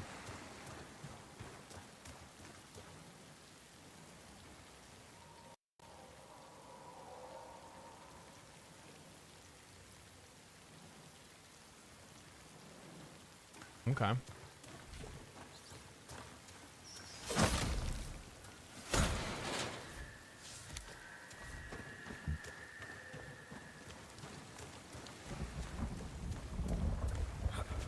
They should at the very least allow you to be able to zoom in and zoom out. Something like that. I just don't like not having control of the camera. Especially when it's a platformer. It's hard to see sometimes.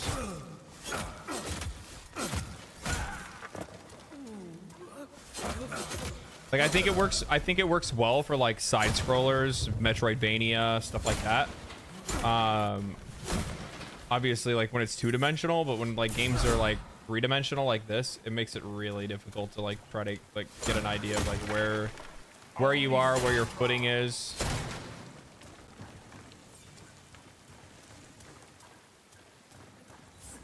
Come on, son. Oh, really? You out here using that kind of bullshit? Ow. I'll line of sight your ass. Come on.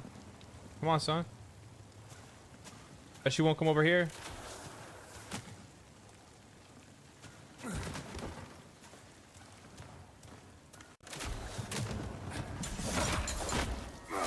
That's what you get for being on that bitch shit. Oh, yeah. Yeah. I'll cut you in half. Cut you in half. Copper pickaxe. Alright, we equipped up. I kinda wanna go low first.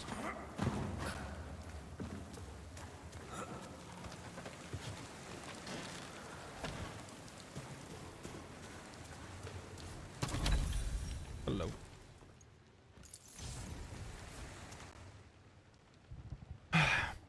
As I raced through the putrid swamp, the nith rose up to my left arm and right. The pestilence had rotted their minds, the acidic waters their limbs, leaving only savagery and bloodlust. My sole hope was to reach solid ground, draw my sword, and make my last stand. Even if I were to die, I refused to surrender my corpse to the noxious waters. From the adventures in the wild of Sulenfroth.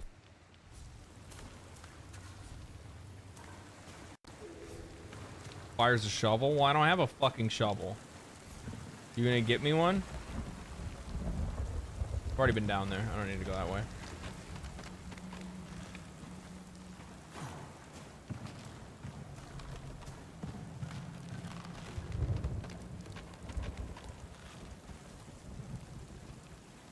Wait, kick the ladder.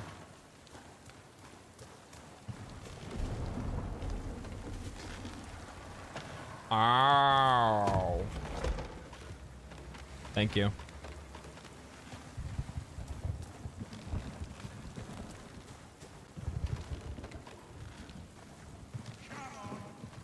Man, why you got...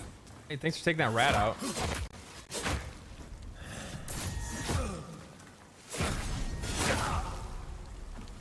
You fucked around and found out, son.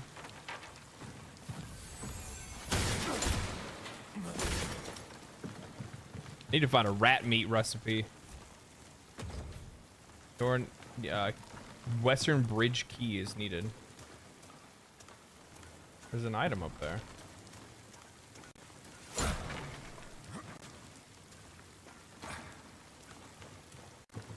Okay.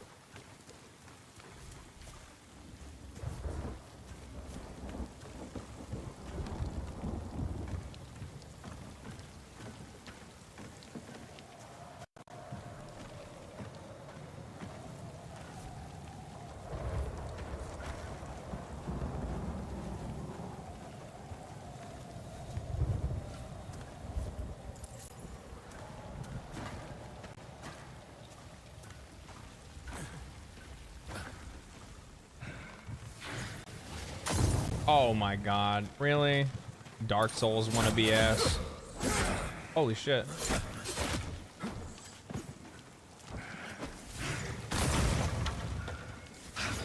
Bet you think you're fucking slick, huh? Throwing fucking bombs and shit. What the hell's wrong with this guy? Somebody needs to talk to his mother. Rat pizza? Is there a rat pizza? Oh no. You need the lever gate handle.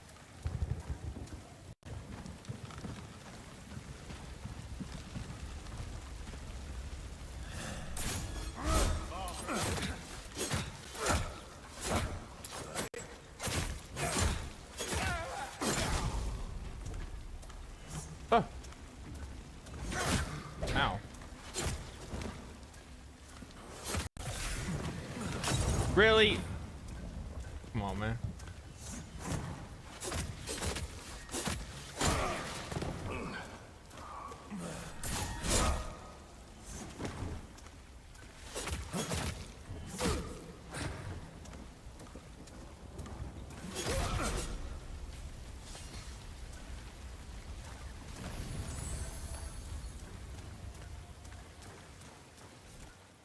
Probably need to go kill that other guy, huh? I think that was bullshit, by the way.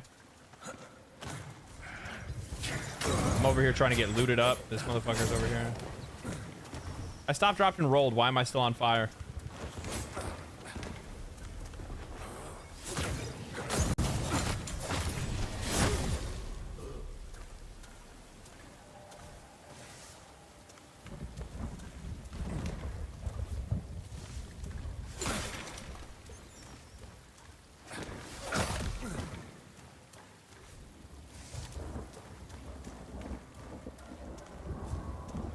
That was an honest question. Am I the only one that believes in like common logic in video games? Come on, man.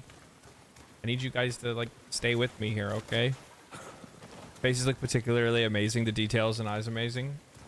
I like the look of the game overall.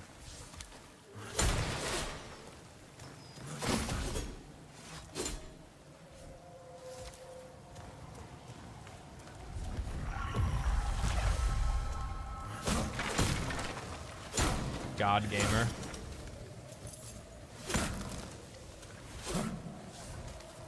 I could really use another campsite. I would like to cook again.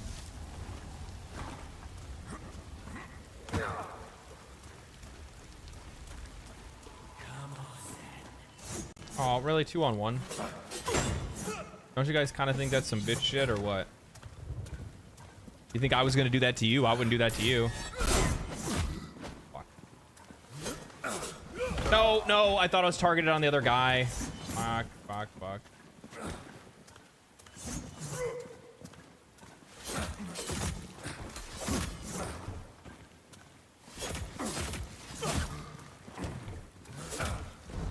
Ow, that's not good. I might be fucked here. Grab some soup real quick.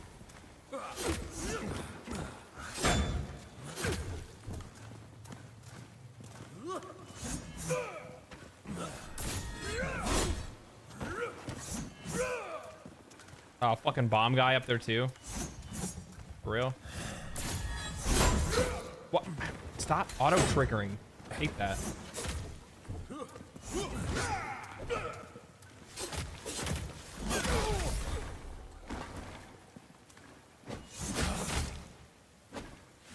I shouldn't try to like, experiment right now. I'm gonna do it anyway. Yeah, I can. Okay. I hadn't parried this whole time because I was afraid that I couldn't parry with the daggers, but I can.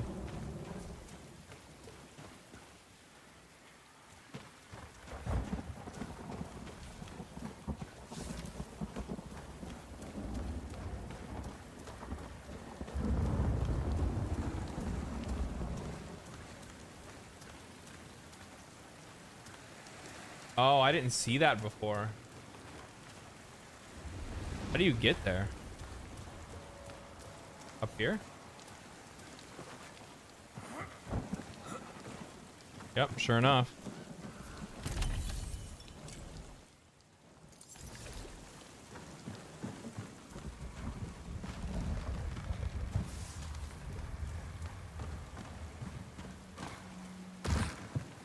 You got, son? Storage room key. Where's the storage room? Wasn't the key that I needed the Westgate key or something like that?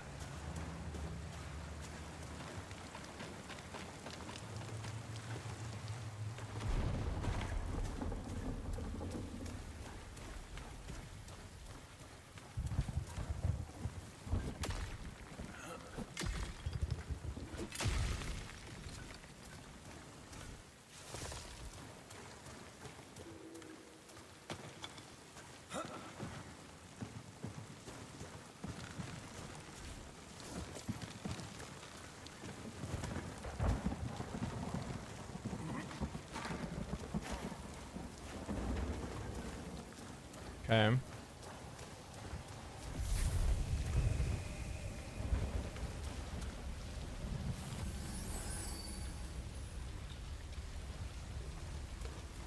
Oh, okay, so mushrooms by themselves just kind of slowly heal me.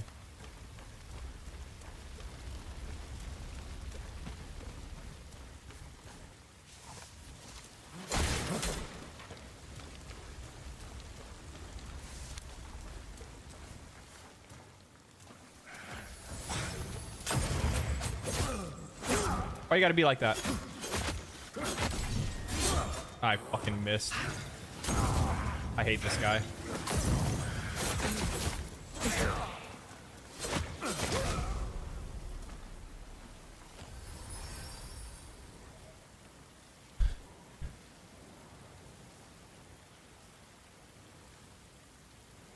You Googled what?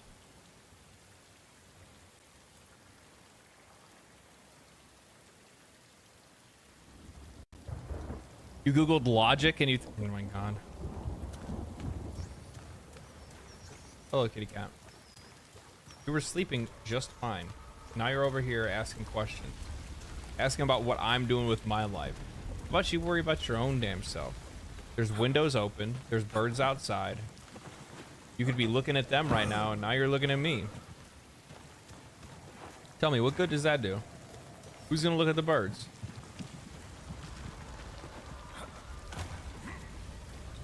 I don't know. I don't speak cat. You're standing in front of the screen.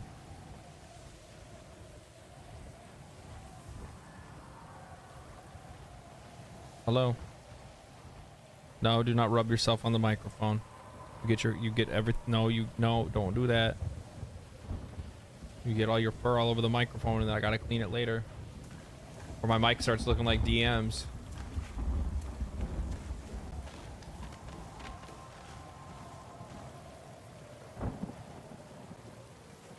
How can you protect the house? By looking at me. Very true. Very true. Oh, fuck. You need to fulfill your cat deeds. You must protect the house.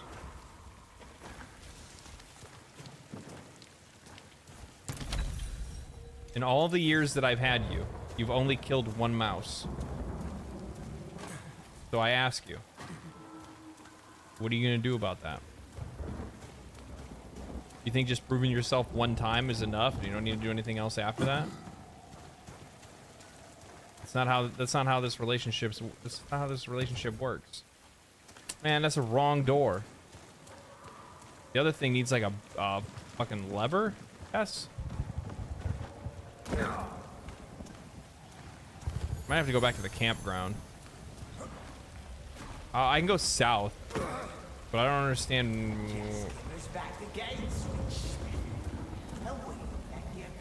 Please, I don't have it.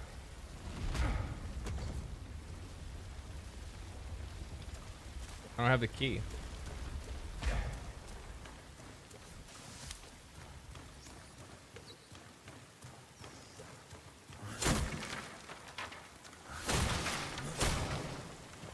Okay.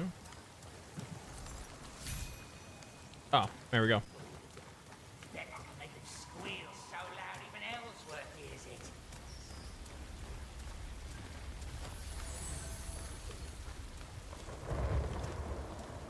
I'm gonna leave him be just for a minute because I need to go to the campground. I need to cook some food.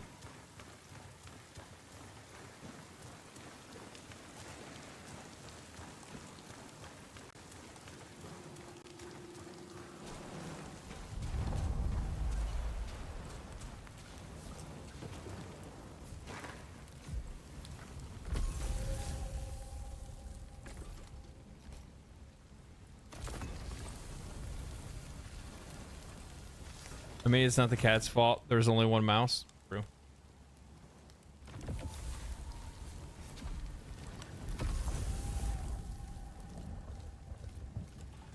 You know what? I kind of like it when games have you experiment with food instead. You know what I mean? Where like they let you try to like make your own meals. Like, oh, if I put this with this and this with this, then it, you know, then I get to experiment. I wish more games did that. Because I always like that a lot more. I have to say I was not fully on board with the game at first, but I'm pretty glad to see that the devs are putting updates in so quickly. Hope they stick with it and keep up the positive changes. I mean, Moon Studio is a pretty well-established studio. I can't imagine them just like dropping it and walking away from the game. I agree that would be neat, but it also might be too tedious for an ARPG. You know what's too tedious for an ARPG?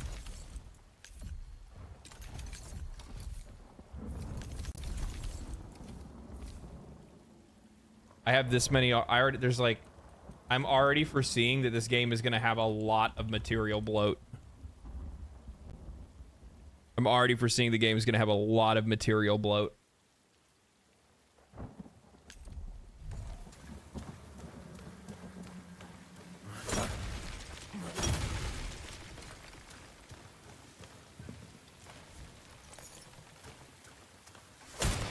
Well, it's just item bloat in general. You know what I mean? Like, oh, I have weapons and armor and equipment, but then I also have wood and stone and ore and clay and the things that I need to like build stuff and all that.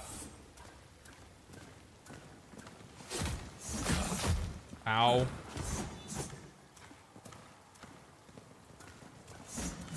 Can I target one of you, please? Thank you. Uh-oh. Cornered. Okay.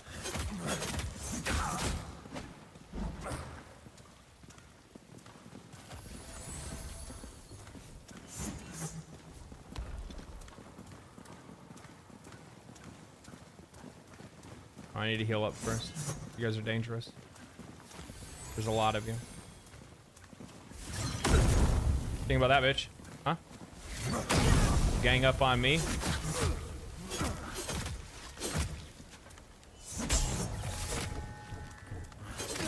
is what you get.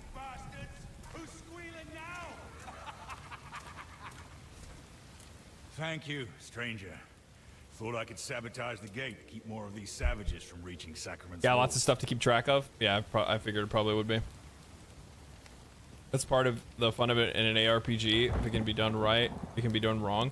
Well, no, you see what I'm saying? Like, part of an ARPG is collecting a lot of loot, right? Well, now imagine how many other items you're gonna have to sort through and other different things that are weighing in on your like weight class, as well as like your inventory weight. When not only you have all that equipment that you're trying to get from running around and picking stuff up, fighting enemies, trying to find better equipment, and then also at the exact same time, stone and stone, ore, herbs, food, all that stuff. No, materials don't have weight. Oh. Huh? But I got my damn fool self trapped too. Suppose there's a reason I'm a blacksmith and not a soldier, huh? Name's Fillmore. If you ever need anything repaired, you come to me. Nothing I can't fix. Now here. This will open the gate. Get yourself to Sacrament. But keep a careful eye out. I heard some of these Risen speak of a foul presence outside the city's gate.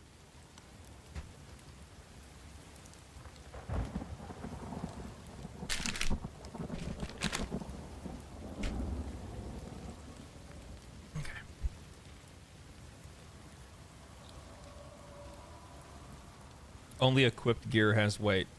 Okay.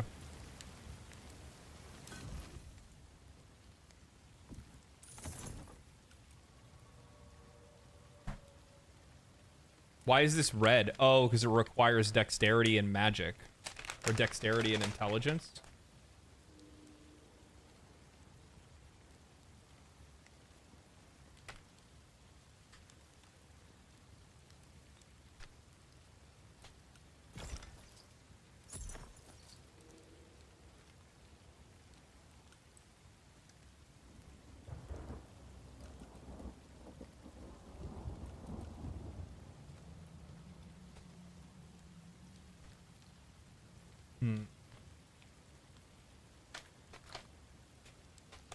So is it a magic weapon? I don't understand. 3, and then what's the 10 represent? What's the is that poise? Is that poise damage or what?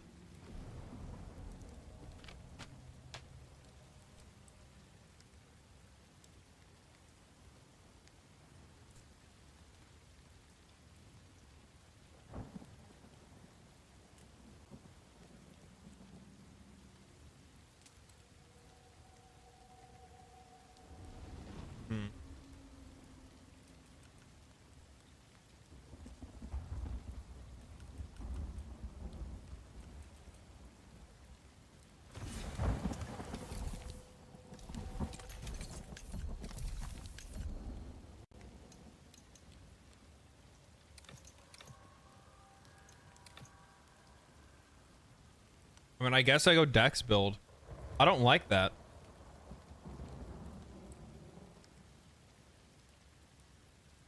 I don't like that. So you have to decide what you want to build early on. There are currently no respecs. Yeah, I don't like that. I don't like that I have to pick so early on. How do I know what I'm going to get in the game? You know what I mean? Like, especially when you don't have a game that's not like the benefit to a standard RPG is that you start off with a standard class, so you already know what you're looking for. But when you're playing a game like this, where your class is whatever you make it, well, that sucks that you have to start out trying to do that from the beginning, and you don't know whether or not you're going to get the kind of equipment that you need for your class. The blacksmith has weapons to look at. Yeah, I get what you're saying, but like, you can try different play styles without spending stats. Yeah, but do you see what I'm trying to say though, right? Is that like, if you have to predetermine what your build is at the very beginning and say, I'm doing a dex build, right? If I say I'm doing a dex build and I don't want to waste my stats, well then what ends up happening is that like, I don't know if I'm going to ever actually even get good dex weapons. What if after this all I ever find is like staffs or two-handed greatswords? You know what I mean? Like inflexible, like I don't like the idea of having like an inflexible an inflexible build system around a, you know, they're addressing respecs. It'll be Elden Ring style resource cost wise. Oh, okay, well, that's good.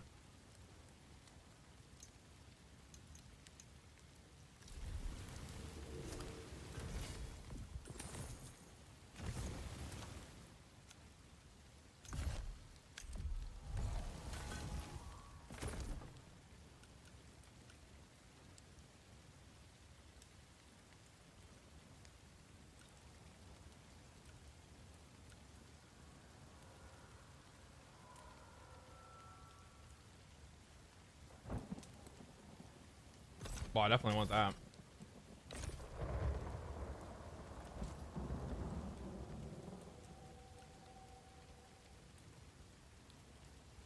What do I want to play? Gnarled Staff. Beautiful husk of a tree once burned by lightning. Now it harbors the power to burn grown men to ash. Requires... What do I want to play? Do I want to play magic? Cleric? Ooh, cleric actually sounds kind of sick. A tool of re-education. Let's play a cleric.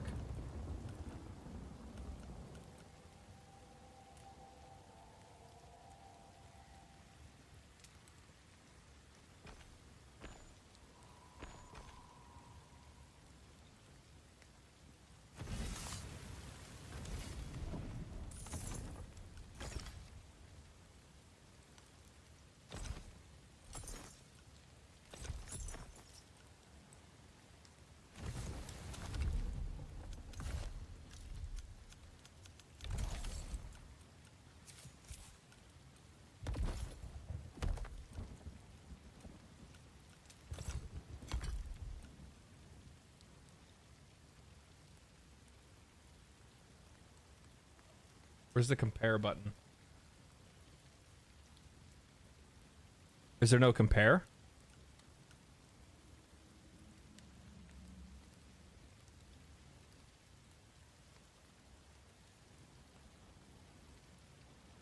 It's not.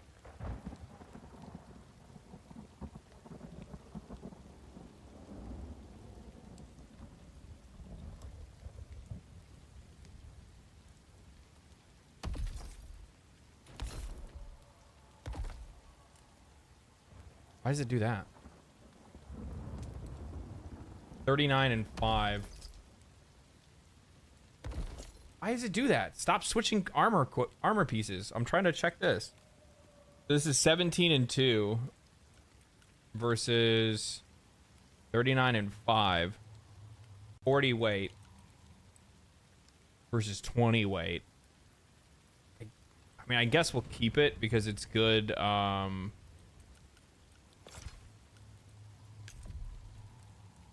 I don't know if I'm going to be able to do this or not. Let's see. How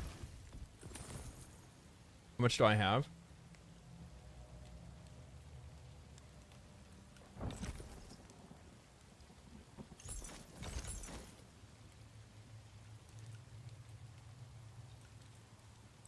Nine. 10. Okay. No.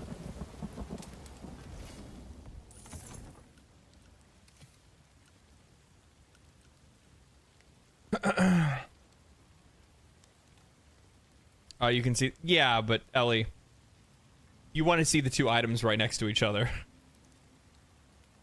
The up and down arrows. Like, I mean, right now it obviously tells me like, oh, hey, here's this. But you know what I mean? There's a reason why compare has always been in every ARPG.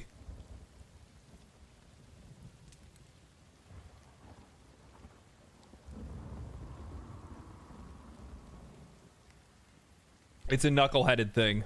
That's all. You know what I mean? It's just a really knuckleheaded decision not to have that on there already. Yeah, I figured everybody would. Everybody wants it.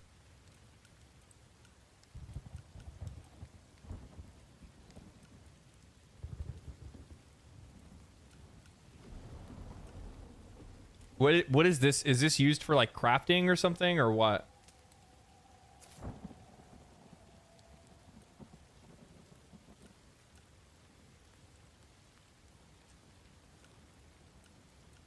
Used to upgrade gear.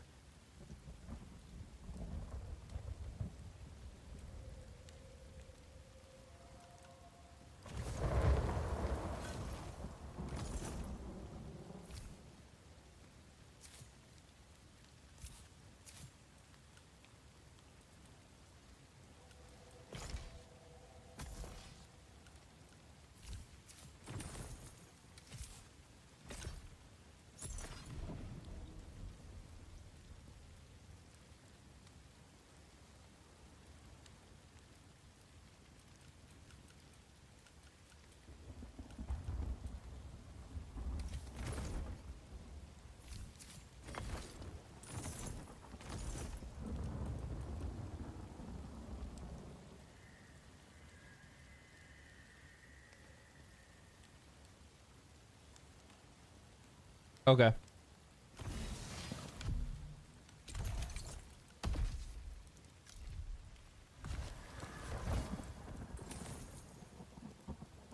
How much do I need? Did it say 80?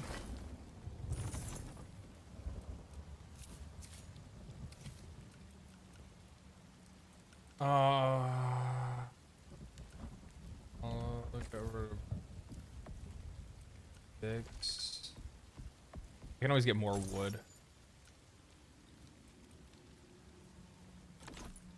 And this stuff too.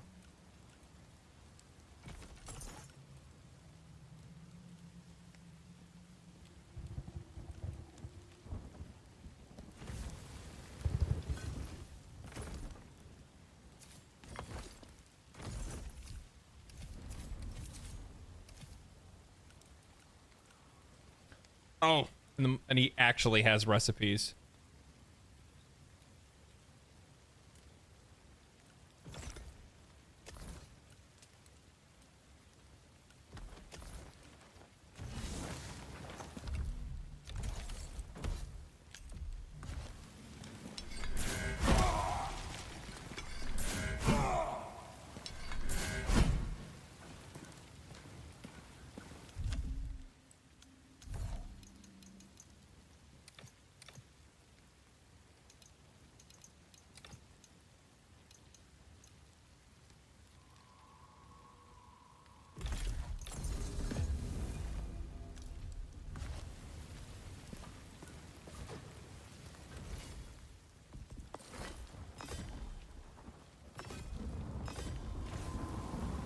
Okay.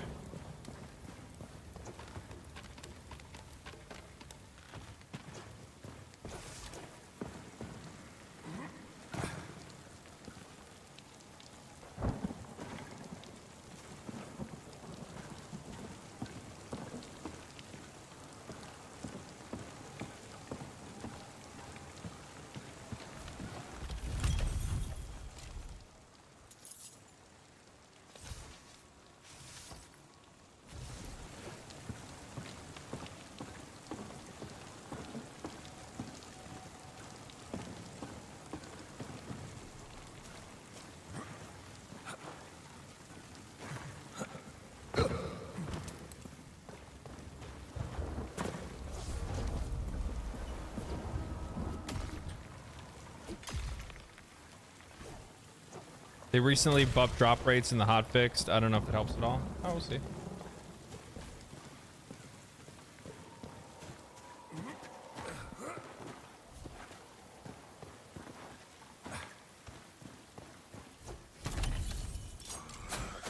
God damn it.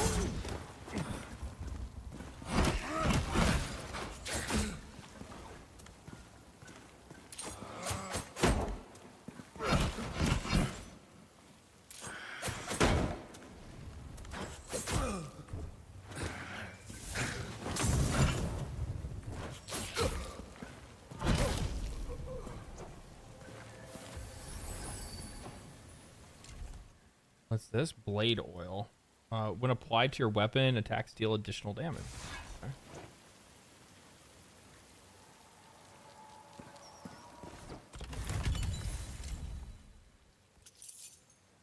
Experience potion.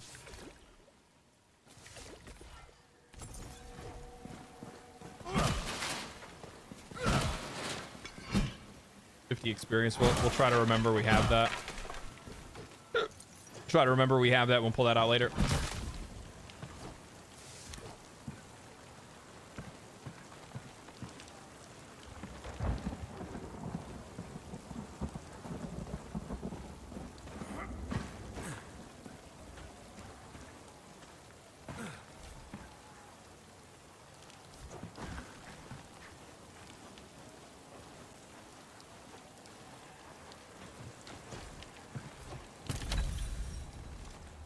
Okay. More blade oil. Nice. Is that like a temporary buff or what?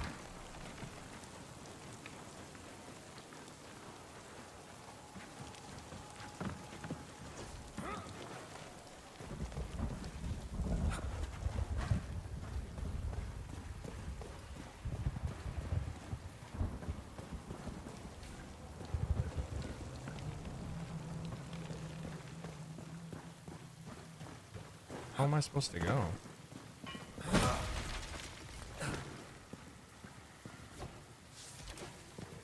We already went up this way, and there was nothing up here.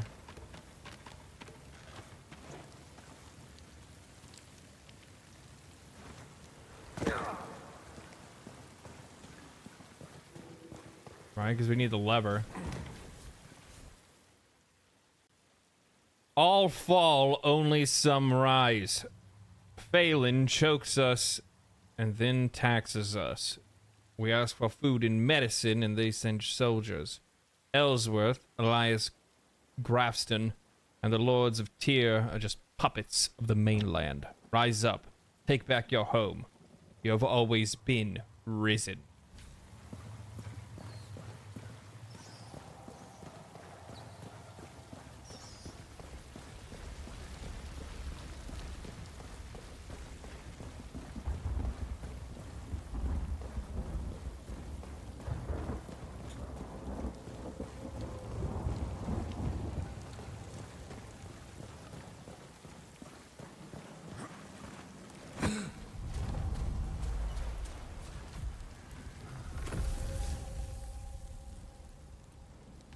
Did I not? Oh, I have to use it.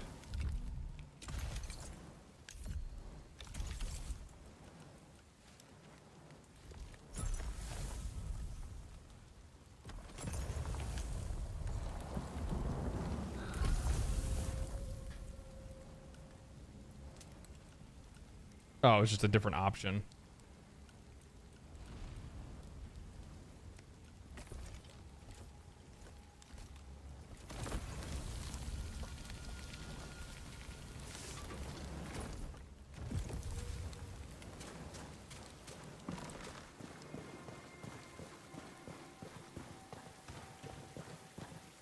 Multiplayer would be really cool in this game. Yeah, it could be. As long as the only problem, like, as long, I don't know, man. The issue is that like games like this, especially games that have like fixed camera angles, usually more times than not, what they do is they force you to stay on the same screen.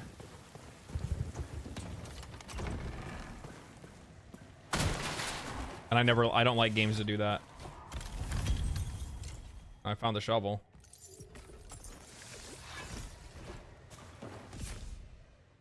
Poise defense. Enemies can also deal poise damage. This can interrupt your actions and even stagger you. Increase your resistance by equipping gear that has high poise defense. Okay.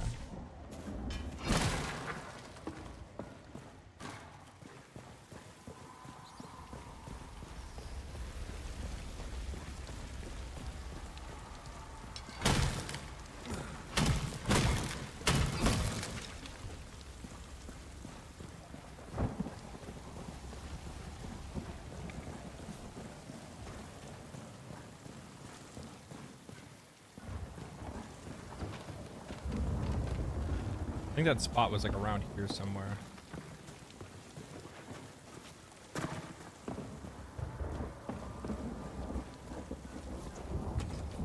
Man, where's this damn bridge key door?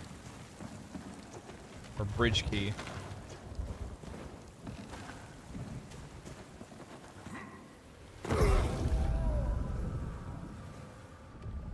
I didn't think that was that far down. What the fuck? Oh.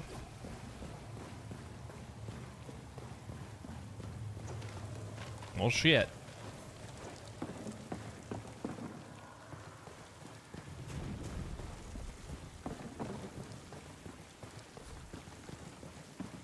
Guess I learned.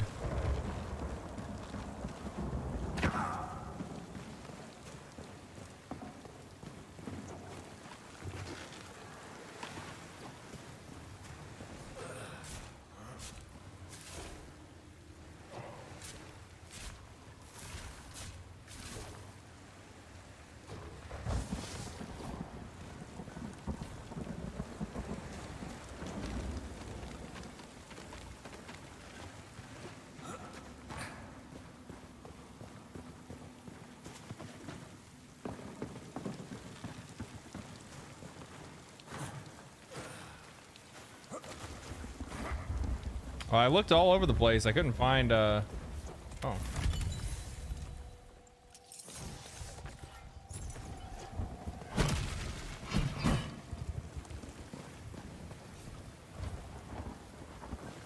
Couldn't find the key.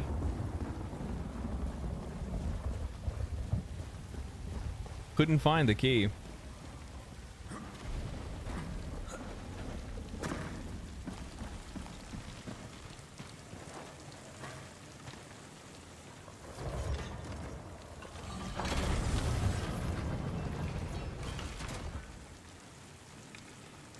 Jack, thank you for the sub, man. Appreciate that. Thank you for the prime. Yo, was that a backpack? Yeah, it is. Yeah, what, you haven't seen one of these before? Must never gone to school.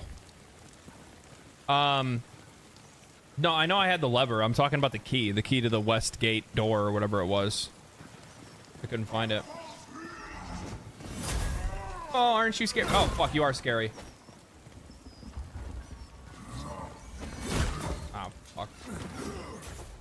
Hold on, I'm trying to see if I can get the timing on your axe wings.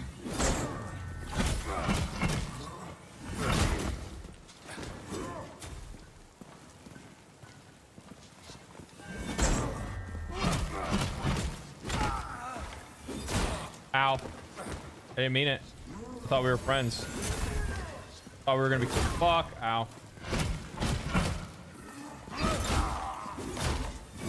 I'm dead. You got me locked down.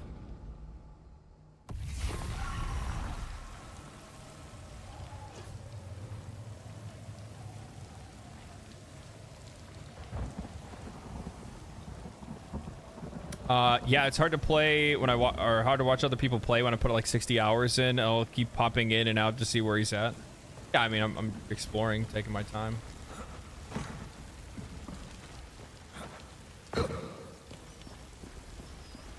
Oh, I don't need to like go back to my body or anything like that. Okay, so they didn't go full Dark Souls with it. All right.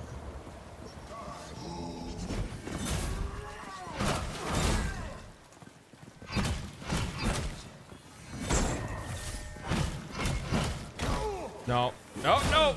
God damn, I don't like that.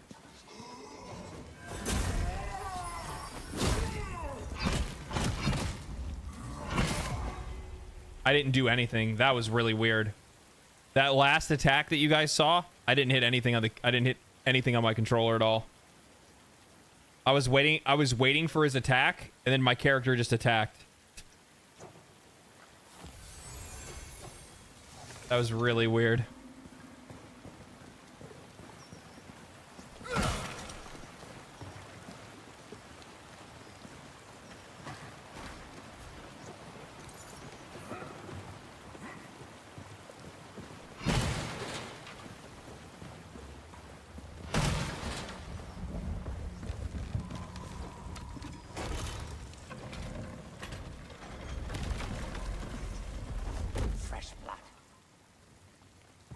I don't know about that, son. Oh, God damn it. Fucking dude up top.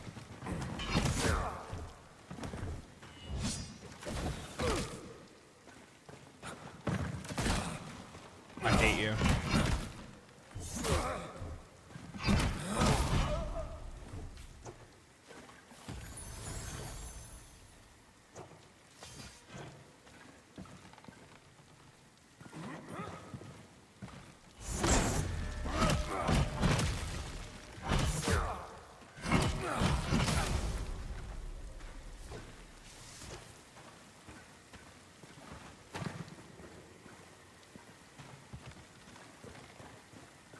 Okay. Do like if you perfect parry. Someone's coming.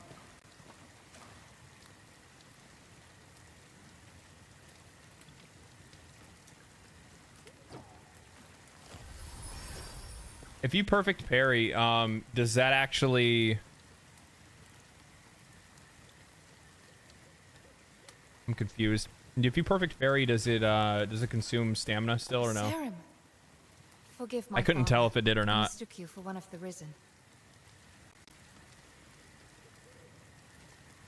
If you make for sacrament, there are worse things than bandits up ahead. A great beast is loose in these glades. Yeah, you're looking at him. They say it used to be a man. I wanted to Ian go is after botting. him. I am The botting. father says Do with every game that I play. I just throw a bot on, aim bot, all that good Said the stuff, torn just to not make sure. trifled with, and he's Better to right. be safe than sorry. You know what I mean?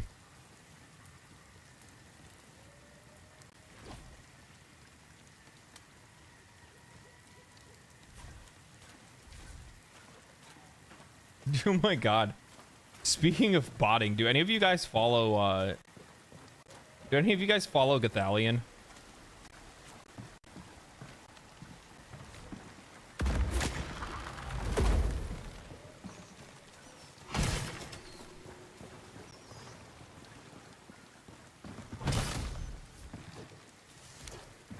He's been I'm gonna go get that other recipe.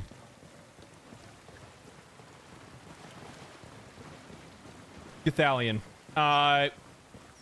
He was big in Destiny, like like Destiny like 1, not Destiny 2. And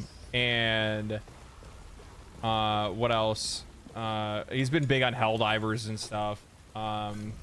He's more of a streamer than a YouTube content creator. And Gathalion has gone like fucking ape shit the last few days over this dude, over this guy on Twitch.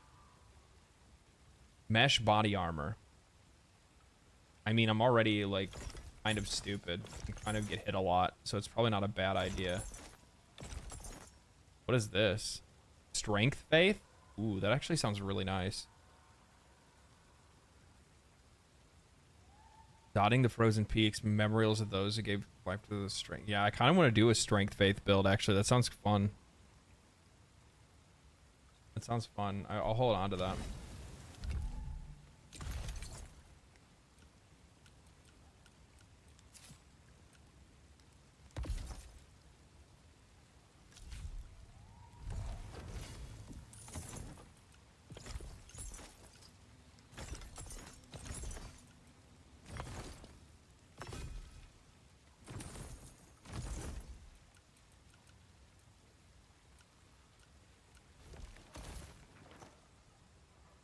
Okay.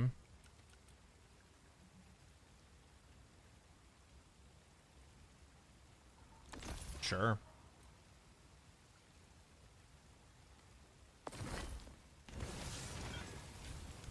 Did I level up again yet or no? No, not yet, I don't think.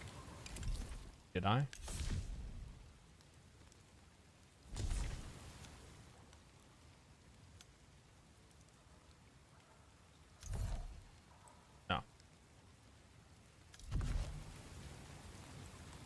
Mostly they play COD. People are botting. Oh no, so yeah, so basically he's been going like Gathalion's been going off on Twitter because there's this one dude, goofy as shit, that has been like posting his like Twitch stats, like super proud of himself on like online, like Look at me, like literally went from like 20 or 30 like concurrent viewers to like 2,000 concurrent viewers. And it's like, man, he's like working so hard, doing my best. And like, and you see it says like active chatters is like next to nothing. And he also said, and like literally the dude like completely admits to like embedding, but he calls it ethical embedding.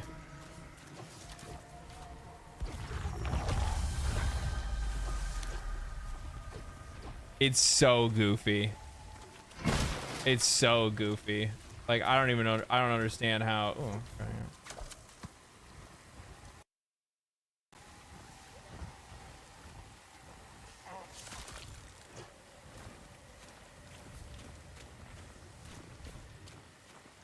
I'm ethically embedding. Like, what are you talking about? Like, the thing is that like I don't really think that like people. I don't think people really understand like how much of a disservice you do to yourself by like botting when you're doing any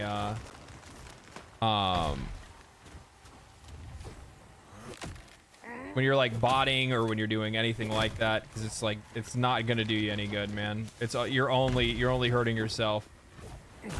Only hurting yourself in the long run. Oh my god, I was looking at the mythic talent link in the description and I thought it said my thick talent. Everybody does. Look at my photoshopped bank account, mom. Yeah, I mean it's kind of similar to that, but it's like I think like the thing that sucks is that like on Twitch it works. If you're streaming in a like lower end category or something like that, like people will come and watch you. I need to like fix this. I didn't realize my camera looks so weird. On Twitch it does work. If you bot on Twitch, you are gonna pull yourself up higher in the categories, or like the category section, so you can actually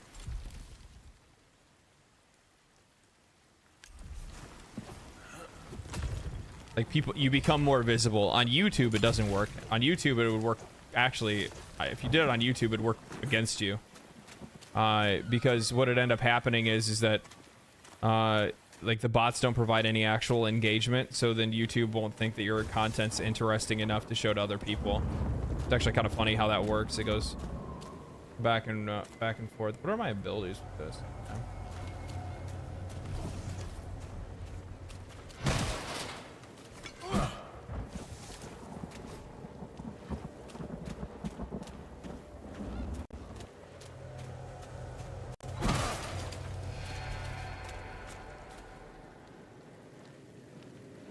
Yeah, on YouTube it's a stupid thing to do. Like it makes sense on it makes sense to do it on Twitch, but it's also stupid like if you're botting or you're embedding, like don't be proud. Don't talk about it. Like, and then also on top of that, like try to do it in a way that like, I don't know, mass it. For me, like I don't bother doing that kind of shit because the thing is that like I just want it to be all natural. You know what I mean? I just want it to be all natural. A little waiting. I like this part. Yeah, it's pretty obviously a boss fight. I mean, music kicks in, loud roar off in the distance. Have you ever played a video game before?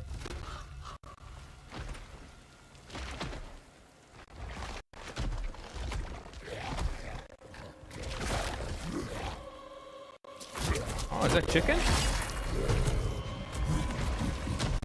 You don't look so good.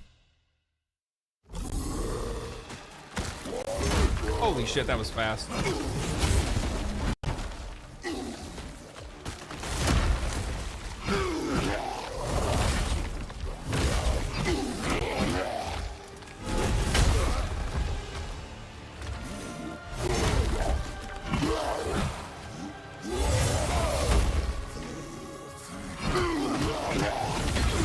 I was just trying to get a feel for him. Just trying to get a feel for him. It's a construction worker. Cutscenes are top notch. Yeah, I like the cutscenes. Cinematics look really good.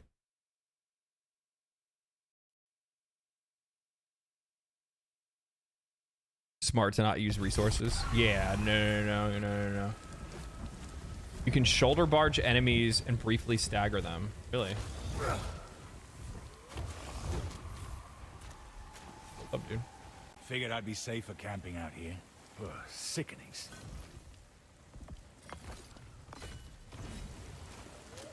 Okay.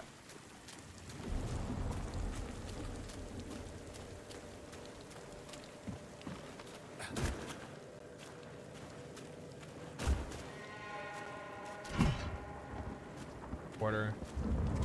They're like 1-2 dodge.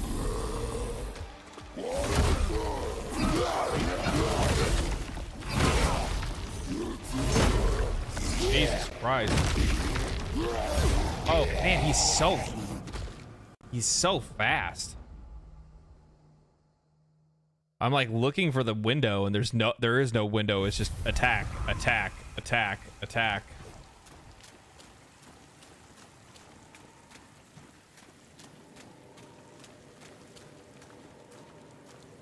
Oh, it's all parry? Okay.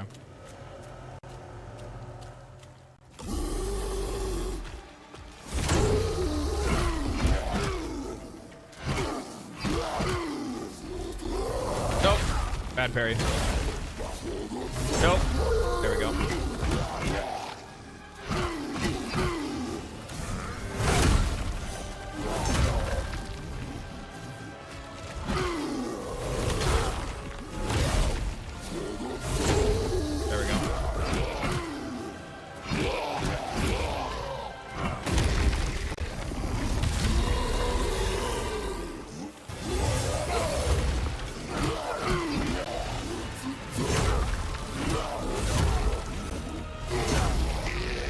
Couldn't get it.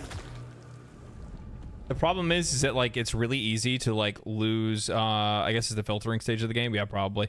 The problem is that it's kind of hard to see because of like the angle. So like you have to kind of feel for the parry, and then also like hope that your character isn't stunned, because it's really hard to tell when my character's stunned and they're not. Too early. Too early, and I'm stunned. Yeah, I'm dead.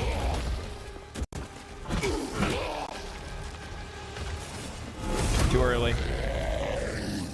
Yeah, I just can't get that. Like, the one thing that throws me off with the parry in this game is it kind of reminds me of. It kind of reminds me of like when I was watching people play. What the hell is it called?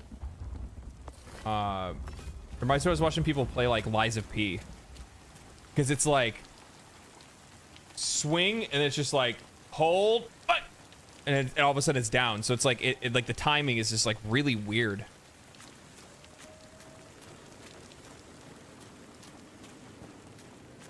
Like it's not. I think the best way to say is like it's not natural. It's not what you would like. I'm going with my natural feeling of where when I think the timing is, but it's actually longer. It's just a little bit longer than that. It's hard to like rein that in.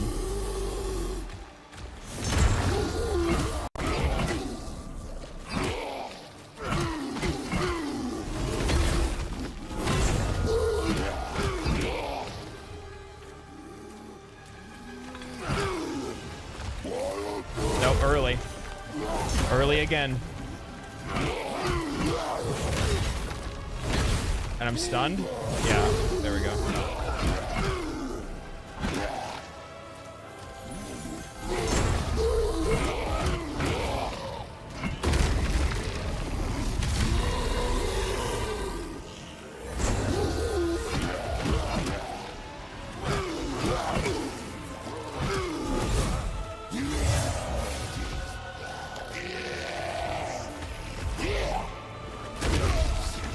Oh, I can't parry that. That was a jump. I'm dead? Nope. Nope, nope. Good. Good. We're good.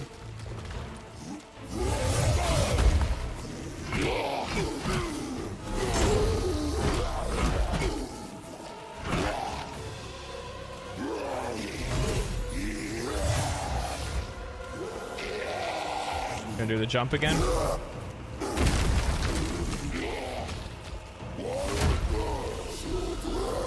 early. There we go. Got it.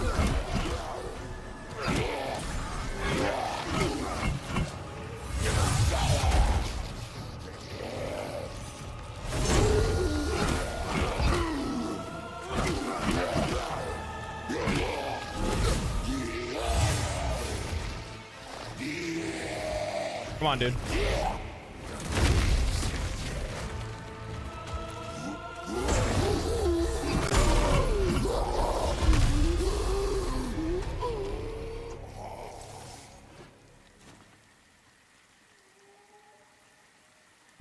He's gaming. He's gaming. Calm, cool, and collected. That's how you take care of shit like this.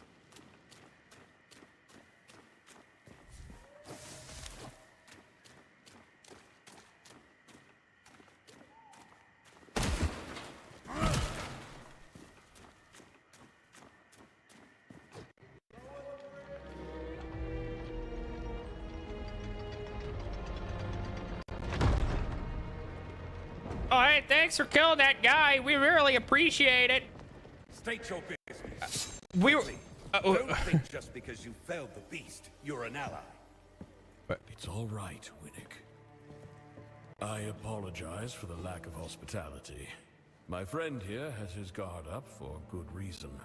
Once the raiders took the old fortress, their bloodshed has drawn more and more of those things towards our city.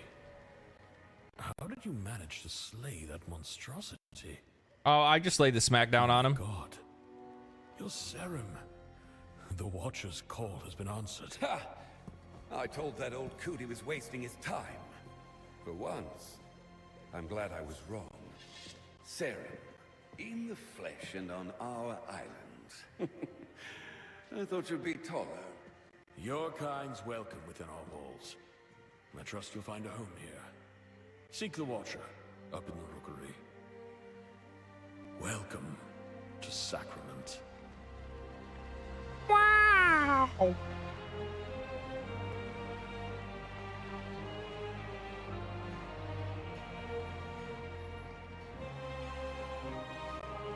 I like it. Looks like a painting. I can dig it.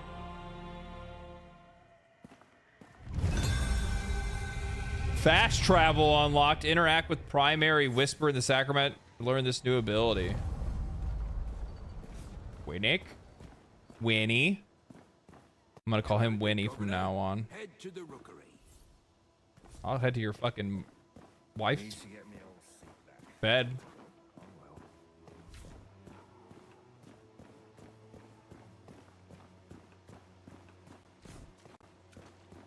Catch some fish. Where'd that fish be? I guess I'm fishing inside the rock. That works. Facial expressions are immaculate. Yeah, they look good.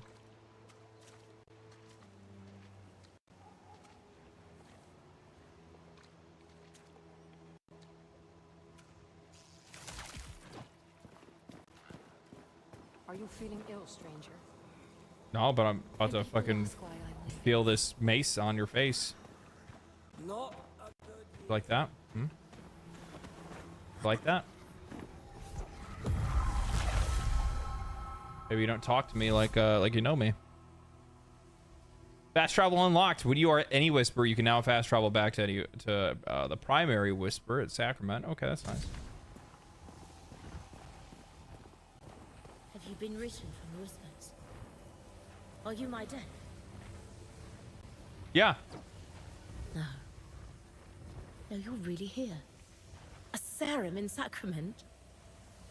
So, the Watcher was right. You came. Yeah, but it came I again. must introduce myself. I am Elsa, an historian.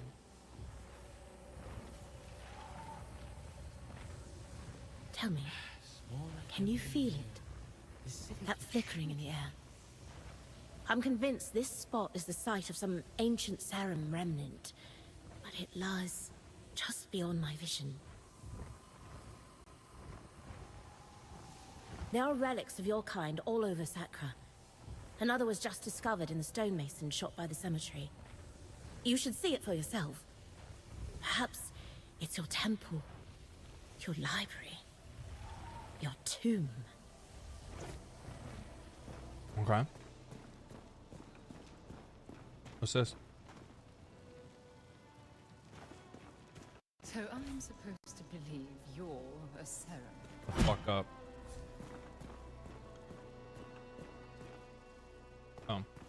Rookery. Sarah.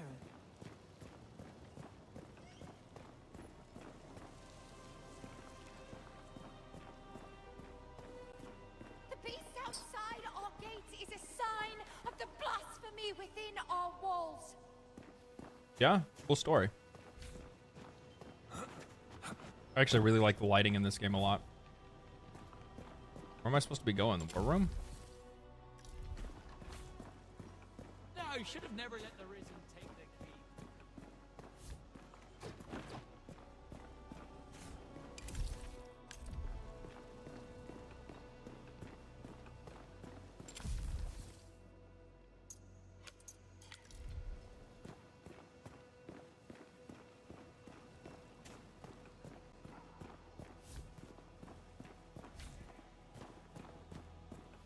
This city's gone to shit. Onward to the rookery, sir. You don't look from around here. It's okay. Neither am I.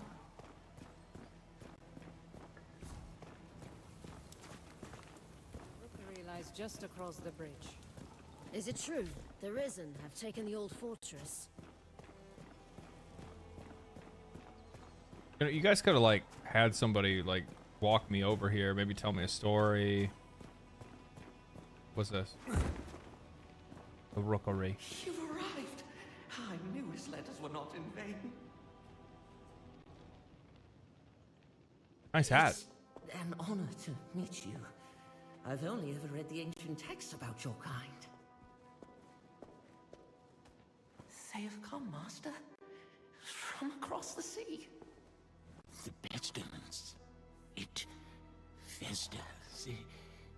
Everything it touches. Did you not hear? The Serum have arrived. They won't come. Never answer. I apologize. He is a brilliant scholar, but it's been so long. God's Reach. They're already here.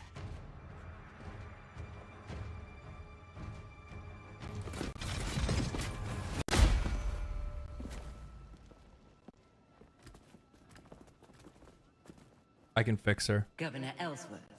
Madrigal Celine, I apologize for the lack of a formal welcome. If you sent word, it must have been lost. A welcome sight, though, aren't they? About time Phelan sent reinforcements. My inquisition is here as an act of mercy, Baron Winnick. There is an unholy presence on this island. I have come on behalf of King Magnus, who King sent Magnus?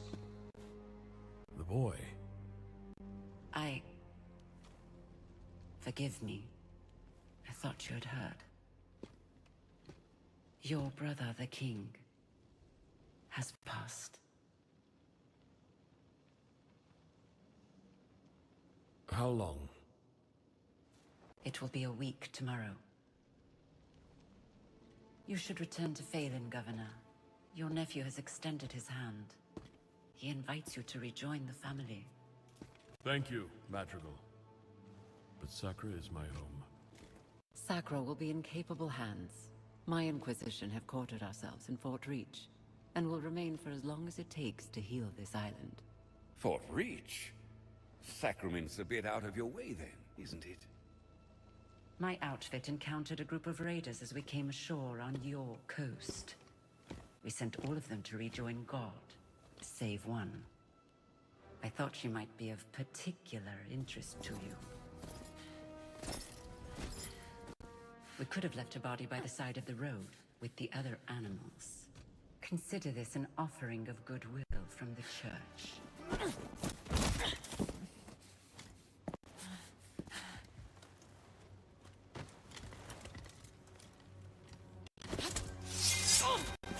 Where was the touch when our people were sick and starving?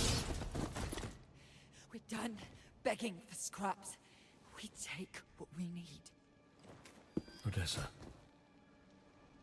Don't.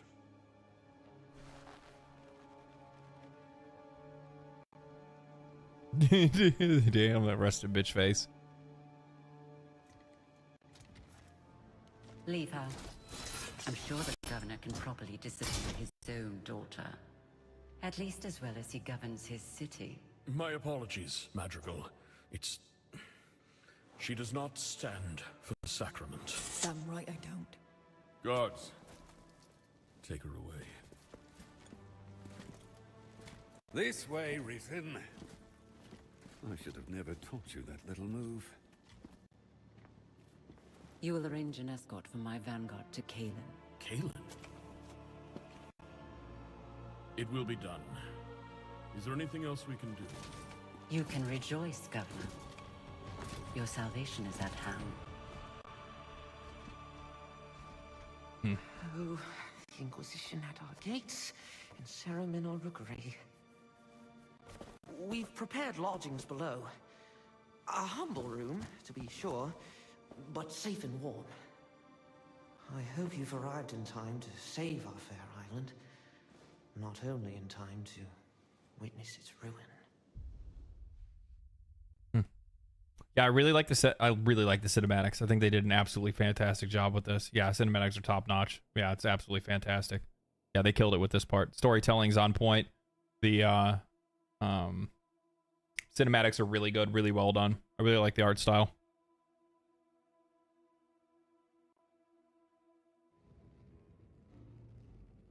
All right, Miki, you got a good point. Yeah. Yeah, I do complain about that frequently.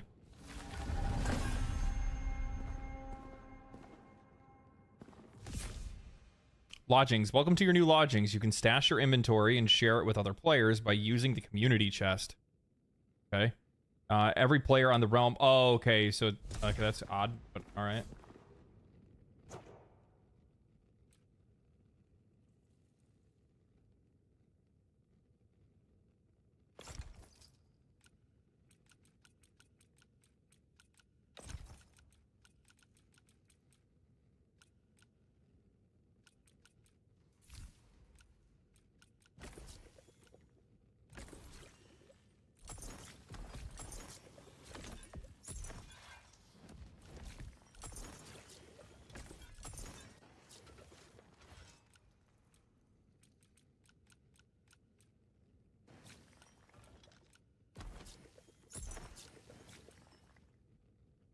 I didn't even see that. That was extra food. Well, I guess I want to keep all this shit with me, right? Because you said this doesn't take up any inventory space. If that's the case.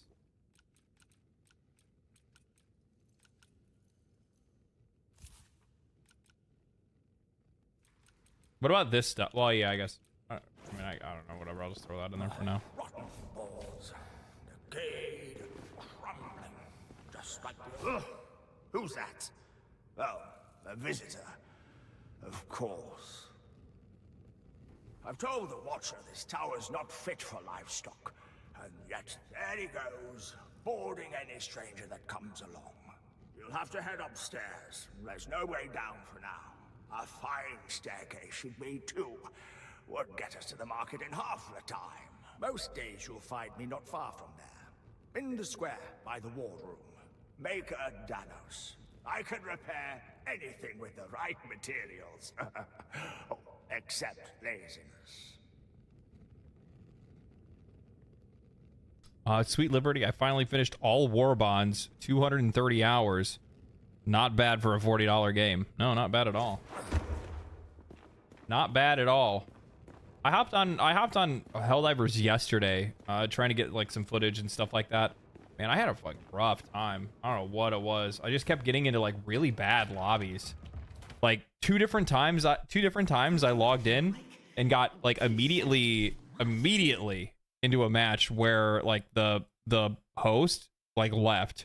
Like it was somebody like I think trying to do like Helldive on solo and realizing they couldn't do it, I guess. I don't really know. And then I drop in and then they're completely out of revives, reinforcements and all that stuff. And then, yeah. And I'm like, what the, like, it happened like 3 separate times, almost like in succession, like bam, bam, bam, right in a row. And I'm like, dude, this is like terrible. So bad. And then like it was either that or I got into lobbies with people that were playing on like higher difficulty, playing on like Helldive. Like, okay, no bullshit. I logged into Helldivers 2. The first 3 matches were one guy on a planet on Helldive by himself, like, just completely scuffed, absolutely scuffed match. And then 2 times after that, I got loaded into missions on Helldive with level 13 and 14 divers. And I'm like, what are you doing here? What are you doing here? Who brought you here? Like, did somebody bring you here and then just drop you off like a kid at daycare? What is this? So like they have like and by like 3 level 14s, I mean like they're using machine guns. That's it. They didn't have anything else. It's 3 people with machine guns. So the minute that a Bile Titan shows up or a Charger, they're all just standing there like, what am I supposed to do? Wait, can you reach Helldive at such a low level? 100% you can reach Helldive well before that. You could reach Helldive probably under level 10. If you had somebody to carry, yeah, exactly, carry. If you had somebody to carry you, if you had somebody where you hopped in and you and your buddy ran missions, then you did normal and then bam, bam, bam, bam. Yeah, you could run all 9, especially because like some of the earlier ones only require you to do like 1 mission in an area or 2 missions in an area to be able to get all the way through it. 9 missions theoretically. No, because you still have to complete a whole map. The only way that you'd be able to do that, because like you still have to, because like on I believe it's on like difficulty 6 and up, you have 3 objectives, right? So like that kind of changes.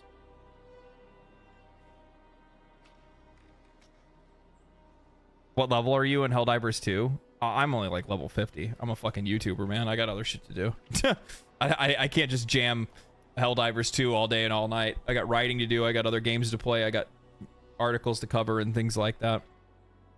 I mean, 50 is still pretty good, but yeah, it's not 150 or 200, level 200 or a billion like some of these other folks are out there. Absolutely fucking sweating it out, trying to make it happen for Super Earth. Test display. We pruned some of the poor torn soul you killed at our gates. I guess one would have to rush main objectives. Yeah, that's all it is. They just push them through. I left a that happened to table, but when I returned, that happened to my buddy. Altered. He bought the game, played it with me a few times, and he's like, get me to Helldive. And I'm like, you don't have anything to deal with Helldive. What are you talking about? And he's like, I just want to unlock the difficulty. Let's go. And I'm like, no, like that's not how this game plays. You need to go grind it out on the lower difficulties. You need to go play with your own level.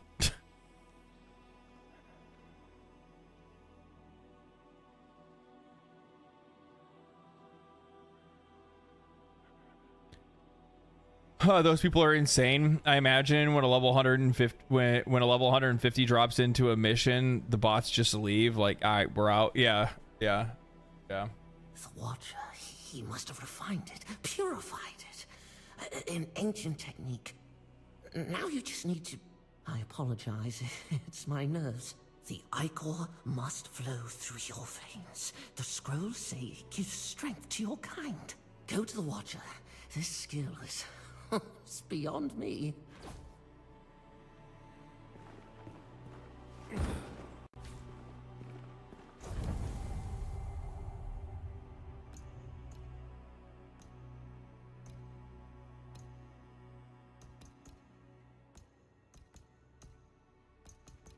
What is it? Oh, like, is this like giving me inventory slot? I mean, I guess I'll take 5 gear slots. I don't know. Which one should I take?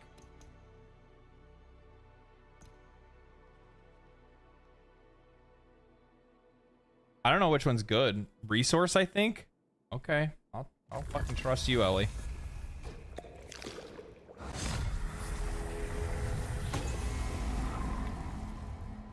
There. Now, Ring. you should encounter Fuck, any more you're right. at all. Ring would have been way better. Their ichor and bring it here. But be careful. This island crawls with villainy. I suggest you visit the market for supplies before How you long? leave the city. How long is it going to be for me to be able to get my next one?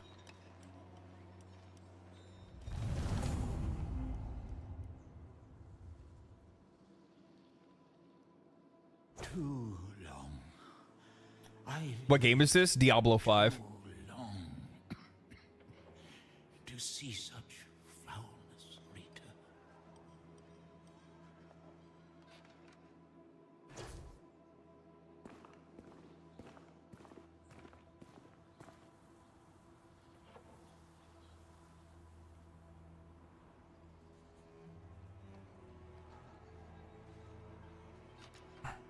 Just sit in my lap. Just don't sit right in front of the screen. Sit in my lap.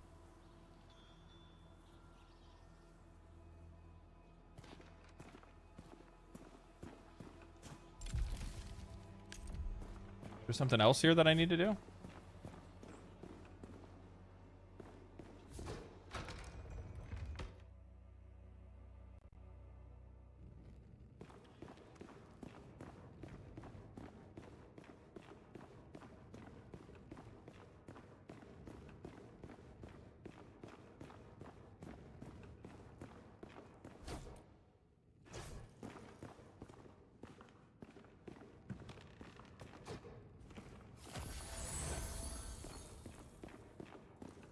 I'll sit whatever I want. Yeah, no shit. That's exactly what he does. You get Icar pretty quick. Okay. Yeah, we'll go for rings next time.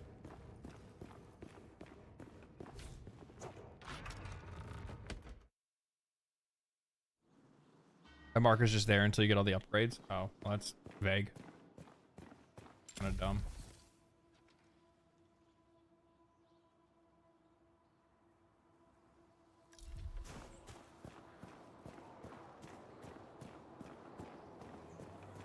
Is it true? The Risen have taken the old fortress. Requests your presence. The Madrigal requests your presence. You must make your way through the Nameless Pass and seek her audience. At the Heretic's Gate. At the pagan door. Fucking weirdos. This is the will Fucking of God. Redditors. Many lives ago, your kind fought the curse. The Madrigal believes you may be of service again. As God finds meaning even in broken things, so does she. Go east, toward the sound of steel and flesh. The sound of deliverance. Fucking weirdos.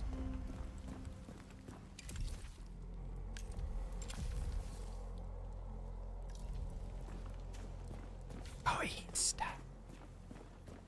Saren, a moment. This city's gone to shit. If I might bend your ear, I've a proposition for you. I saw how you dispatched the raiders in the old fortress. You've had a taste. Any interest in the meal? My men spotted the risen warlord, Darak, in the Orban Glades. He's been a thorn in Ellsworth's side for too long. I sent a contingent after him, but... Yeah, why are we whispering? Because we're blind. If you were to find yourself heading west, you might join them and do Sacramento service.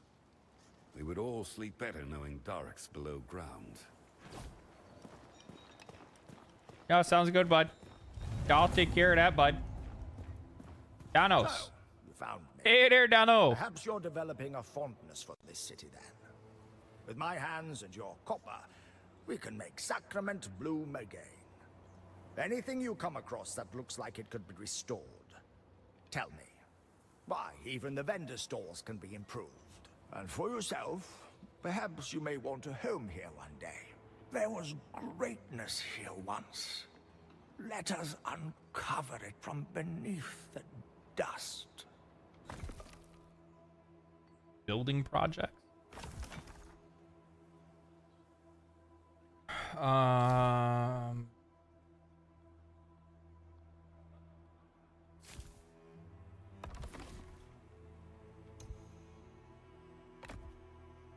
I need more materials. Okay, to like upgrade places here, and that'll give you like access to like more stuff. Is that what it is?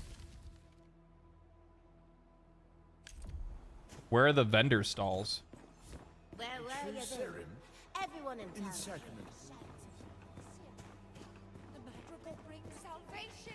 See you later, Vlad. Second island. Upgrade the community hub. Okay. In here.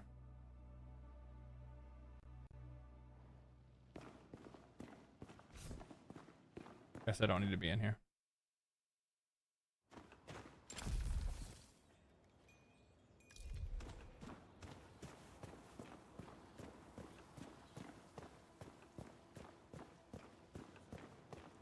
Serum.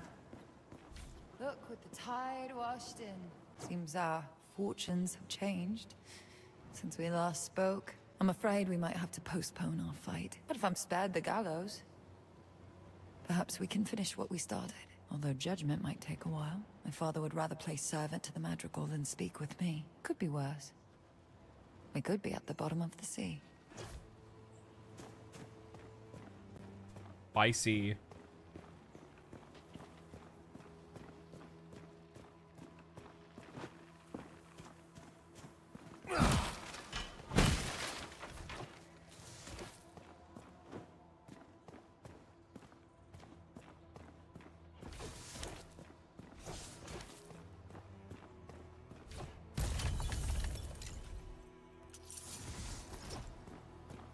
So now we just need to figure out like where I'm supposed to go. That's dead. I don't know why it jumped me all the way down there. I was just trying to go down onto the stairs. It's just like, oh well, how about we just take you off the side of the whole fucking thing? How about that? I mean, like that?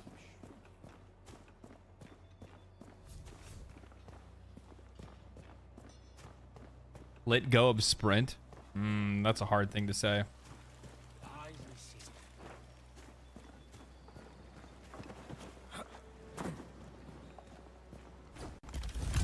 It's a real hard thing to do.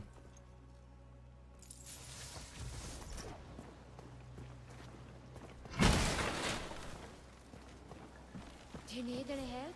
You met Baron Winnick?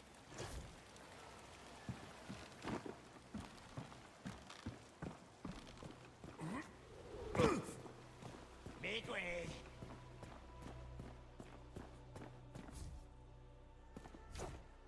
The gate is closed, traveler.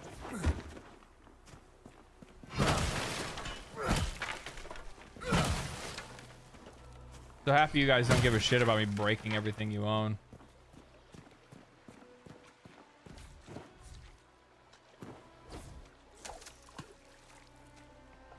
You're going the express route? Yeah, that's exactly what it was.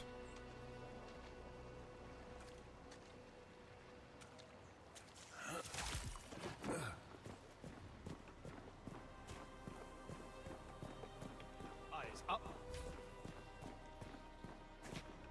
On alert.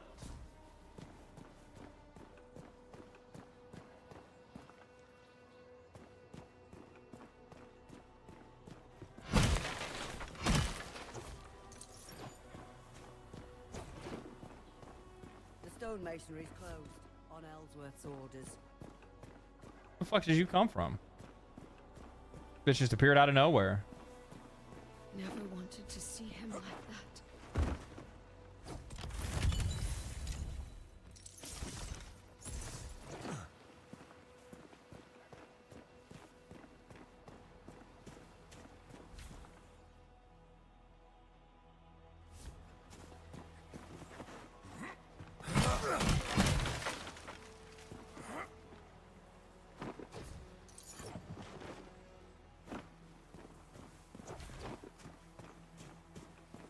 This is the graveyard. Didn't she tell me I needed to come over here? She wanted me to look for something. Saw them Bolin and Inquisition flags flying.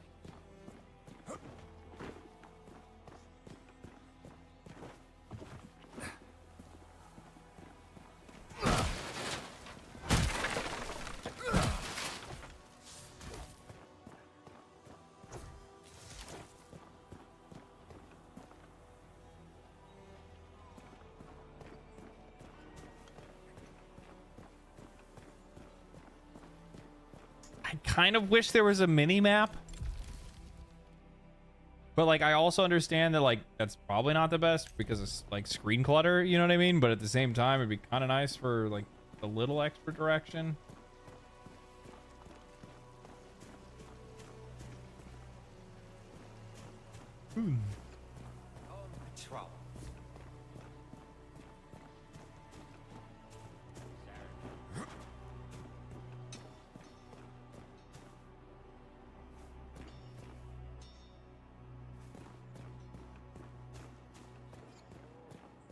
I fear it's happening again.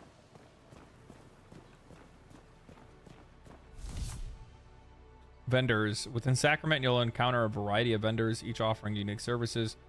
They might sell special items and resources, upgrade or enchant equipment, or they could even exchange or even change Sacrament itself. Vendor stalls can also be upgraded further with enhancing their services. Okay, cool. Good to be back behind Sacrament's walls. My thanks for clearing the way. From now on, how about I stay at my forge and leave the heroics to you?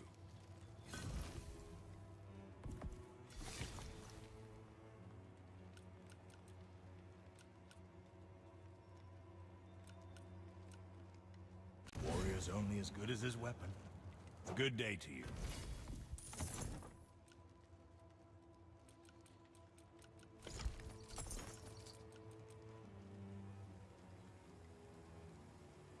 Holy Prisoner's Rag.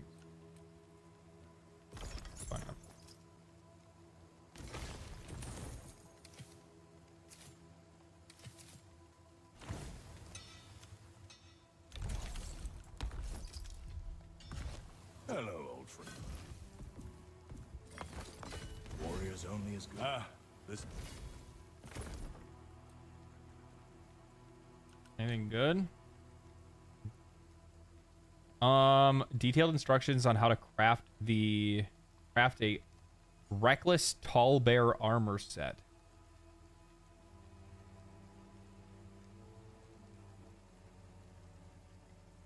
Item can be crafted in an anvil. May your will be half as strong as my work.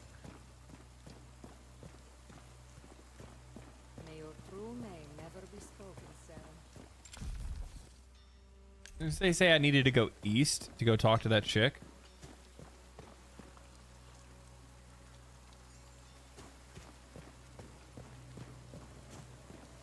Maybe they know. When people ask why I'm leaving. Not a good year. Oh, King Harold's in the courtyard, going for a walk. Well, the Queen is in the kitchen, tasting the baker's stock. Prince Magnus hides in the stables. The light it's so dim. But what is this that I see? The horse is mounting him.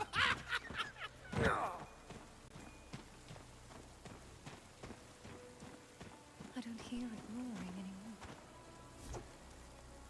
They say you killed the creature outside. The city's got a pull to it. I only stay as long as I need to.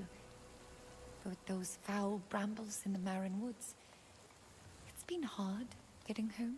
The sacrament's too noisy. Oh yeah, totally super sane guy. Where the f am I supposed to go?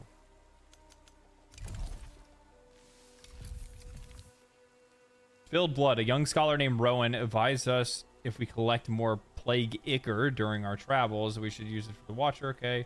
Of rats and raiders. Winnick told us about a warlord named Derek who fights for the Risen. He's been spotted in the western reaches of the Orban Glades. Servant of God. We've been summoned by Madrigal Celine. We must travel through the Nameless Pass northeast of Sacrament, or we can meet her. Okay.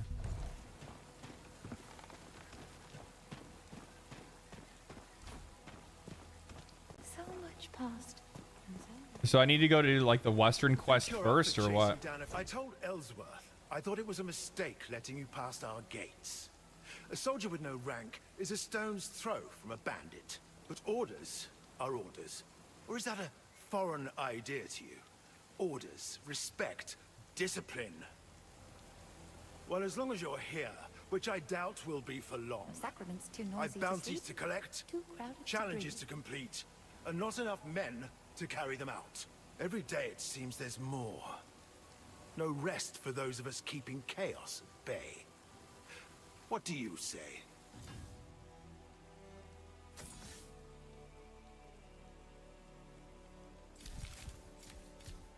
Oh, this is like a whole other thing. Okay, this is about to get into like systems overload.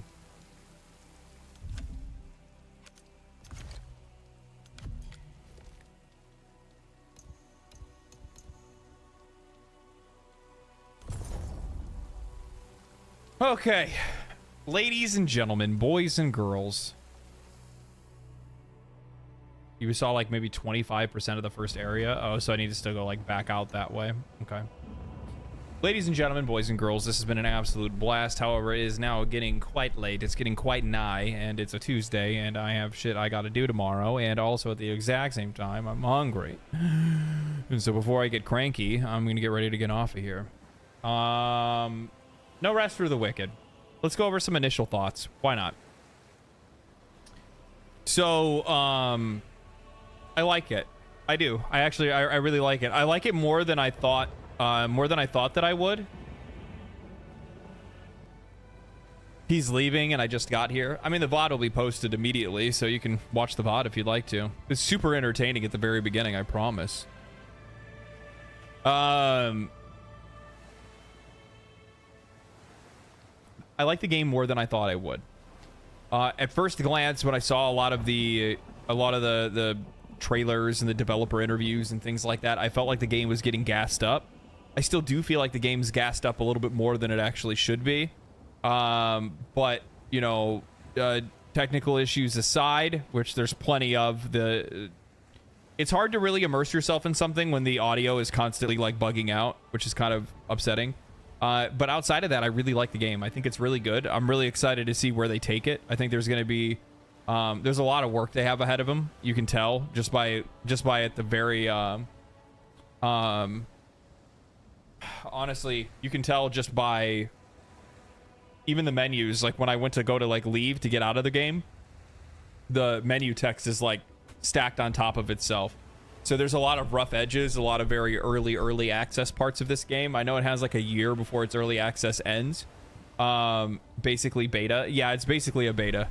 The true sense of a beta, by the way. Like this is how beta process should go. Though, I don't know, like, the weird thing is that the problem is my gold standard is Baldur's Gate 3 when it comes to early access, but they've done early access in a way that I don't think any other game has, which is that they genuinely included the, you know, fans in the development process, you know, years before the game ever released. And as a result of them doing that, what that made is a game that really did live up to the expectations of the players.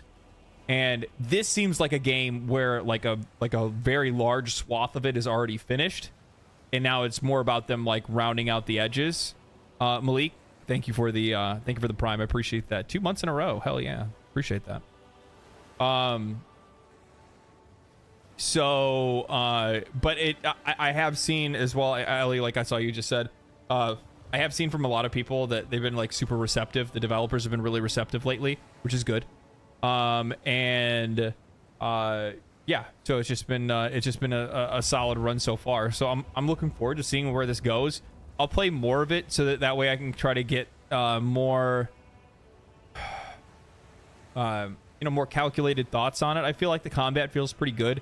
The movement's a little janky. It's a little it's like the movement, and then also like visually there's so much going on in the game that it's really hard to tell like what's happening. Like, just as an example of that boss fight that I did, like I had to feel for the parry timer because I couldn't see. I couldn't see like my character's animation. I couldn't see, you know, really the attack that much. I just had to kind of guess, especially when the enemy's like as big as it is, and you don't have control of the camera. You can't always see your character, so you have to play by feel rather than, you know, visual, like by seeing what's happening on the screen. So So yeah, I mean, I have my fair share of criticisms, but the game is it's definitely exceeded my expectations for what it is. I'll end up playing more of it. But yeah. Yeah. I like it. It's a good start. Thank you, Ellie, for donating the game to the stream.